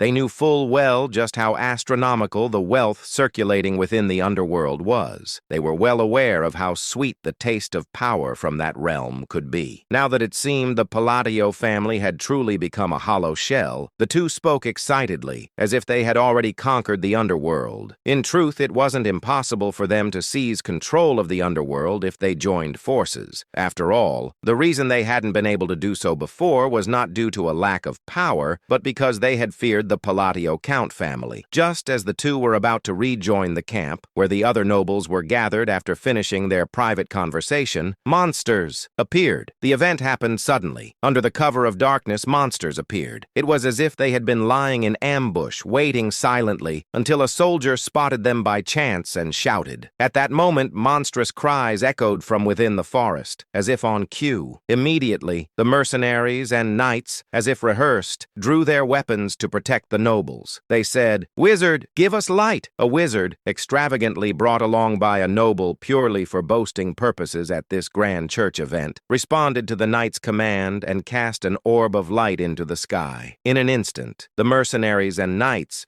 who had been noisy just moments earlier, fell silent. What they saw when the light from the wizard illuminated the dark forest were goblins. Goblins are commonly found in forests. With the strength of a child, they are not dangerous monsters for anyone other than rookie mercenaries. Though the rusty swords and bows they wield can be dangerous, they pose little threat to seasoned mercenaries and knights. Goblins only become troublesome when their numbers swell, but even with dozens of them, they can still be easily driven off. However, if their numbers are enough to fill the forest before them, then they are undoubtedly a threat to the knights and mercenaries. Moreover, what heightened the tension for the knights was that the goblins before them were far from ordinary. A knight's voice, laced with both fear and confusion, was directed at the sight of the goblins. What on earth is that? The problem wasn't just that they were goblins, it was their grotesque appearance. Purple crystals were growing all over their bodies, including their heads, as if they had been afflicted by some kind of plague. To make matters worse, one said, "Wait, isn't that Mark?" Among the horde of goblins, the body of a seasoned mercenary who had been assigned to external surveillance for precautionary measures was being devoured savagely. In the hands of a massive goblin was what remained of Mark's body. The mercenaries who saw this sight felt a rising wave of fear within them, saying, This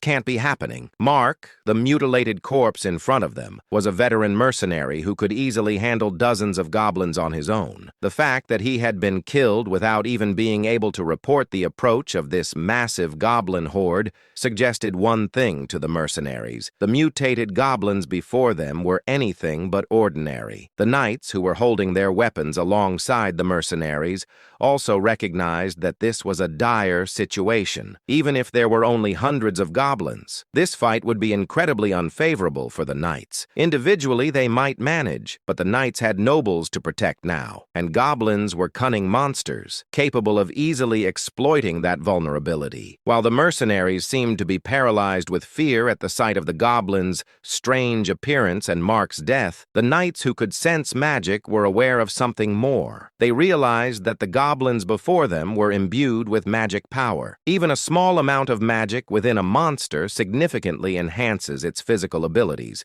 and the knights understood this well. Just as the knights were grimacing at the goblins' bizarre howls and their impending charge, a wall of stones and rubble suddenly rose from the midst of the goblin horde.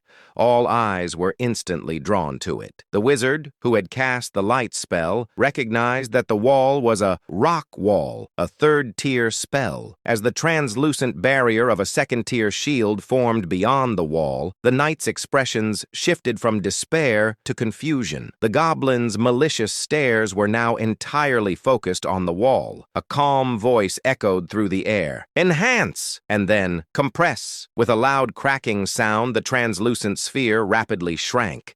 distorting the stone wall as it collapsed inward. In the ensuing silence, the sound of footsteps drew the attention of the knights and mercenaries to one direction. A man was approaching. Even in this life-threatening situation, he appeared completely unfazed, walking with an indifferent expression. The nobles and knights quickly realized that the man was Count Palacio. As soon as his lips moved again, the round shield transformed into a rough, rock-like shape, about the size of a soccer ball you might find by the roadside. And then, he said, "Return to origin." With Elon's final words, the bracelet on his wrist began to emit a faint gray light. The compressed stones exploded outward like a shotgun blast, tearing dozens of goblins to pieces. It all happened in an instant. The nobles, knights, and mercenaries stood in stunned silence, their mouths agape, as they watched the magic-infused goblins get shredded into mere lumps of flesh. Among them,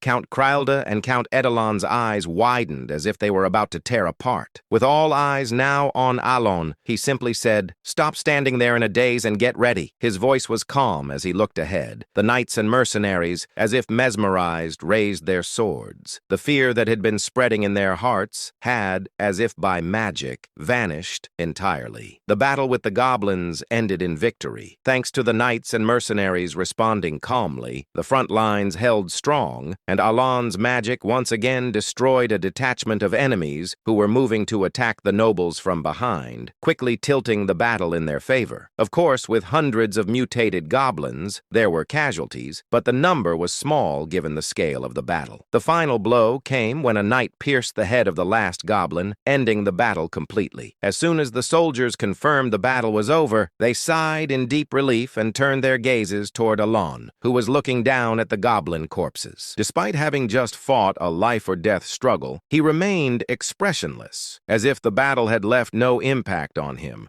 causing the mercenaries to look at him with awe. They couldn't forget the sight of Alon turning dozens of goblins into mere chunks of meat without even changing his expression. However, while the knights and mercenaries admired Alon, he was thinking, "I nearly died in a single strike." Though his face showed no sign, inside he was working hard to calm his wildly racing heart. Despite bearing the insignia of the impure, which allowed him to cast 3 times more spells than usual, after using walls and shields twice each, he had been reduced to a mere mortal due to the limitations of his mana capacity, he thought. It's a good thing the knights won. Though the odds of the knights and mercenaries losing were slim, even against mutated goblins, when he had lost all means of self-defense, he had felt a desperate fear. He said to himself, "Perhaps I should have just dropped out earlier. No, it was a good thing I stayed close." But more importantly, Alon praised his past self for acting rationally and,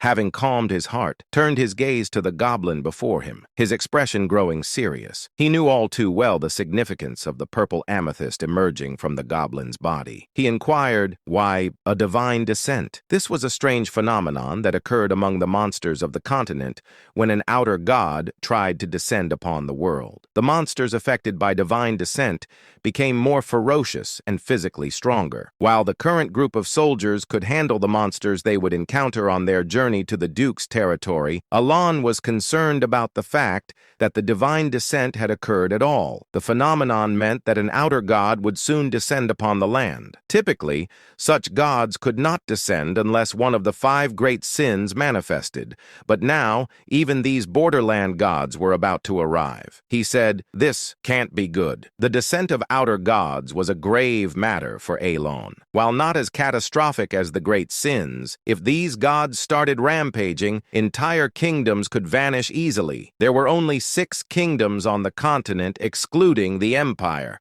meaning a 1/3 chance that his future plans would be destroyed. In fact, if he were lucky enough to even be able to think about his future at that point, he would consider it fortunate. Alon's expression grew serious as he stared at the goblin. However, there were others who looked even more serious than Alan.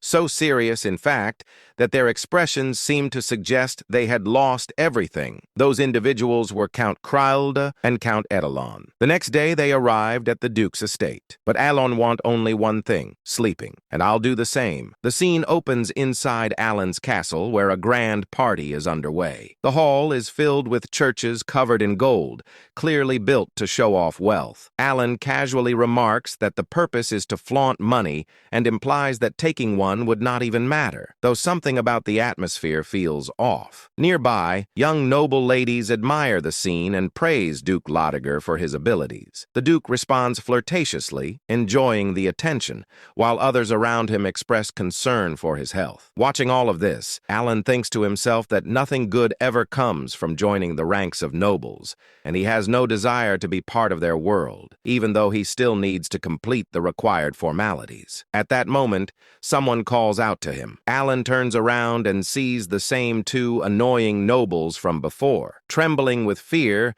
they approach him carrying gifts, including clothes and gold coins, and address him as Count Palladius. They politely ask for a moment of his time and present the highest quality meat from their territory, suggesting he take it. They also express their desire to support his land. Alan questions why they are suddenly acting this way. He gives them a cold, piercing look, causing both nobles to panic internally as they interpret his expression as a serious threat. To them, it feels like an unspoken warning not to mess with him. The narration then shifts back to a day earlier, right after the battle with the goblins. At that time, the two nobles had watched Alan defeat the goblins using only his mana. They were left completely speechless, frozen in terror by what they had witnessed. One of them asks the other if he saw it, while the other nervously identifies it as magic. Soon after, another noble urgently calls out to Baron Armin, begging to borrow his wizard. Baron Armin is shocked by the sudden request. It is then explained that the Baron had brought along a third-tier wizard simply to show off his wealth. The two nobles take the wizard aside, claiming they have a question. They ask him about the Pavak magic used earlier, assuming it must have been second tier at best. The wizard confirms it was not second tier at all, and explains that the spell was far beyond his own level. Hearing this, both nobles freeze in shock as they realize the magic must have been third tier or even higher. They conclude that Count Palladius must possess overwhelming power, even if it appeared to be by luck. To them, the situation feels like a complete mess, and the odds of survival seem almost non-existent. They recall rumors about Palacio being cold, cruel, and hiding his true nature. Convinced that he spared their lives only because of a bribe, they resign themselves to their fate and can do nothing but pray. The memory of Alan's death glare haunts them, and they cling to each other in fear, breaking down in tears. The story then returns to the present. Still shaking, the two nobles bow deeply before Alan and beg for mercy, ashamed of their earlier insolent behavior toward Count Palladius. They curse their own foolish pride and inflated dreams, realizing they had completely lost their minds. Overcome with fear and regret, they plead desperately for forgiveness, hoping to escape his wrath alive. Seeing the nobles behave this way, Alan becomes visibly annoyed. Evan quietly whispers to him, pointing out that Alan seems to be using the truth here as well. Alan reflects that he cannot even begin to understand what Evan is thinking. Evan comments on those nobles and casually suggests that maybe they should just kill them. He then adds that making a scene would only make things more exhausting. Alan thinks to himself that no matter how impressive or cool the country might be, the situation has crossed a line that cannot be ignored. Internally, he makes an irritated face and thinks that even though he does not have the strength to act recklessly, they should be as scared as they want. Outwardly, Alan gives the nobles a sharp death glare and tells Evan that he will handle the matter separately. The nobles immediately start crying, convinced they are completely finished. In their minds, this feels like a huge problem,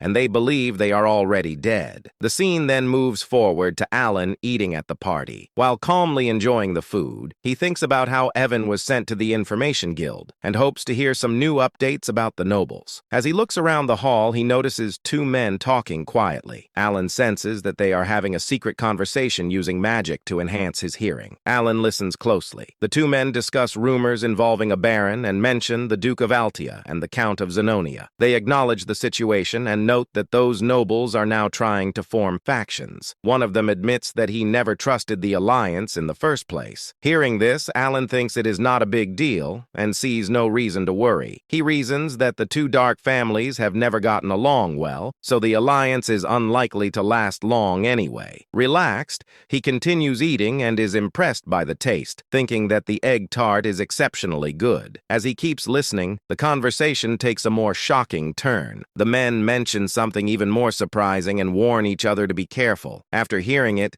they reveal that the head of the faction is neither of the two nobles previously mentioned. When the name Palacio comes up, Alan is stunned. They continue stating clearly that the head of the faction is called Count Palladius. Alan is so shocked that the egg tart slips from his hand. Internally, he questions what they are even talking about. He recalls seeing the Duke of Alia only once when she was young and having met young I of Zenonia only a couple of times. He also remembers that the current Count of Zenonia has never even met him face to face. To him, the spread of such ridiculous rumors makes no sense. He judges the information as exaggerated and largely false at first glance, concluding that this is just how rumors about nobles circulate. Just then, someone approaches him and addresses him as Count Palladius. Alan feels uneasy, wondering why so many people are suddenly talking to him today. The man introduces himself as Carmine, the third son of Duke Comian from the kingdom of Ashtalin,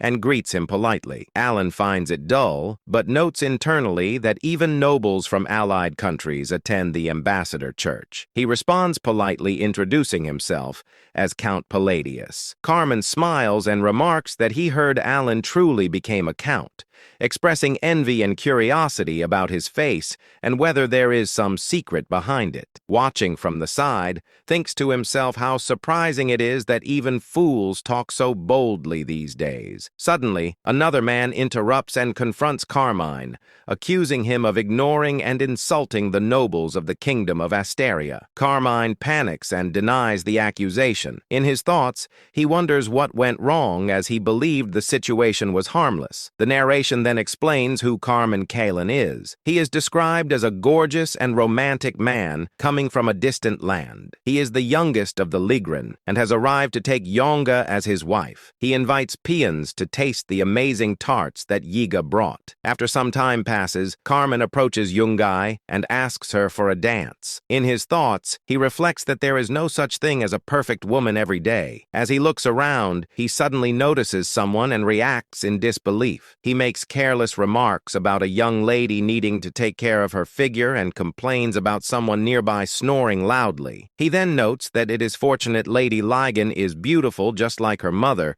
and thinks of it as his moment to appeal. Embarrassed and irritated, Young responds by suggesting they reconsider their marriage proposal. Carmine is shocked and calls out to her, but she leaves without looking back. For reasons unknown, the marriage proposal with the youngest daughter of the Lot family falls apart. Left behind, Carmine fumes internally, thinking about how much he suffered just to come here and how unbearably annoying the entire situation has become. Carmine's gaze slowly shifts toward Alan. He sticks his tongue out slightly and grins, noticing the same hair color and the cold impression. In his thoughts, he connects those features and concludes that the man must be Count Palladius. He recalls hearing rumors that the Count was nothing more than a lucky fool with no real connections. To him, someone like that feels like the perfect and easy stress reliever, and he quietly resolves to act tomorrow. The scene then returns to the present. Several nobles and dukes glare sharply at Carmine and reprimand him for losing his sense of respect. They remind him that the kingdom of Ashtalin has been a long-time ally. Carmine panics and hurriedly denies any disrespect,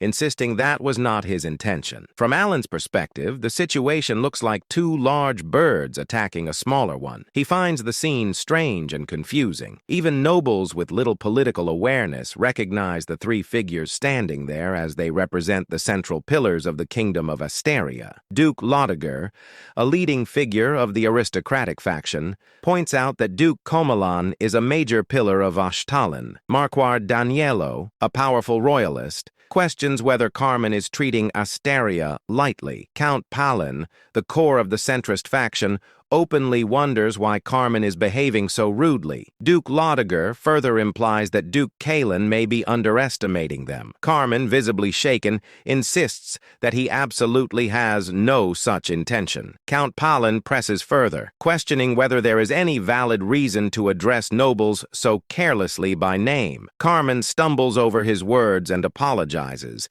admitting his disrespect. Marque Mardano fixes Carmen with a death glare and criticizes him for forming an attitude based on ignorance. Carmen freezes, unable to figure out what to say next. Alan quietly observes the scene and thinks about how unlucky Carmen is for ending up as a shield in front of him at such a moment. He also realizes why the nobleman's spinning wheel had looked so familiar earlier. Eventually, Carmen bows deeply and apologizes to the three nobles. The Marquis responds coldly, implying that apologies alone do not erase consequences, and sarcastically questioning whether an apology could end military service. Carmen continues apologizing repeatedly while the Marquis presses the point again, reinforcing the severity of the situation. Watching this, Alan thinks about how traumatic the scene is and how it reminds him of unpleasant memories. Tearfully, Carmen leaves the area while muttering that he committed an offense so rude that he nearly lost his life. Duke Loiger then turns to Alan and checks on his condition. Alan assures him that he is fine, though internally he feels unsettled. He wonders why everyone is acting this way toward him today and feels an unfamiliar sense of pressure and fear. Even as things calm down,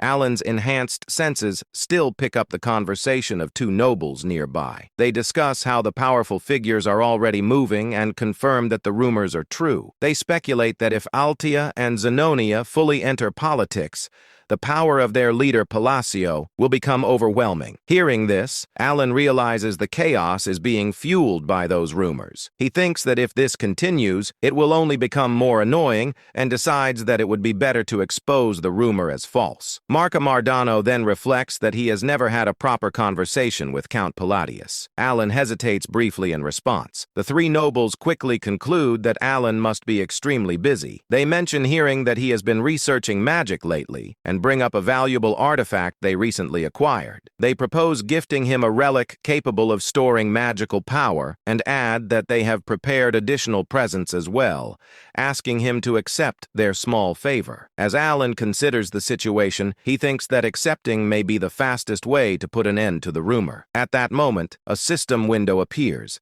stating that Alan remains silent, unable to resist the flow of events. The notification then confirms the acquisition of 5 magic artifacts identified as magic recovery lines. At dawn, the scene shifts to the annex of the Duke of Liger, where a calm yet meaningful conversation unfolds. The Marquis speaks with Alita, and she seeks to understand what has transpired. He explains that the gift was fortunately well received. Among nobles, exchanging gifts is a common courtesy, but when the item is valuable, such as a relic, it carries deeper significance. Such offerings are not mere formalities. They represent intent. Those who wish to join a faction present precious gifts to the faction's leader as a sign of loyalty and alignment. Alita expresses her relief that permission was granted. The Marquis responds with light-hearted gratitude, attributing the outcome to the Duke of Altia's consideration. Alita then formally welcomes Marque Mardano, acknowledging the mutual understanding behind the exchange. It becomes clear that in essence these formalities all carry the same underlying meaning.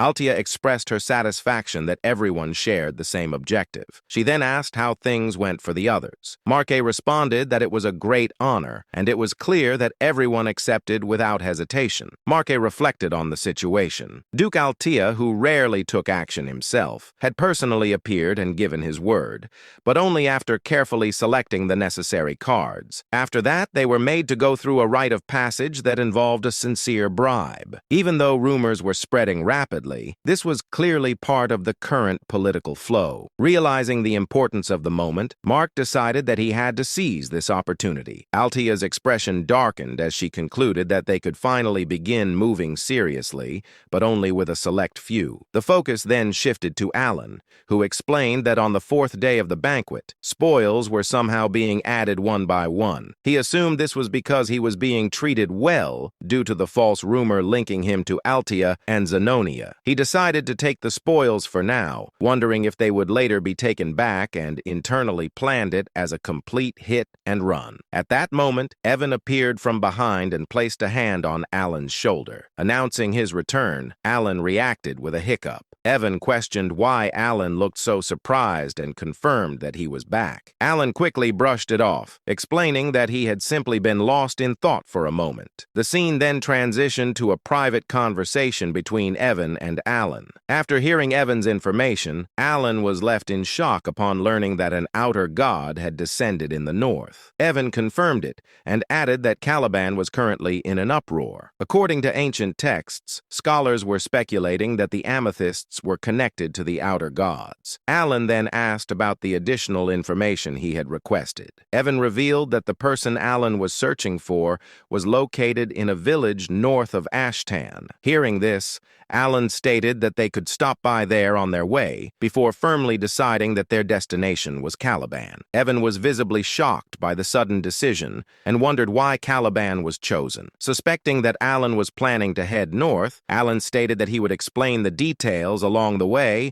and ordered Evan to prepare for immediate departure. Evan acknowledged and left to make preparations. After Evan departed, Alan let out a long sigh and reflected on the situation. He had truly hoped it would not come to this. Calamitous beings like the five great sins and the outer gods were beyond prediction. It was impossible to know which outer god would descend or when a divine descent would occur. That uncertainty was the reason he had tried to gather information and act as quickly as possible. Yet he had never expected events to unfold this fast. As fragments of data and probabilities crossed his mind, memories from playing the game resurfaced. Having seen hundreds of possible outcomes, the ending now painted itself clearly. The allied kingdoms would crumble and collapse, falling into ruin as they fought foolish wars in lands contaminated by otherworldly powers. In the end, his own life would be shattered in an instant. He reminded himself that he had devised a plan to deal with this crisis. After descending, an outer god entered a stabilization period lasting several months before awakening as a living god. During that time, they could not fully exert their power as heroic spirits,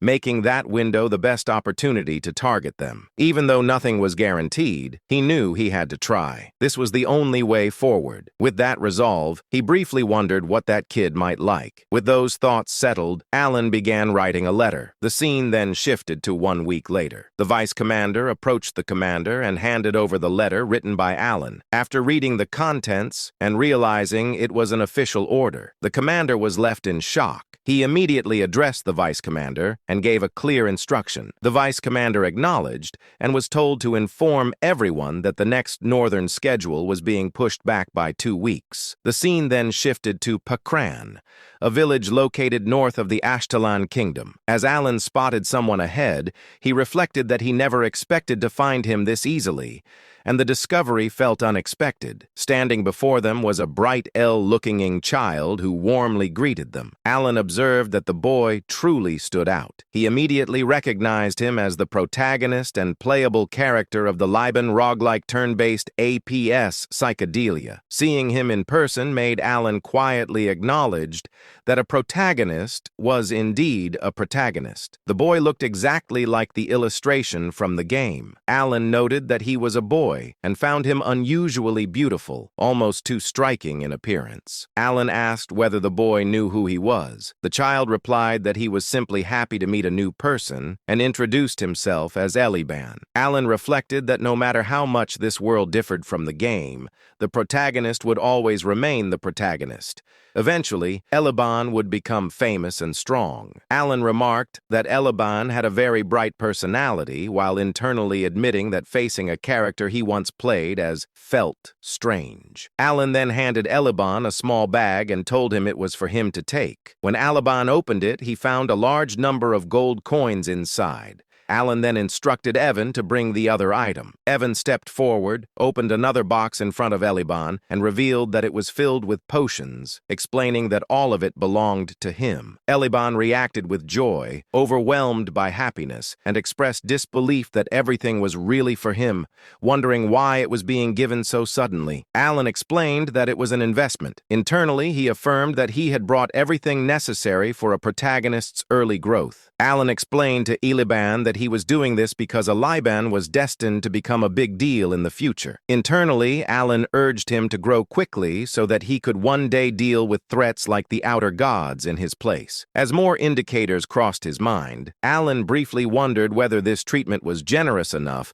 and assumed that he must have won Eliban over. Suddenly, Alan realized he had forgotten something and introduced himself as Count Palacio. This was the name of the patron he should be grateful to when he succeeded. He quickly corrected himself, thanked the Count sincerely, and promised to remember the name. Filled with excitement, Eliban then happily said goodbye to Evan. Watching this, Alan reflected on Eliban's personality and wondered if it had always been this bright, considering that the story belonged to a dark fantasy genre. He had never expected the protagonist to be so upbeat. As they prepared to leave, Evan addressed Alan, acknowledging his intentions, but pointing out that they were leaving without even having a proper conversation. Alan responded that Eliban was a sharp kid and would understand. Internally, Alan admitted that his own life was on the line and that he did not have time to build personal affinity. He noted that he had effectively set the protagonist on auto hunt and embraced the idea of pay to win as his chosen strategy. Evan then remarked that the child seemed to possess incredible talent. His mana felt dense and constantly swirling, and despite wearing ordinary clothes, he appeared to be equipped with artifacts. Alan agreed,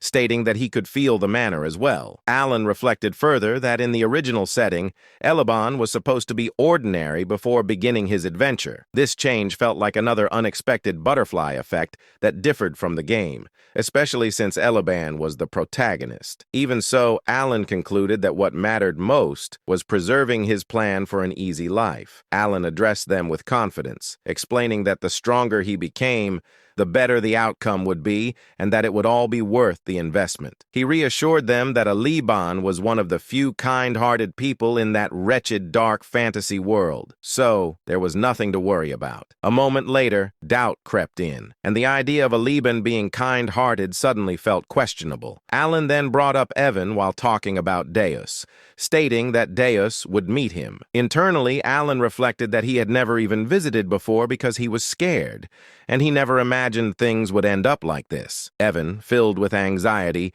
wondered whether they would at least let him see them. Alan responded uncertainly, suggesting that it would probably happen, capturing the quiet grief of a young transmigrator. After that exchange, Alan went into his room and checked all of his belongings. Evan noticed the clutter and expressed disbelief at why Alan had bought so many random items. Alan calmly explained that these items were bribes meant to be offered to his future lifeline. 10 days later, the journey reached the capital of Caliban. Kurdum, the massive northern gate of Kurdum, stood ahead, imposing and orderly, marking the end of a long road. As the carriage continued forward, Evan grew heavily fatigued from constant travel. Boredom and exhaustion settled deep into his body, and he openly expressed how completely worn out he felt. Alan, equally exhausted but composed, reflected that long journeys were naturally draining and unavoidable. Evan, still pushing through his frustration, thought about how the final stretch had been made worse by the bizarre labyrinth they were forced to pass through, feeling that without it, he could have at least maintained some pride in their arrival. Alan accepted the hardship calmly, understanding that nothing could have been done to change it. While the carriage rolled onward, Alan gently held the locket in his hand and sank into his thoughts. He reflected on how they had traveled from place to place in preparation for the coming war against the outer gods,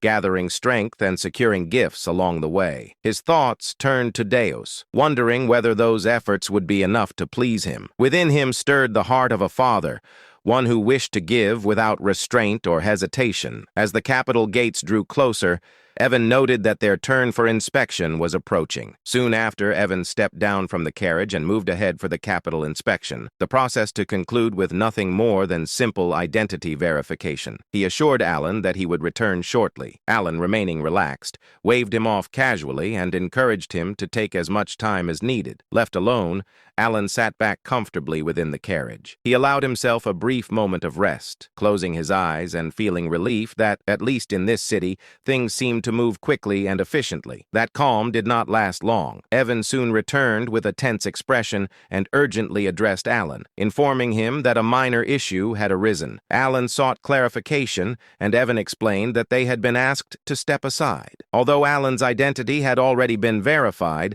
something else appeared to be causing concern. Responding without visible agitation, Alan stepped out of the carriage. At that moment, a knight approached from behind. The man wore a twisted, overconfident smile, raising an eyebrow as he closed the distance. He identified Alan directly, confirming whether he was Count Palacio. The knight introduced himself as Varain, declaring his status as the direct disciple of Master Knight Fiola. Known as the Fourth Sword, with a smug expression, Varain fixed his gaze upon Alan, his smirk heavy with provocation, as the tension at the northern gate quietly intensified. Annoyance flickered through Alan's thoughts as he fixated on the unfamiliar name Fiola. He found himself questioning what that name even meant to him, realizing he did not know who Fiola was at all. Maintaining a cold and disinterested expression, Alan openly questioned the situation, noting that Varain had even brought knights along and demanding to know the meaning behind such a display. Varain calmly explained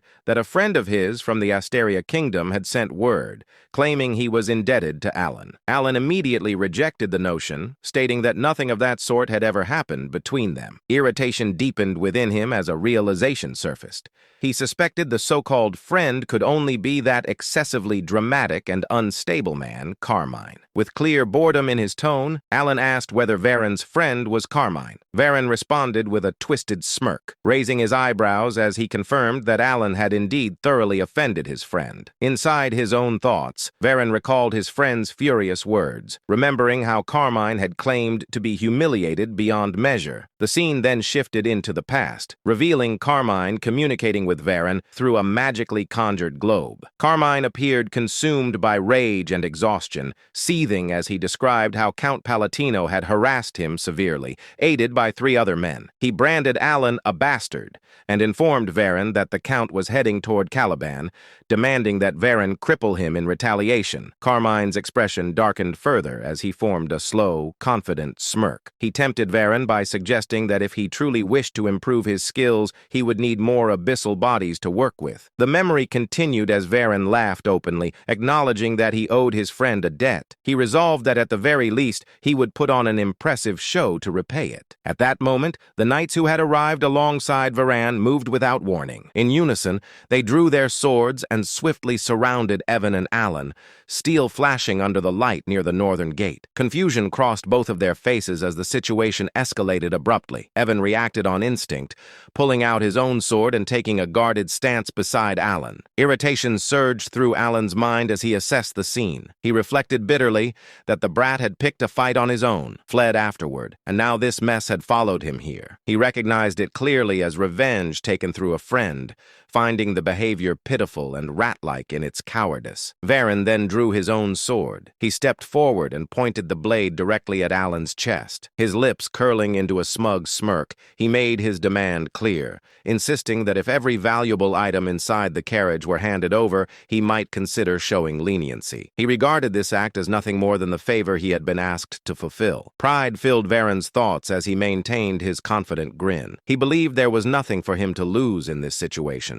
In his mental assessment, everything aligned in his favor. The probability tilted decisively toward success. Alan was, in his view, merely a fringe noble from the Asteria Kingdom, someone with little influence within the Union, and absolutely no connections to Caliban. Varain had investigated the matter thoroughly, and with that certainty, he stood convinced that no consequences would follow his actions. Alan visibly grows angry, annoyed, and irritated by Varain's words, and a thought crosses his mind that birds of a feather truly flock together. He clenches his fist, and a highly powerful, energetic flame-like aura forms in his hand, aimed directly at striking Varen. At the same time, Varen rushes forward with a wild grin, charging toward Alan. Alan remains calm as another thought runs through his head, believing that even if things go slightly awry, his master will smooth it over. Before the clash can happen, someone suddenly appears from behind and forcefully grabs Varen by the neck. Stopping him mid-attack, Varen lets out a scream of pain, accompanied by the clear sound of bones breaking. The person gripping Varen's neck then lifts him up into the air. Overwhelmed by pain, Varen groans helplessly as the sword slips from his hand and crashes to the ground below. The pain becomes so intense for Varen that the veins on his face begin to bulge visibly, and he clenches his teeth hard as he endures the agony. The one holding Varen by the neck keeps him lifted in the air, while Varen, filled with rage and pain, tries to find out who this person is and who dared to attempt to kill him. As the scene continues, it is revealed that the one gripping Varen by the neck is none other than Deus. Deus makes it clear that his identity is not important at the moment, and he instead condemns Varen's actions, making it known that Varen had no right to lay a hand on his benefactor. Varen remains suspended in the air, still groaning uncontrollably in pain. Unfortunately, the crucial truth that Varen completely failed to grasp slowly comes to light. That truth is that Count Palacio had already triumphed in a duel against Kurga of the Snowfields. Through that victory, Count Palacio earned the title of Swordless Master Knight and became known as the benefactor of Deus Macallion. Deus suddenly releases Varen and hurls him down onto the ground. Varen groans loudly in pain as Deus relentlessly kicks him again and again without mercy. Deus then grabs Varen's hair with an iron grip, holding him down with overwhelming force, maintaining a cold, deathly glare. Deus shifts his attention toward the surrounding knights and issues a clear warning.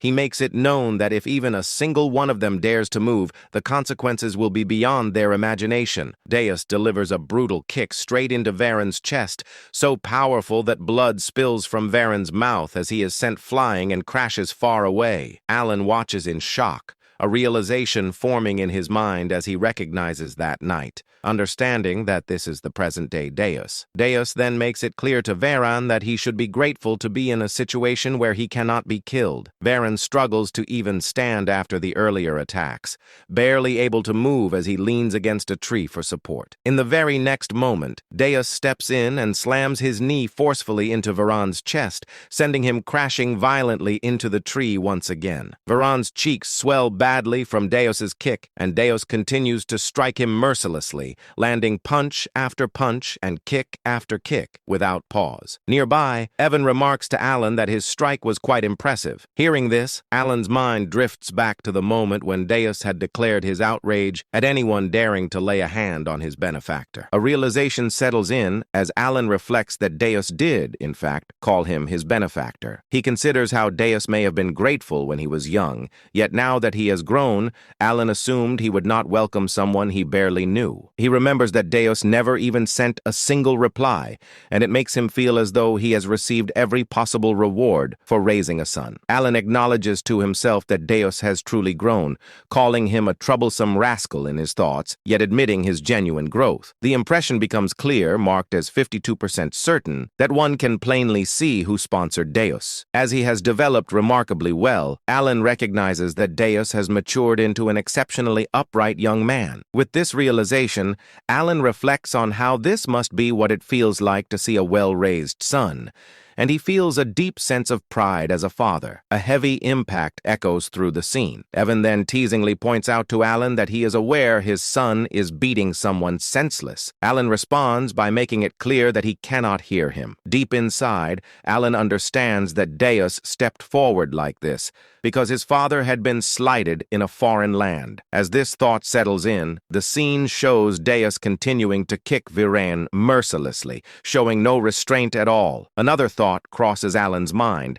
as he wonders why his son is unbearably sweet like this. Soon after, Vereen is shown taking an overwhelming beating, struck again and again until he finally loses consciousness. Even then, Alan cannot help but think that this still feels a bit excessive. At that moment, another realization suddenly occurs to Alan, reminding him once more that Deus is one of the 5 great sins. As the situation shifts, Deus is seen turning and walking toward Alan. He then stops in front of him, bows respectfully, and wears a confident smile as he states that he will escort him. Hearing this, the remaining knights are left completely shocked by what they witness. The scene opens in a frozen, icy land where a brutal war has taken place. Dead bodies lie scattered across the battlefield, their frozen forms covering the ground. Some of the corpses are engulfed in flames as the opposing side burns them without mercy. In the midst of this aftermath stands Delman, the wielder of Caliburn's 3rd sword and the commander of the Crimson Flame. Overcome with triumph, he raises his sword high, celebrating the outcome of the battle. Delman shouted, "One of the 8 chieftains, the great Khan, along with his entire tribe, has been wiped out. The Red Flame Knights have emerged victorious on the kingdom's land." Hearing this declaration, all the Crimson Flame Knights erupt in joy. They cheer loudly, jumping and celebrating their hard-earned victory. After allowing the celebration to settle, Delman said, "Return to the outpost and begin preparations." The knights responded in unison, "Yes, Captain." As they begin to move, Delman's expression hardens. In his mind, he reflects on his achievements, believing that after accomplishing something so significant, he should no longer be pushed around by the newly appointed Master Knight. His anger deepens as he clenches his teeth. Delman thought, "Even if that man used underhanded methods unknown to others, I know the truth." Caliban and the barbarians had shared a long-standing conflict, a war governed by mutual honor and unspoken rules. But this time, everything was different. K.L. Khan had been tricked. He was lured out alone and eliminated by an undercover force. Delman remembered how the great Khan's knights were slaughtered and how unfair the entire operation truly was. By exploiting the momentum of the battle, the tribe was completely annihilated. Delman muttered, "That bastard!" He remembered how that same man sent him a victory report, claiming the defeat of the Kurga of the snowfield. It had all happened because Delman demanded a decisive result from the expedition. Khan's body had vanished during the chaos of the battle. Even if he had survived, the poison would have ensured his death. Eventually, Delman convinced himself there was nothing left to do except return to Caliban and report the mission's success. A smirk formed on his face as he stepped forward, but suddenly stopped. In the distance, he noticed a lone man standing still near the forward base. Confusion flashed across Delman's face. The man slowly turned toward him. The man said, "Delman." Filled with rage, Delman gritted his teeth and swung his sword. Flames burst from the blade as fire erupted into the air. A strange unease crawled up Delman's spine. Delman thought, "Clank should already be dead." As he looked closer, an overwhelming aura began to rise from Clank's body. Within Clank's shadow, Delman perceived the shape of a demon forming. Clank said, "You defiled a sacred duel, a duel meant to be fought with honor." Terror radiated from his presence. Even superhumans capable of ending hundreds of lives could be devoured by this being. Cold sweat poured down Delman's face. Delman realized this is not Clank. Driven by desperation, Delman launched another attack. Flames exploded violently from his sword. The man dodged effortlessly. The man said, "Answer me first." Refusing to hesitate, Delman attacked again, unleashing even greater flames. Once again, the man evaded him with ease. Delman thought bitterly, "Believing in duels on a battlefield and was foolish." The flames scorched the land, melting the ice around them. The man stared at him with a deathly glare. The man said, "You are strong. For a human, I will give you one last chance. Duel me." Sensing danger, Delman shouted, "Prepare for battle." The knights surrounded the man from all sides. The man smirked. Demonic mana gathered in both his hands. The man said, "A mortal without honor does not deserve an honorable death. There will be no duel between me and a barbarian like you." From his hands, poisonous mana erupted and spread into the fallen knights' bodies. The toxin infected every corpse. The knights began screaming in unbearable pain. Their eyes turned blood red as their bodies collapsed. Several knights cried, "Kill us! Please, end it!" As their screams faded, the man stepped forward. forward. He slashed Delman's throat with his bare hand. Immediately after, he struck the ice, triggering a massive explosion. The remaining knights were blasted into the air and slammed violently into the ground. Blood spread across the sky like a grim mist. The man then delivered a devastating punch. His fist pierced straight through Delman's chest. Blood poured from Delman's mouth. Delman whispered weakly, "What alternative remains?" He collapsed to the ground, trembling in agony. Delman cried, "It hurts! Kill me! Please kill me!" Moments later, Delman died. As his life faded, the man's eyes turned blood red. The man said, "Savages, all of you, creatures formed from the dead, robbed of your rightful death." The fallen knights began to rise, surrounding the remaining Crimson Knights. Shock spread through their ranks. The man announced, "The bloody Colosseum is now open." Suddenly, a terrifying presence descended. Althus appeared with a twisted smirk. Althus declared, "I am the god of all barbarians, the father of duels. I will personally grant you honorable deaths. If you claim you are not barbarians, prove it in a duel." Blood began raining from the sky. The scene then shifts away from the battlefield. Deus lowered his head respectfully. Deus said, "I will take you there, Count Alan." The surrounding knights froze in shock. The narration explained that in Caliban, the prestige of the swordless Duke Deus Massilian stood as high as the sky itself. He once defeated the second prince and never showed courtesy to anyone except the king. Alan observed him carefully. The knights thought, "What kind of man is Count Palladius to receive such respect?" The surrounding knights stared at Alan in disbelief. One knight whispered, "Who is he?" Deus summoned a luxurious carriage. Deus said, "Please sit inside." Alan felt burdened by the excessive attention. Evan quietly said, "Go ahead, Alan. I will follow behind." Soon, Alan arrived at Deus's mansion. Stepping out of the carriage, he saw an enormous, brightly lit structure resembling a massive crab-like fortress. Inside, silence filled the mansion. Alan thought, "Coming here is technically a success. I obtained Kim Dong Dong, but something feels wrong." After thinking carefully, Alan decided to be honest. Alan said, "I would like to speak with you for a moment. I came here with a purpose. I have a favor to ask." Deus looked shocked. Deus said, "You came to ask something from me? Please explain." Alan nodded. Alan said, "I will explain everything clearly." Deus responded immediately. Deus said, "Helping you would be my honor." Inside, he realized this was not an order, but a request. Deus then said, "Let us sit and speak properly." They sat at a tea table. Silence filled the room. Alan thought, "Isn't the owner supposed to sit at the head of the table?" Despite the awkwardness, he felt strangely comfortable. After a long pause, Alan spoke again. Alan said, "I have two requests. I know they may not be easy to accept." He continued, "I must travel north, and I would like you to travel with me." Deus smiled slightly. Deus said, "I would gladly accompany you." Alan felt uncertain. Then Deus revealed something unexpected. Deus said, "I was already planning an expedition to the north." Relief appeared on Alan's face. But then Alan spoke again. Alan said, "The second request involves the royal treasury of Caliban." The atmosphere grew heavy. Alan said, "I want to borrow an artifact." He looked directly at Deus. Alan said, "The ring of the madman." Outside the estate,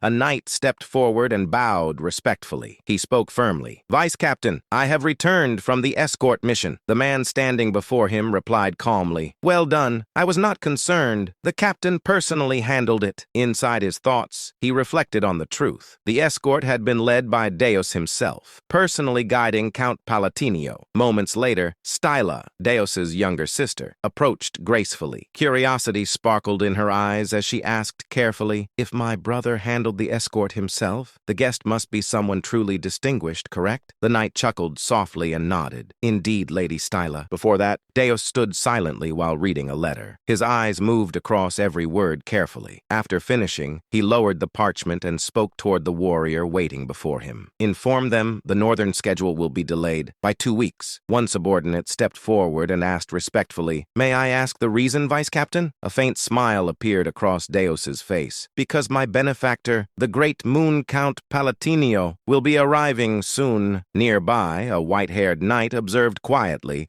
thinking to himself that he had never seen the Vice Captain display such an expression before. The arrival of the Count from the Kingdom of Austria had stirred the entire estate, and even Styla struggled to hide her anticipation. The scene shifted. Alan stood before Deus, his posture calm but heavy with tension. A thin layer of sweat formed along his face as he spoke carefully. Would it be possible for me to borrow the ring of the Maid One from the Caliban treasury? He understood the weight of the request. It was unreasonable, and it could place him in dangerous debt to the royal family. Yet the ring was essential to his plans. He looked directly into Deus's eyes. Without hesitation, Deus lowered his head slightly and replied, "Yes, of course." At that moment, Evan entered the room, bowing politely. "My apologies for arriving late." Alan smiled slightly, thinking his timing was perfect. He said calmly, "You came at the right time. You brought them, correct?" Evan nodded confidently. "I will bring them immediately." He soon returned, carrying several elegant boxes. Light shimmered across their polished surfaces as Alan personally presented them to Deus. Deus looked at them with mild curiosity. "What are these?" Alan opened one carefully. "Gifts, prepared personally. I especially recommend this gemstone string tie. It is quite popular." Inside, Alan steadied his breathing. He had chosen it with great care. The refined design, decorated with delicate gemstones, gave it a noble appearance.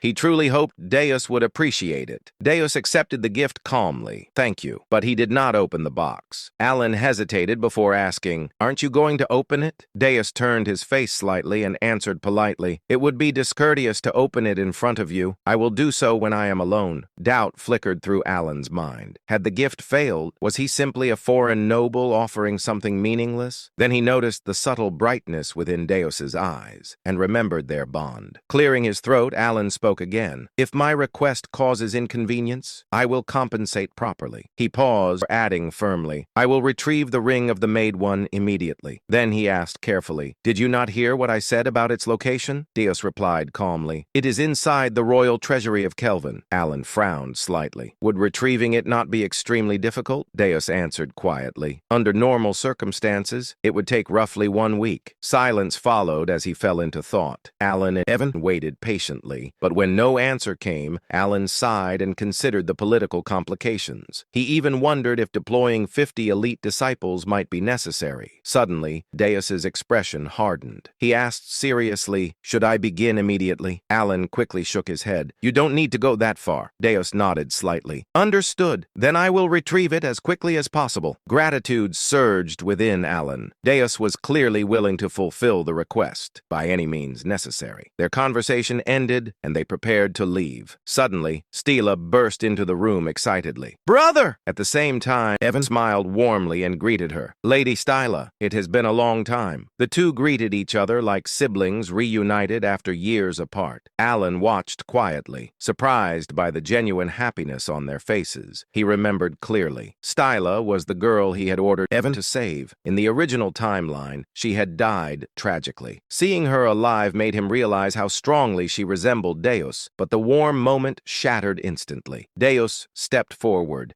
his face darkening as he pulled Stila slightly behind him. Narrowing his eyes at Evan, spoke coldly. "Address me properly. I am not your brother. I am Mr. Deus." Shock froze both Alan and Evan. Stammered awkwardly. You're not wrong, but..." Alan observed silently. He knew Deus carried deep emotional scars regarding family, but he had never realized how fiercely he protected Stila. The atmosphere grew tense. Deus's eyes glowed faintly with dark purple light as his aura deepened ominously. He spoke in a chilling voice. "Silence. Do not speak to my sister so casually." Evan raised his hands defensively. "I was only trying to greet her." Tension escalated dangerously. Alan suddenly realized something crucial. Deus treated him kindly because Alan had saved Stila. He wondered silently if Deus's loyalty would remain unconditional or if he had pushed his luck too far. Before the tension could worsen, Stila stepped forward gently. She turned toward Alan and asked politely, "Excuse me, you must be Count Palatinio?" Alan nodded. "That is correct." She bowed sincerely. "I heard you ordered Sir Evan to save me," Alan replied modestly. "I simply did what was necessary." Inside, he admitted the truth. If she had died, her brother would have become a merciless killing machine. Stila gently held Deus's hand and whispered warmly, "Truly, thank you." Her gratitude caught Alan completely off guard. He had acted out of calculation, never expecting genuine appreciation, yet her sincerity filled him him with unexpected warmth, and he smiled faintly. Later that evening, Alan remained at the mansion for dinner. During the meal, Deus returned calmly and said, "I have brought it." Alan looked up in disbelief. Only one day had passed, yet Deus had already retrieved the treasured ring. Alan opened the box and gasped softly upon seeing the ring of the Maid One. "How did you retrieve this in a single day?" Before Deus could answer, Evan burst into the room. "Count, I have discovered something extremely strange." Alan raised an eyebrow. "Explain." Evan hesitated before speaking carefully. "Deus caused a disturbance inside the royal treasury, demanding the ring." Alan stiffened. "What?" Daewin lowered his voice. "The second prince attempted to delay him, so Deus slapped him repeatedly while demanding the ring." Alan stood speechless. After that incident, preparations continued for 3 days. Soon after, Alan departed north alongside the solar eclipse knights. 2 weeks later, at the southern border outpost, terrifying news arrived. Northern forces were collapsing. Entire units had been slaughtered. Demonic monsters had begun appearing across battlefields. Inside the war tent, chaos erupted. One officer shouted, "Retreat immediately!" Another slammed his fist against the table. "Are you suggesting we abandon the barbarians after witnessing this devastation?" A third officer argued, "The soldiers are barely standing. They cannot continue fighting." Another voice snapped, "The first sword has already fallen. Victory is impossible at this rate." Suddenly, a sharp clap echoed across the tent. Silence swallowed the room. All eyes turned toward Deus. Standing beside him was Folia, the fourth sword of Caliban. Deus spoke calmly. "Every opinion here holds merit. We will decide after calming ourselves." Later, outside the camp, Folia explained grimly, "The outer god is sweeping through our bases using undead armies." He continued heavily, "The third sword, Dalamin, has fallen. The second sword, Chirin, is critically wounded." Deus gazed toward the distant horizon. "I can already sense it." Folia nodded grimly. "The mana is overwhelming,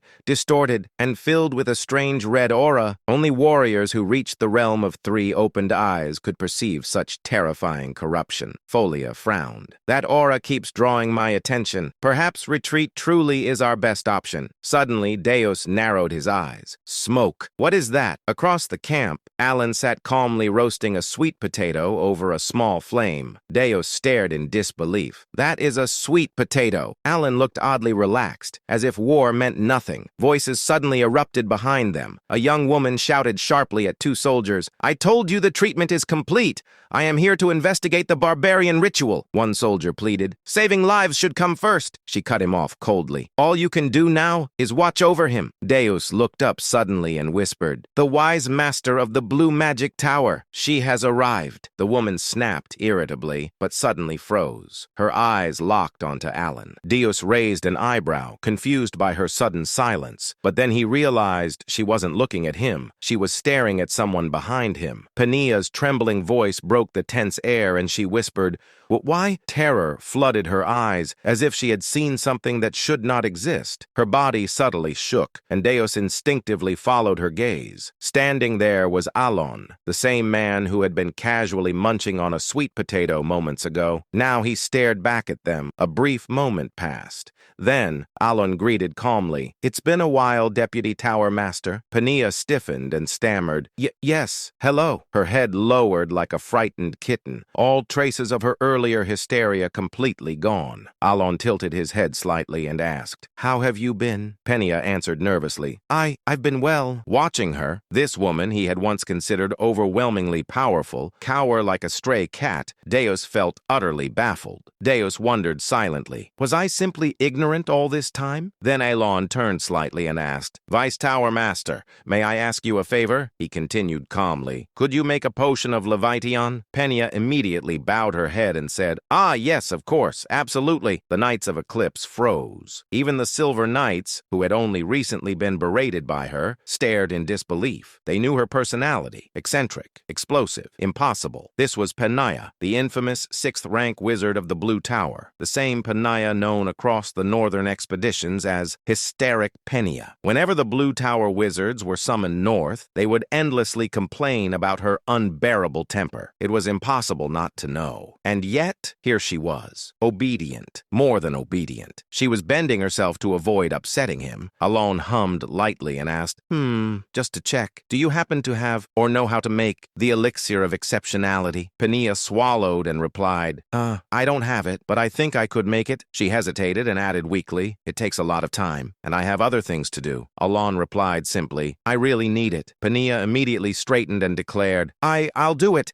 I promise I will. The knights could not believe what they were witnessing. The Vice Tower Master of the Blue Tower. Following orders like this? Even the Blue Tower wizard stared as if witnessing the end of the world. One muttered in disbelief, What the hell? Another whispered, What is this? Am I seeing things? Someone added shakily, Has the Vice Tower Master completely lost it? One wizard said in shock, She refused to make that last time because it was too difficult, and spent weeks complaining. Another asked, Am I seeing this wrong? Did someone cast an illusion spell? Then Alon calmly asked, How much payment will you need? He added casually. However, if it's a bit expensive, the payment might be delayed. The finances haven't been great lately. Pania waved her hands rapidly and blurted, Just give me 1 gold coin. Alon blinked and asked, 1 gold coin? Isn't that too cheap? Pania nodded quickly and insisted, No, it's fine. Yes, it's totally fine. Alon smiled faintly and replied, Well then, I won't refuse such a generous offer. The knights and wizards stared blankly. 2 potions that normally cost hundreds of gold coins, for one. They slowly turned their heads toward Alon. Their eyes were filled with admiration. They would have given him a hat if they had the chance. Trying to escape the overwhelming pressure of the situation, Pania bowed respectfully and exclaimed, Right then, I'll whip up this concoction immediately and serve it piping hot. And like a rocket, she disappeared. Alon blinked and thought quietly, There seems to be some misunderstanding, but at least I got the potions easily. Several hours later, while Deus and his assistant were consulting, an ominous energy crept across the air. The assistant stiffened and asked in shock, Did you feel this energy? Deus slowly stood, his hand naturally reaching for the hilt of his sword. He spoke coldly, We are under attack. Outside, the undead were approaching. Steel clashed against rotting flesh. Despite the knight's strength, the undead received the blades with numb bodies, feeling no pain, continuing forward relentlessly. Suddenly, a voice rang through the battlefield. Pania raised her staff and declared, Ice Shard! Hundreds of undead advancing toward the soldiers froze instantly, cracked and shattered, a magnificent display of magic. But even more than Pania, the true symbols of hope were the 2 master knights, Fiola and Deus. Of the 2, Deus's presence was overwhelming. In an instant, hundreds of undead around him halted, as if time itself had frozen. Then, with a single horizontal sweep of his sword, every frozen undead body was cleanly cut in half. One strike, hundreds of corpses. Hope ignited in the soldiers' eyes. But then, a deafening explosion tore through the battlefield. The outer god descended. For a moment, even the undead halted. Ashen dust filled the air. As it cleared, a massive figure stood revealed. Though dressed as a barbarian, he had long transcended humanity. Massive, blue-skinned, monstrous. Then, a voice echoed. Ultaltus declared, Barbarian! Do not defile the sins of those who do not know honor. The undead rose again. The tide had changed. Before anyone could react, Fiola vanished and reappeared directly before the outer god. As one of the fastest master knights of Caliban, blessed with divine speed, he struck before Ultaltus could respond. His blade pierced the giant's heart, but only the tip entered. Ultaltus looked down and uttered, His contemptuous gaze shifted toward Fiola. He spoke coldly, Barbarians know no honor. The air cracked. He continued, Those who do not uphold honor abandon their very existence. Furthermore, they forsake the nobility of the soul. Fiola's body collapsed. His head separated cleanly from his neck. Yet, Ultaltus continued, There is no honorable death for those who disregard all value. Fiola's headless corpse twitched and rose again. Horror spread. Everyone understood. This battle was lost. Fear consumed the soldiers. Despair gripped the knights and wizards. Even Pania, even Deus. They had sensed it earlier. The being before them was far beyond their expectations. While despair swallowed the battlefield, one man began walking forward, step by step, neither hurried nor slow. He spoke calmly, "O mighty god of duels, Ulthultus, in accordance with the great oath of Calgunius." His face remained calm, as if he had seen this scene countless times. Then he declared, "I, Alon Palacio, in the name of the great oath." The Count of Palacio stepped forward and finished. "Demand a duel of Babylonia." With a smooth swirl of his wrist, Alon raised his arm. A bracelet glowing deep gray illuminated the battlefield, and he stood face to face with a god. The giant's expressionless eyes locked onto Alon. Alon's emotionless gaze met them without hesitation. Then a low hiss escaped the giant's lips. Ulthultus let out a slow breath, and then a smile crept across his face. Ulthultus burst into thunderous laughter and roared, "Ha ha ha ha ha ha!" The laughter shook the entire battlefield. The ground trembled violently. The force of it was so overwhelming that even the undead, who had been chanting despair, fell silent. Ulthultus raised his voice with delight and declared, "Good, very good, O noble one." His laughter was not mockery. It was sincere, joyful, ecstatic. The atmosphere around him shifted from contempt to joy, from joy to something close to divine ecstasy. Then he proclaimed loudly, "I, Ulthultus, will accept your duel under the Great Pact." At his declaration, the undead moved in perfect unison. They began forming a massive circle around Ulthultus and Alon. Blood flowed from their bodies and soaked into the ground, marking a boundary. And thus, a blood-red Colosseum was formed, an arena of ash, decorated in slaughter. Ulthultus raised his voice once more and proclaimed, "Under the Great Pact, until the duel is over, no one may interfere with this sacred battle." The moment the words were spoken, the bodies of the undead exploded. A crimson wall rose around the arena. Ulthultus smiled thickly. It was pure delight. In contrast, Alon's face remained utterly expressionless, but beneath that mask, he trembled. He whispered under his breath, "I want to go home." Behind the calm facade, terror gripped him desperately. No matter how many times he reminded himself, he had come to the north for this, to kill the outer god Ulthultus. He had prepared everything. From the moment he heard of the god's awakening, everything, all that remained, was execution. And yet, the pressure emanating from Ulthultus far exceeded anything he had imagined. Alon steadied himself and muttered inwardly, "Stay calm." Even after consuming the elixir of exceptionality, meant to stabilize his mental state, his heart pounded violently in his chest. This wasn't just instinctive pressure. Something was wrong, he thought sharply. Why has the manifestation process advanced so much already? All outer gods required time after descending, time to adapt to reality, time to become a wise god. Ulthultus should have been no different, and yet his manifestation had progressed far faster than expected. The closer a god came to becoming a wise god, the stronger it became. Ulthultus tilted his head slightly and asked curiously, but more curious still, "O noble one who bloomed amid savagery, why do you know of our pact, though you are not of this era?" Alon swallowed dryly. He had no luxury to answer. His thoughts spiraled. "Can I do this?" Doubt flooded his mind. Ulthultus was far stronger than anticipated. Even with potions stabilizing his mind, his resolve trembled. But then he forced the negativity away. There was only one path left. He had known that from the beginning. As Alon fell silent, Ulthultus smiled broadly and declared, "If you do not wish to speak, so be it. You have the right. Then let us begin the sacred duel." The giant raised his arm. He proclaimed clearly, "The duel of Babylonia." Ulthultus stepped forward. Each step echoed across ash and blood. Footprints sank into the stained earth. Alon did not move. He simply waited. Ulthultus reached him. The giant raised his massive fist. Still, Alon remained silent, watching. From beyond the arena, murmurs of shock rose from the living.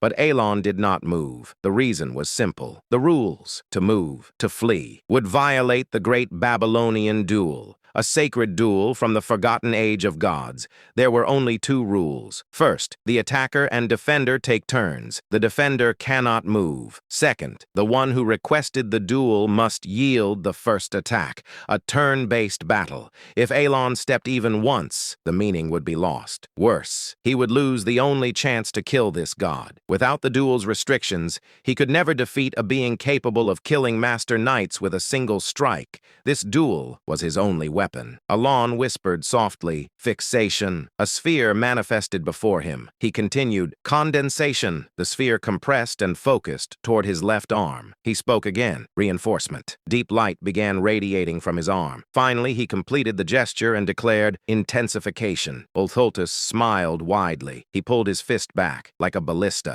Muscles tightened. Force condensed. Then he swung. The impact roared. Everything was swept away. The ground burst open as if its shell had shattered.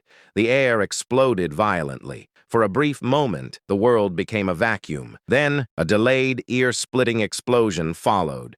Gray dust scattered in all directions. A distant voice whispered in disbelief, "This is unbelievable." Where the fist had struck, nothing remained. A massive cone-shaped crater carved into the earth. The gray sky cracked open. A purple sunset poured over the battlefield, overwhelming power. As the living stared in awe and despair, Pania gasped in shock and cried out, The Count! He's still alive!" Deus stared forward in disbelief. Count Palacio, drenched in blood, was standing, barely. His right arm hung limply. Blood poured from his wounds. His body trembled at the brink of death. Yet he stood and held the potion prepared by the Vice Tower Master, recalling that it was described as a redemption potion capable of soothing unbearable pain. He observed that when used at the precise moment, it worked flawlessly and allowed him to remain standing. He poured the golden liquid over himself as warm light enveloped his body and restored his strength gradually. He assessed that it would not restore him completely,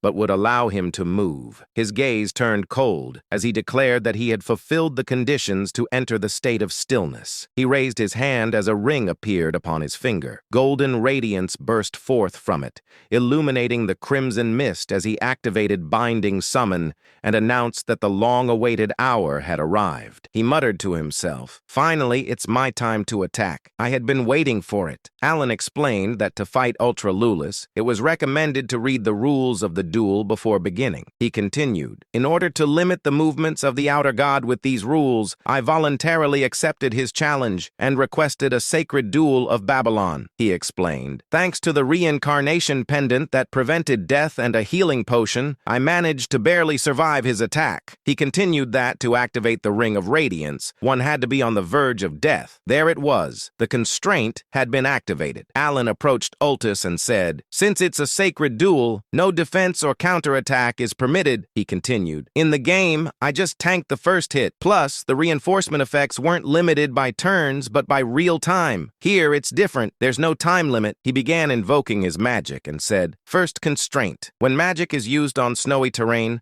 I can twist the rules of this world just a little." A red eye appeared above his head, then a blue one, and he activated diffraction. Magic began to manifest in front of his hand. He continued, "Second constraint. When magic is used at the gates of death, I can twist the rules of this world a little more." He activated Primeral Point. His lightning magic took the shape of a spear, and with condensation he hurled it at Ultus. He added extinction to his magic, and it began to take on a dark aura. He explained, "Third constraint. When fighting against a god, I can twist the rules of this world even further." He activated Silent Front, and his magic grew even stronger. Then came the fourth constraint. When magic is used against the great god of duels, Ultus, the magic intensifies further. Ultus waited with his arms wide, and the spell hit him full on, creating a massive explosion. Alan explained, "I can twist the rules of this world one more time." He said, "For this to work, he has to be wiped out in a single hit," and all fell silent. A silence so profound that even the smallest breath felt forbidden. Only the faint sound of crumbling gravel and dust filled the space, as the living gazed upon Alan with varied expressions. The soldier's eyes were filled with awe. The knight's eyes were filled with hope. However, Alan, the one receiving these gazes of awe and hope, merely maintained a blank expression. To be more precise, "Please, please, please," he had been praying fervently. He sincerely wished that with this strike, the outer god would be annihilated. But Alan realized that his prayer had not reached the heavens. A giant stood there, arms raised triumphantly, facing the sunset with an expression of joy.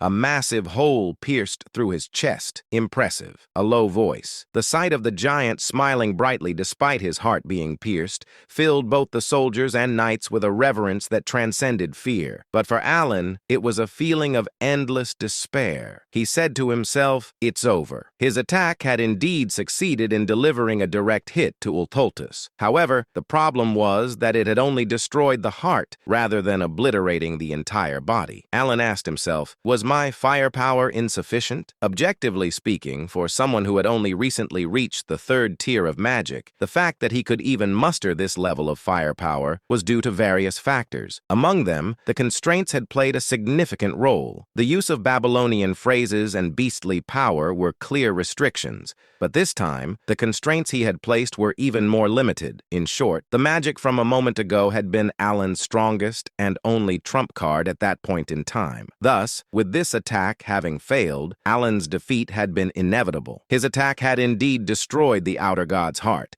but destroying just the heart would not make the outer god vanish. As if to prove this, Ultultus stood proudly in the same spot, still smiling broadly. His body was covered in burn marks, and there was a gaping hole in his chest. But that majestic smile remained as he said, "Ah, I see. So you were still holding on to your will." Muttering words that only Alan could hear, the giant spoke in cryptic tones, causing Alan to drop the hands that had been clasped together in a seal. Even at that moment, the effects of the highest grade potion continued to restore his body. Though his body was still uncomfortable, it had recovered enough for him to move around. But that meant little. Alan, who had exhausted all the magic in his bracelet due to the recent spell, no longer had the strength to continue fighting. Because of this, his expressionless face concealed a gloomy mood as he raised his gaze with some doubt at Ultultus's next words. At that moment he saw it. Ultultus's body was slowly beginning to disappear. Reflecting the light of the setting sun, the giant started vanishing from his feet upwards,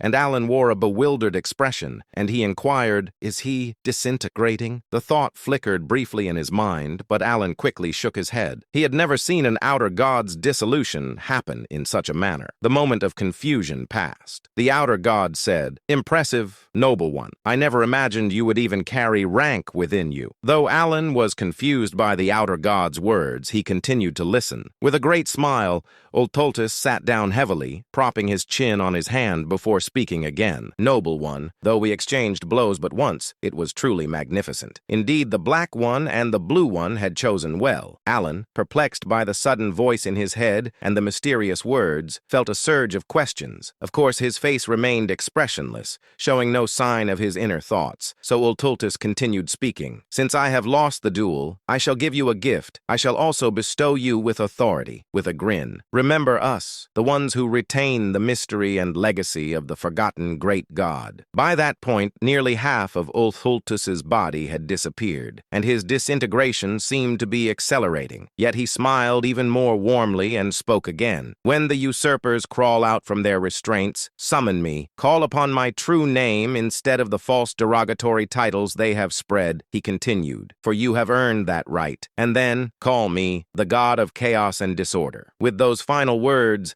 the outer god vanished completely, leaving behind only a lingering smile filled with expectation. Alan, having witnessed the outer god's complete disappearance, stared blankly at the accessory left behind. Bathed in the light of the setting sun, he expressionlessly gazed at the spot where the outer god had vanished. After the giant vanished, the once bitterly cold land, which had been filled with the voices of the dead, became silent, with only the sharp wind filling the void. The restless undead, unable to die, had finally found peace, and the living began to gather and sort the remains of the fallen. About a day later, having accomplished their mission of capturing the outer god, the expedition began to move once again, heading back to Caliban. The scene shifted to Alan's carriage. Penia was with him. Alan said, "All right, next question," but she interrupted him and immediately said, "Yes, you're a rank 2 mage." He corrected her. "Rank 3. She immediately replied, "You're right. Rank 3. Where was my head at?" Then Alan asked, "What do you know about the blue things and black things?" She shook her head in distress and replied, "I don't know anything. I've never seen a black thing or a blue thing, that's the truth. I swear I'm telling the truth. Her quick response left Alan speechless, wondering if she had even thought about it. Realizing he wouldn't get any useful information from her, he nodded. She dashed out of the carriage, thanking and greeting him as she left. Seeing her behavior, Alan thought to himself, I didn't even tell her she could leave yet. Then he said, if people keep thanking me for such trivial things, I'm going to start believing I'm some dark criminal. He began to ponder the fight and thought to himself, but why did he disappear even though my attack failed? His words left me with more questions than answers. Beside him lay the belt Ultus had given him. Alan looked at it and said, I've seen this in the game. It's true, but the bracelet was explained. Belt of the Forgotten, reward obtained by defeating Ultus, doubles damage dealt and damage taken. There was an inscription inside it that read, O you who have inherited his will, let your steps lead you to Kahala, the city of ancient gods. Alan said, it's the first time I've seen this. He wondered, will I be able to discover something in Kahala? At that moment, someone knocked on the door. It was Deus. Surprised, Alan asked, what is it? Deus said that the mage had dared to leave without seeing him off properly and asked,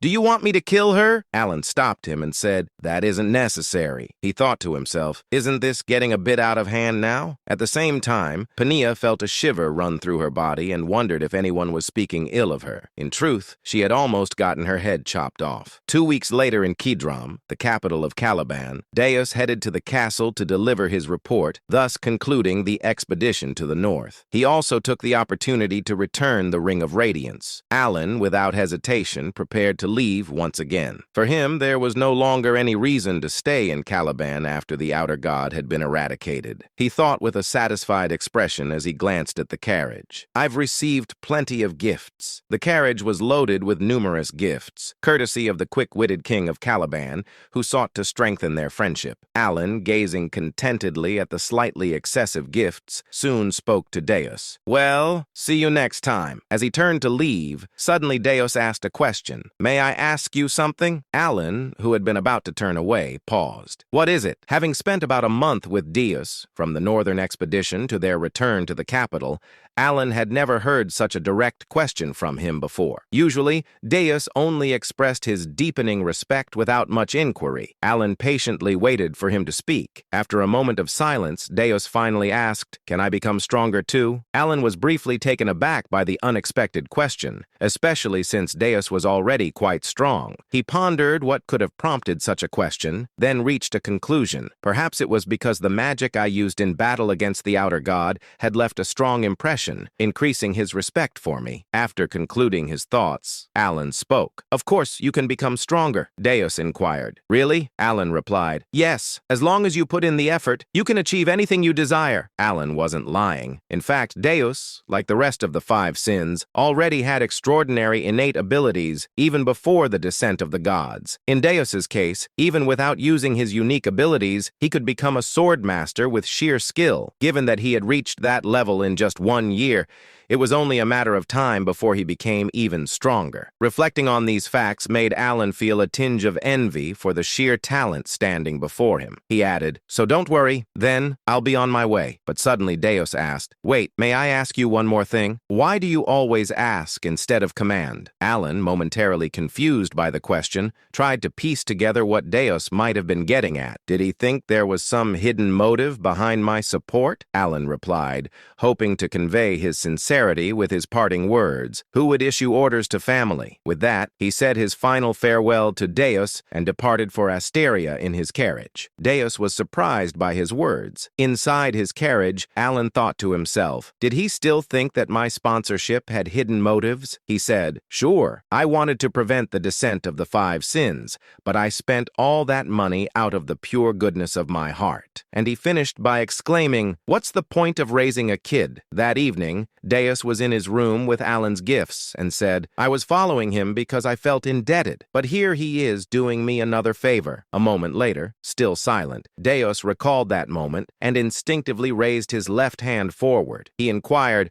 Back then, it was like this, wasn't it? Just as Alan had done when facing the outer god, Deus extended his middle and ring fingers, releasing a bit of magic to scan the surroundings for any presence. First line of silence. He quietly muttered the words in the empty room, his left hand twitching slightly. Of course, nothing happened, but even though he was alone in the room, mimicking Alan's actions, Deus couldn't help but feel a mixture of slight embarrassment and satisfaction. He adjusted his posture once again, thinking briefly to himself, it would have been nice to have as much talent in magic as he did. Also, remembering Alan's words that he was part of the same family, he felt content. At the same time, Evan asked, "My lord, I've noticed you seem to really enjoy sweet potatoes from time to time." Alan responded to Evan's comment while eating sweet potatoes. Indeed, the sweet potatoes were truly delicious. If you enjoyed the video, give it a like, subscribe to the channel, and hit the bell so you don't miss the next episode.